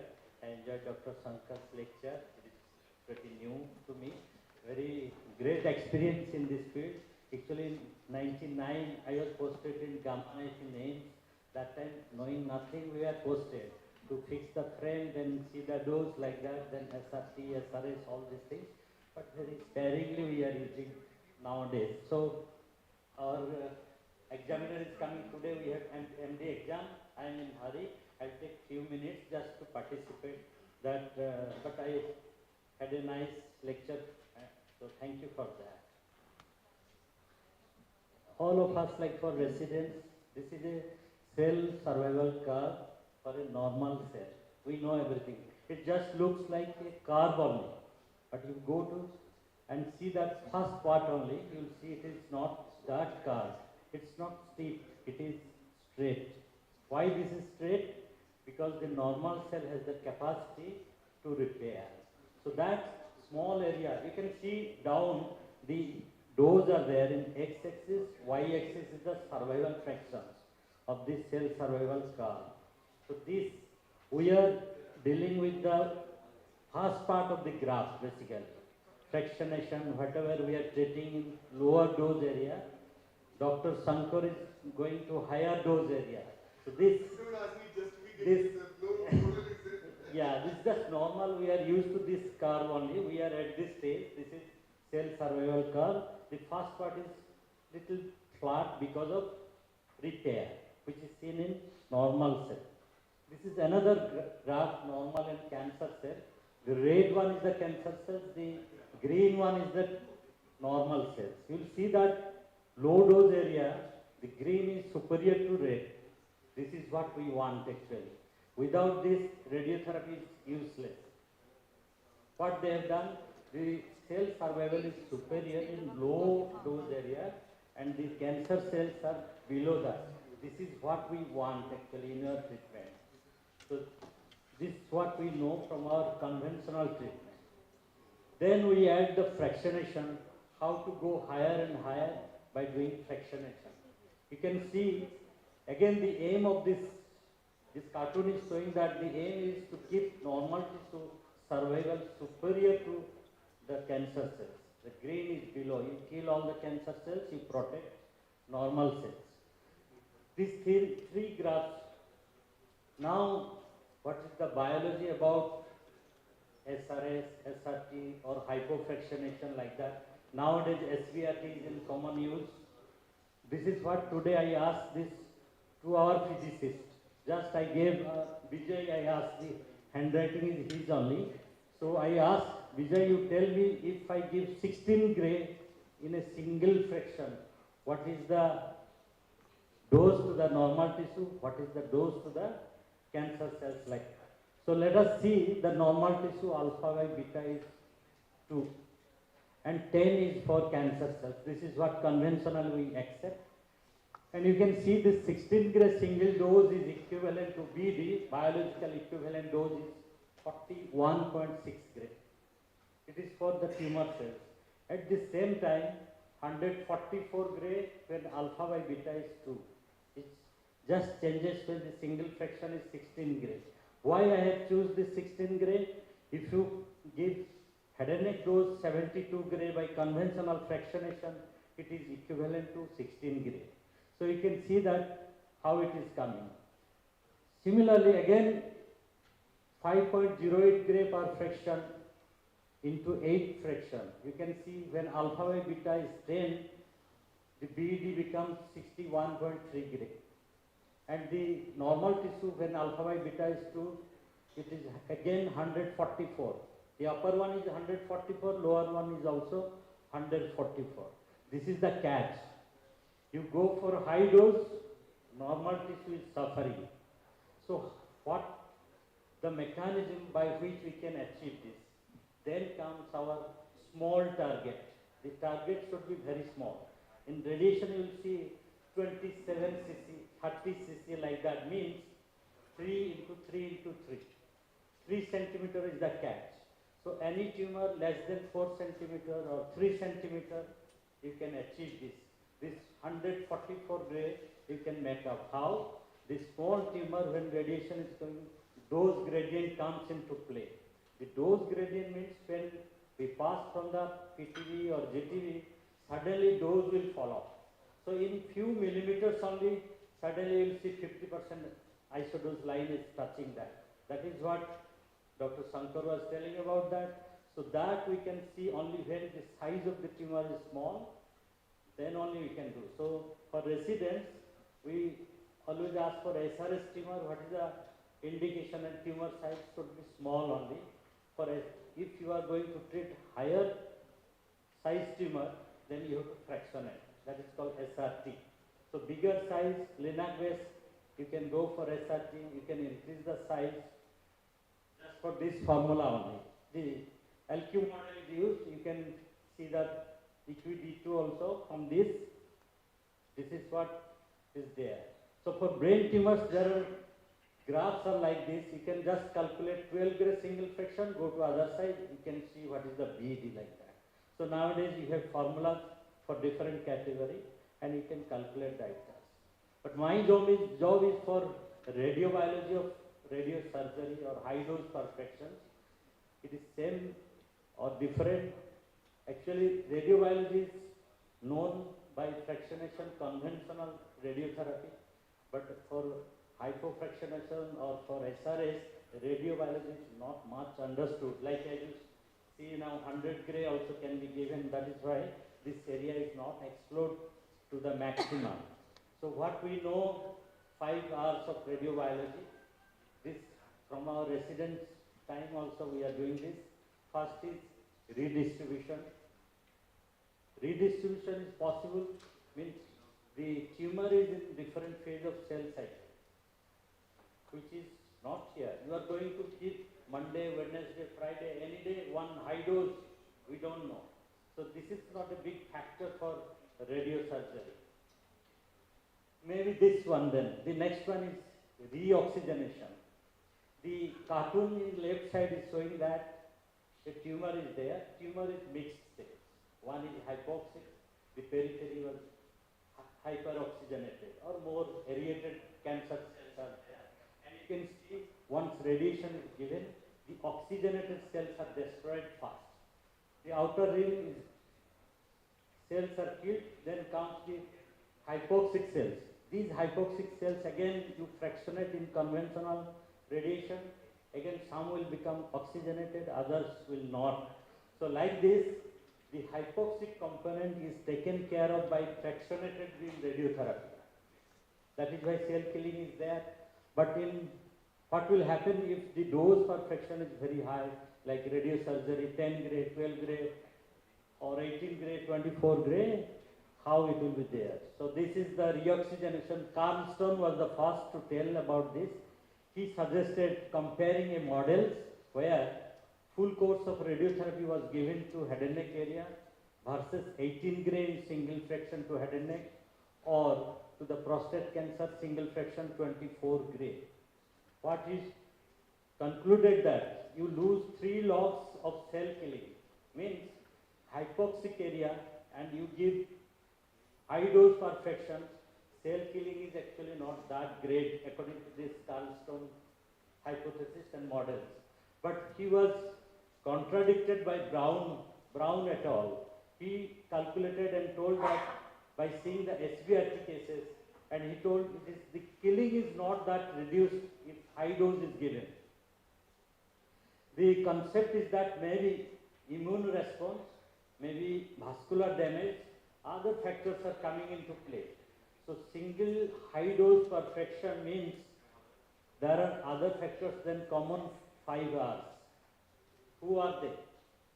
So you can see in hypoxic components, hypoxia means cell killing is reduced. So fractionation is required. But when you give high dose, what will happen? In hypoxia, there is angiogenesis, there is neovasculogenesis. Angiogenesis means vessel to vessels formation. Vasculogenesis means due to cytokines, growth factors, and new vessels is generated. This is called vasculogenesis. This model from a mice. What was done? A 10 gray of single fraction was given. 0 is the day when radiation was given, and you calculate the clonogenic cells there. You will see the cell count is reducing and reducing at the second day. So even if you are not treating, only 1 day treatment was given, the cell count is declining. It declines up to certain level, then again start rising, maybe because of proliferation. The repair and the repopulation is for normal cells, not for tumor cells, right? So this is one. Another model also like this, in SRS cases, you can see once you go adding even more doses like 10 gray, 15 gray, 20 gray and 25 gray, and you count the vascular proteins or the cell numbers, what they are remaining. So you see that when the dose per fraction is increasing, the number of cells surviving is less, which conclude that single dose per fraction can overcome hypoxia if you are going for higher doses. There is a dose effect is there. So this is one SRS dose model is there, where high dose is given. You can see the cartoon here or graph, survival fractions versus the dose. As the dose increases, like 30 gray, you can see the survival fractions is reducing. So that is just to tell that hypoxia is compensated by high dose per fraction. SRS has indirect cell killing effect, which is by reducing the vasculature and vascular rupture also. There are different models are there. This is what it is. Quantification of vascular volume is done, where different dose is prescribed to the cells in the animal models, and they have calculated and they have concluded that the plasma proteins, which are vascular markers, are increased after 24 hours when irradiated with 20 gray compared to lower dose. So if you go for 20 gray, 18 gray, there is a vascular damage of this neovascular formation, and these cells are deprived of food and cell killing is more. That is what shortly. Any question, I will be happy to take that. So other are like intrinsic sensitivity and other things yet to understood. Immune response is there, high dose perfection, it is also there, yes. Thank you.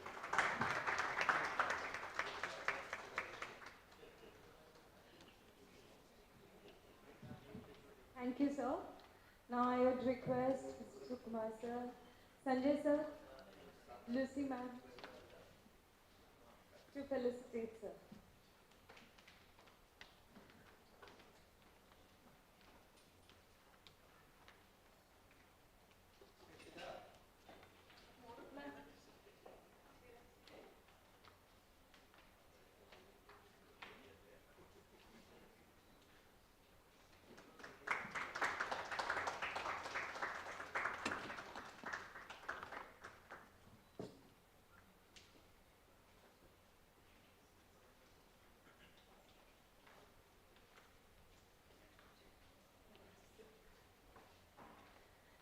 Now I got to introduce someone who doesn't need an introduction.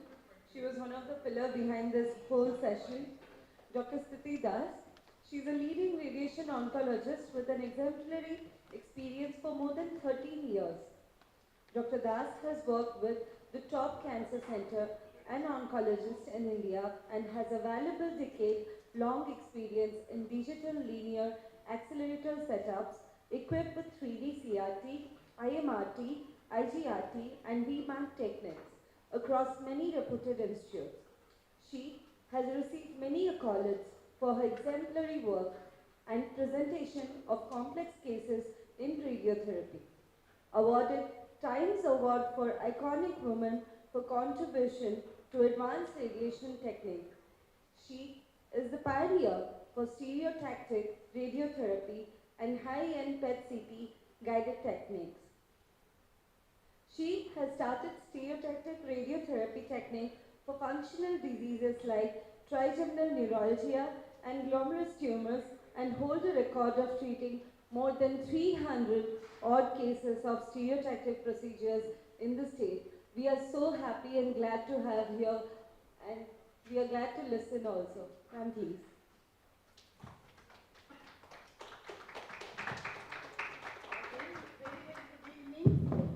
I know all are like pulling into a slumber after this long tiring day of so many lectures.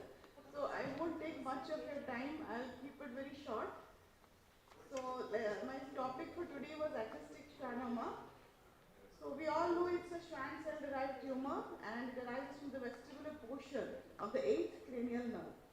It constitutes about 8% of the intracranial tumors in adults and 80 to 90% of the cerebropontine angle tumors. So the natural history, or maybe say the symptoms, they usually start with tinnitus. Vertigo is a slightly uncommon symptom. Then it may progress to hearing loss with possible disequilibrium, possible headaches, where considerable growth can occur without much increase in symptoms. Brainstem compression symptoms may start like trigeminal symptoms of facial numbness, hyperkinesia and pain. Then the hypothetical symptoms like obstruction of fourth ventricle, rapid clinical deterioration with headaches, facial weakness, low cranial nerve dysfunction. The growth rates are usually very low, 1 mm per year, but sometimes a small proportion may increase up to 1 centimeter per year. These grading system already Senapati sir had highlighted in the first slides. This is the Coos grading system which is used for the growth of the tumor. Grade 1 where the tumor is limited to the lateral internal acoustic canal. Grade 2 where there is clear CT angle, external involvement but with contact, without contact of the brainstem. In the grade 3 there is contact but no effacement of the brainstem region. But in grade 4 there is clear compression and near complete occlusion of the fourth ventricle. Coming to the management, depending upon the tumor size and brainstem compression, the management is usually divided between observation, microsurgery or radiosurgery. Now observation depends upon the risk-benefit ratio where the growth is very small and the quality of life of the patient is preserved, hearing is preserved. So in elderly subset of patients, where we can wait and watch. Observation is the key.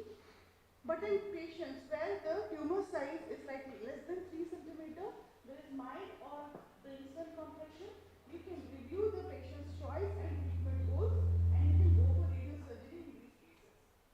Once the diameter increases to more than 3 centimeter, symptomatic brainstem compression, microsurgery is the treatment of choice.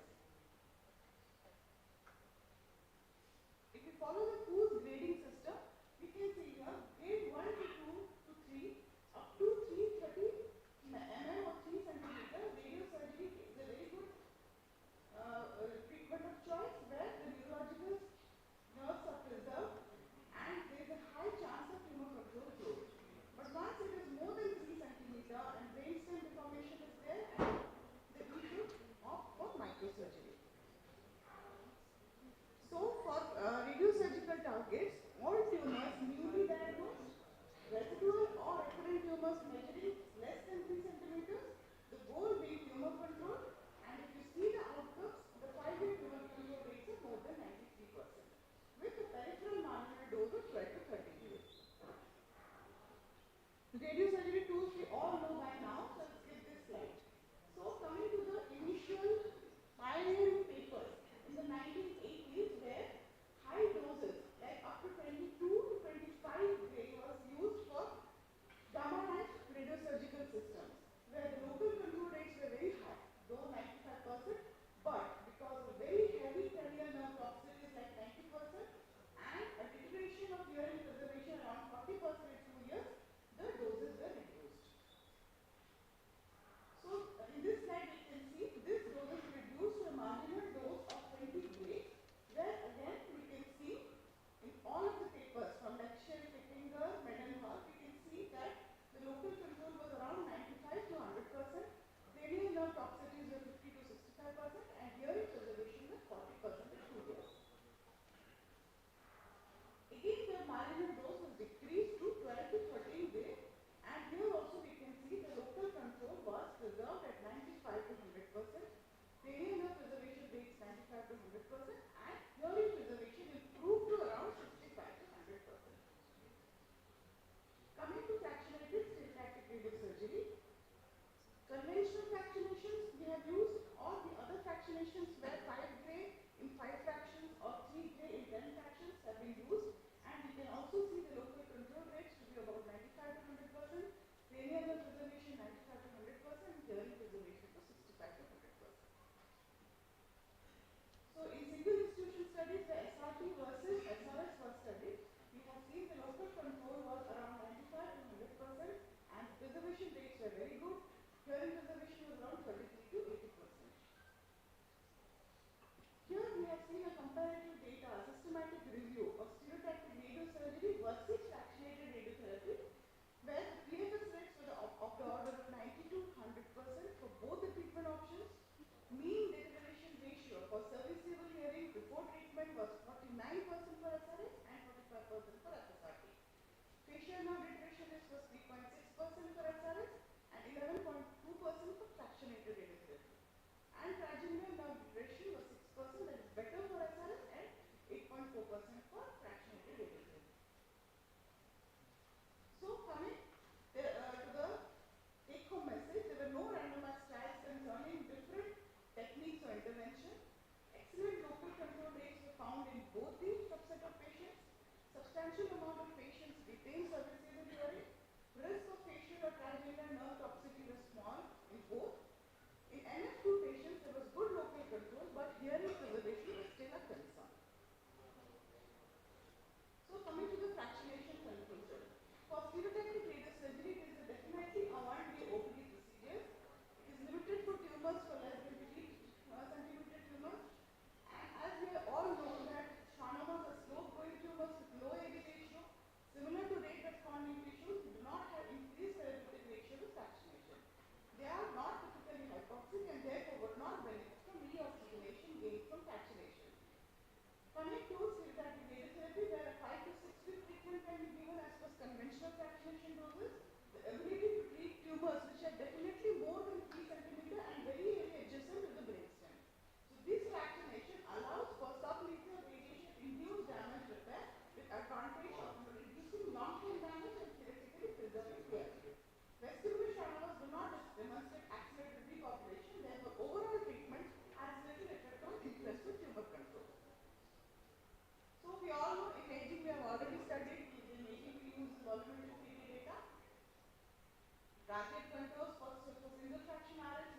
intratracheal head frame, no margin is usually added or 1 millimeter margin. For fractionated relocatable frame, with formal quality assurance assessment of an appropriate tank target volume has to be done. The timing and simulation we have already studied. Mr. Rangaswamy has already highlighted. Dose fractionation for single fraction, 11 to 14 gray is the dose to the GTV margin. Hypofractionated radiography options, examples include 5 gray into 5 daily, 3 gray into 10, 4 gray into 10, and many others. Conventional, 50 to 67.6 and 1.8 to 2 gray per fractionation to the PTV margin. This is as far as plant quality, where the plant quality studied the various indices, and we have already studied this in the earlier slides. Selectivity index measures the target volume that coincides with the prescribed isodose value, detects over coverage of the target volume by the prescribed dose. Tidy conformity index accounts for the target volume coverage by multiplying the selectivity index with the percentage of the target volume coverage. Evidently, SI is equal to PCI if 100% target volume coverage is achieved. Ideally, PCI is 1 for a perfect dose coverage and dose conformity. Gradient index is the value of the average dose following the inverse square law. Shallow dose follow versus ISA. Steeper dose follow versus ISA. So these are the 3 indices which help us to study the plant quality of the SRS. And the plan analysis is always a fight between the coverage and selectivity, where the prescription isodose and the target volume, there may be excellent target coverage with poor selectivity or excellent selectivity with poor target coverage. So coming to the outcome measures. Key elements of outcome measures: radiographic follow-up with MRI brain, formal audiology, and neurological examination. Neurological examination include assessment of the facial motor function, trigeminal nerve function, and balance outcomes. Pseudoprotection is a disease where transient enlargement of the vestibular schwannomas occurring within approximately first 3 years of single fraction RS or FSRD due to treatment effects and not due to tumor growth has been reported in 20 to 30% of cases in literature. For these patients who do not have progressive mass effect symptoms, observation is preferred rather than immediate surgical intervention. So acoustic schwannomas post-radiosurgery show 4 changes. A, it may show temporary enlargement. B, tumor shows no change or sustained regression without temporary enlargement. C, tumor shows repeated alternative enlargement and regression. And D, it may show continuous enlargement. So microsurgery may be an option after failed radiosurgery, but usually we try to observe the patient unless and until there is clinical deterioration, we do not go for aggressive surgery. Repeat radiosurgery can also be done if there is continued tumor progression, typically greater than 3 years after initial SRS, a feature usually associated with new cranial nerve deficits or brainstem compression. The prescription dose in these cases was 12 to 13.2 days and has been performed safely and effectively. Sometimes radiosurgery for those cases for brainstem compression where the patient is not in ideal status, general condition for surgery or surgical at high risk and do not desire tumor removal can be an option, SRS can be an option. The rationale being low proliferative potential, the brainstem can compensate for compression and not require immediate surgical decompression, and the low risk of cranial nerve deficits. So coming to the conclusion, radiosurgery in vestibular schwannoma used for newly diagnosed scenario, post-op residual more than 1.5, data robust support for favorable long-term tumor control with SRS. Risk for facial and trigeminal nerve deterioration was less for patients treated in single series to VS patients receiving fractionated ones, while the chance of preserved hearing showed no difference between the 2 treatment groups. Doses administered were 12 to 13 days. So the controversy still continues. A true randomized trial, although tantalizing would postulate, is unlikely to be carried out. So the message being clear, neither SRS, full course SRT, hypofractionated SRT, nor microsurgery produces an optimal outcome with respect to auditory function. Thank you.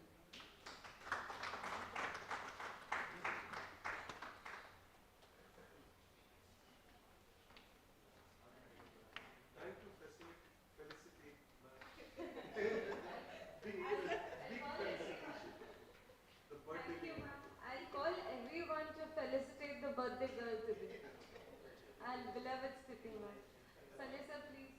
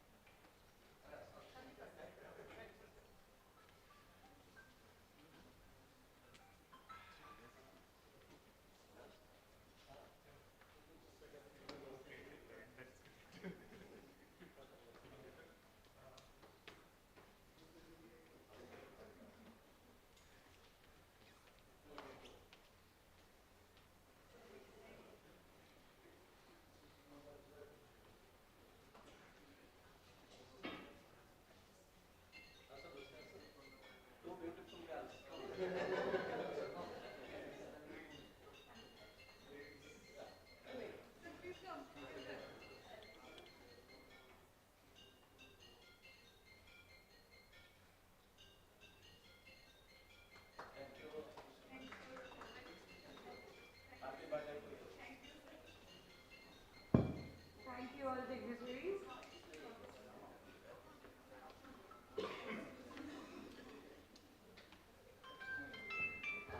Now I would request Lizzie ma'am to give us the vote of thanks.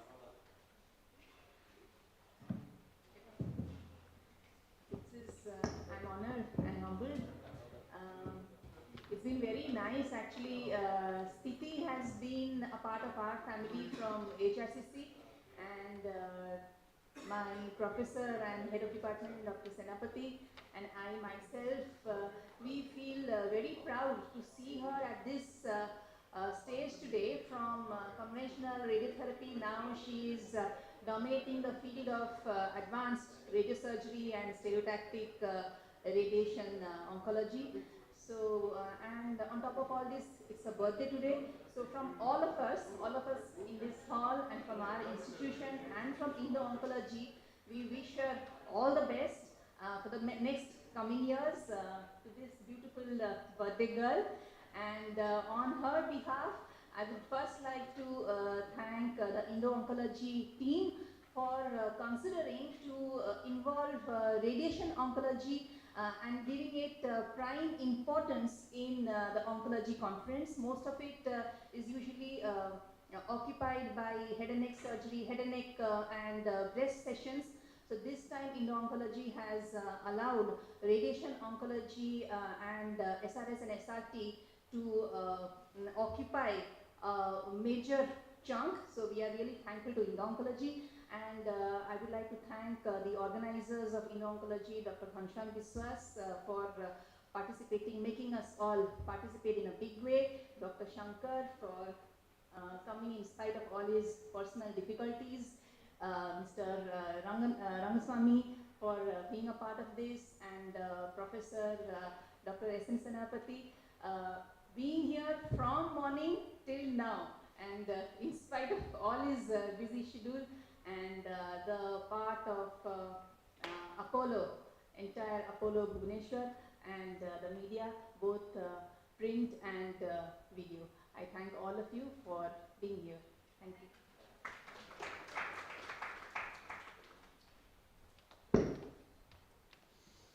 Now Mr. Sukumar sir, he will give a small vote of thanks on behalf of Apollo, because it was first of a kind to be held at Apollo. So, sir, please. Thank you, Dr. Pallavi. Beloved S.N. Senapati sir, Dr. Saroj Das Majumdar, Dr. Shankar, Dr. Vidukalayan Mohanty, our beloved Dr. Sanjay sir and Dr. Stiti ma'am, all the dignitaries present over here, Mr. Rangasamy, his team, Mr. Rajkumar and his team. I take this opportunity to express my immense gratitude to each and every one present in this hall and people who have been watching us across different platforms for making it a very, very special day in the history of Apollo Cancer Center, Bhubaneswar. When this concept came up in 2016 that Bhubaneswar is getting ready for its first Apollo Cancer Center, we had a lot of plans which were there. A lot of plans which we wanted to place on board, which we wanted to execute for for the benefit of the patients of our state and the neighboring areas. However, I must say that in the last 5 years or so, these things would not have been possible without stalwarts who are seated in this room, who made it for a very short time today, and people who joined us virtually. It was a new space for us, though we are healthcare service providers for the last 38 years as envisaged by our beloved Pratap C. Reddy sir. However, oncology coming to Apollo, to Bhubaneswar, was a new concept. We learned it the hard way from each and every one of you, the stalwarts sitting in this room. And I would owe all my success, all our success as I always put it, to all our eminent people.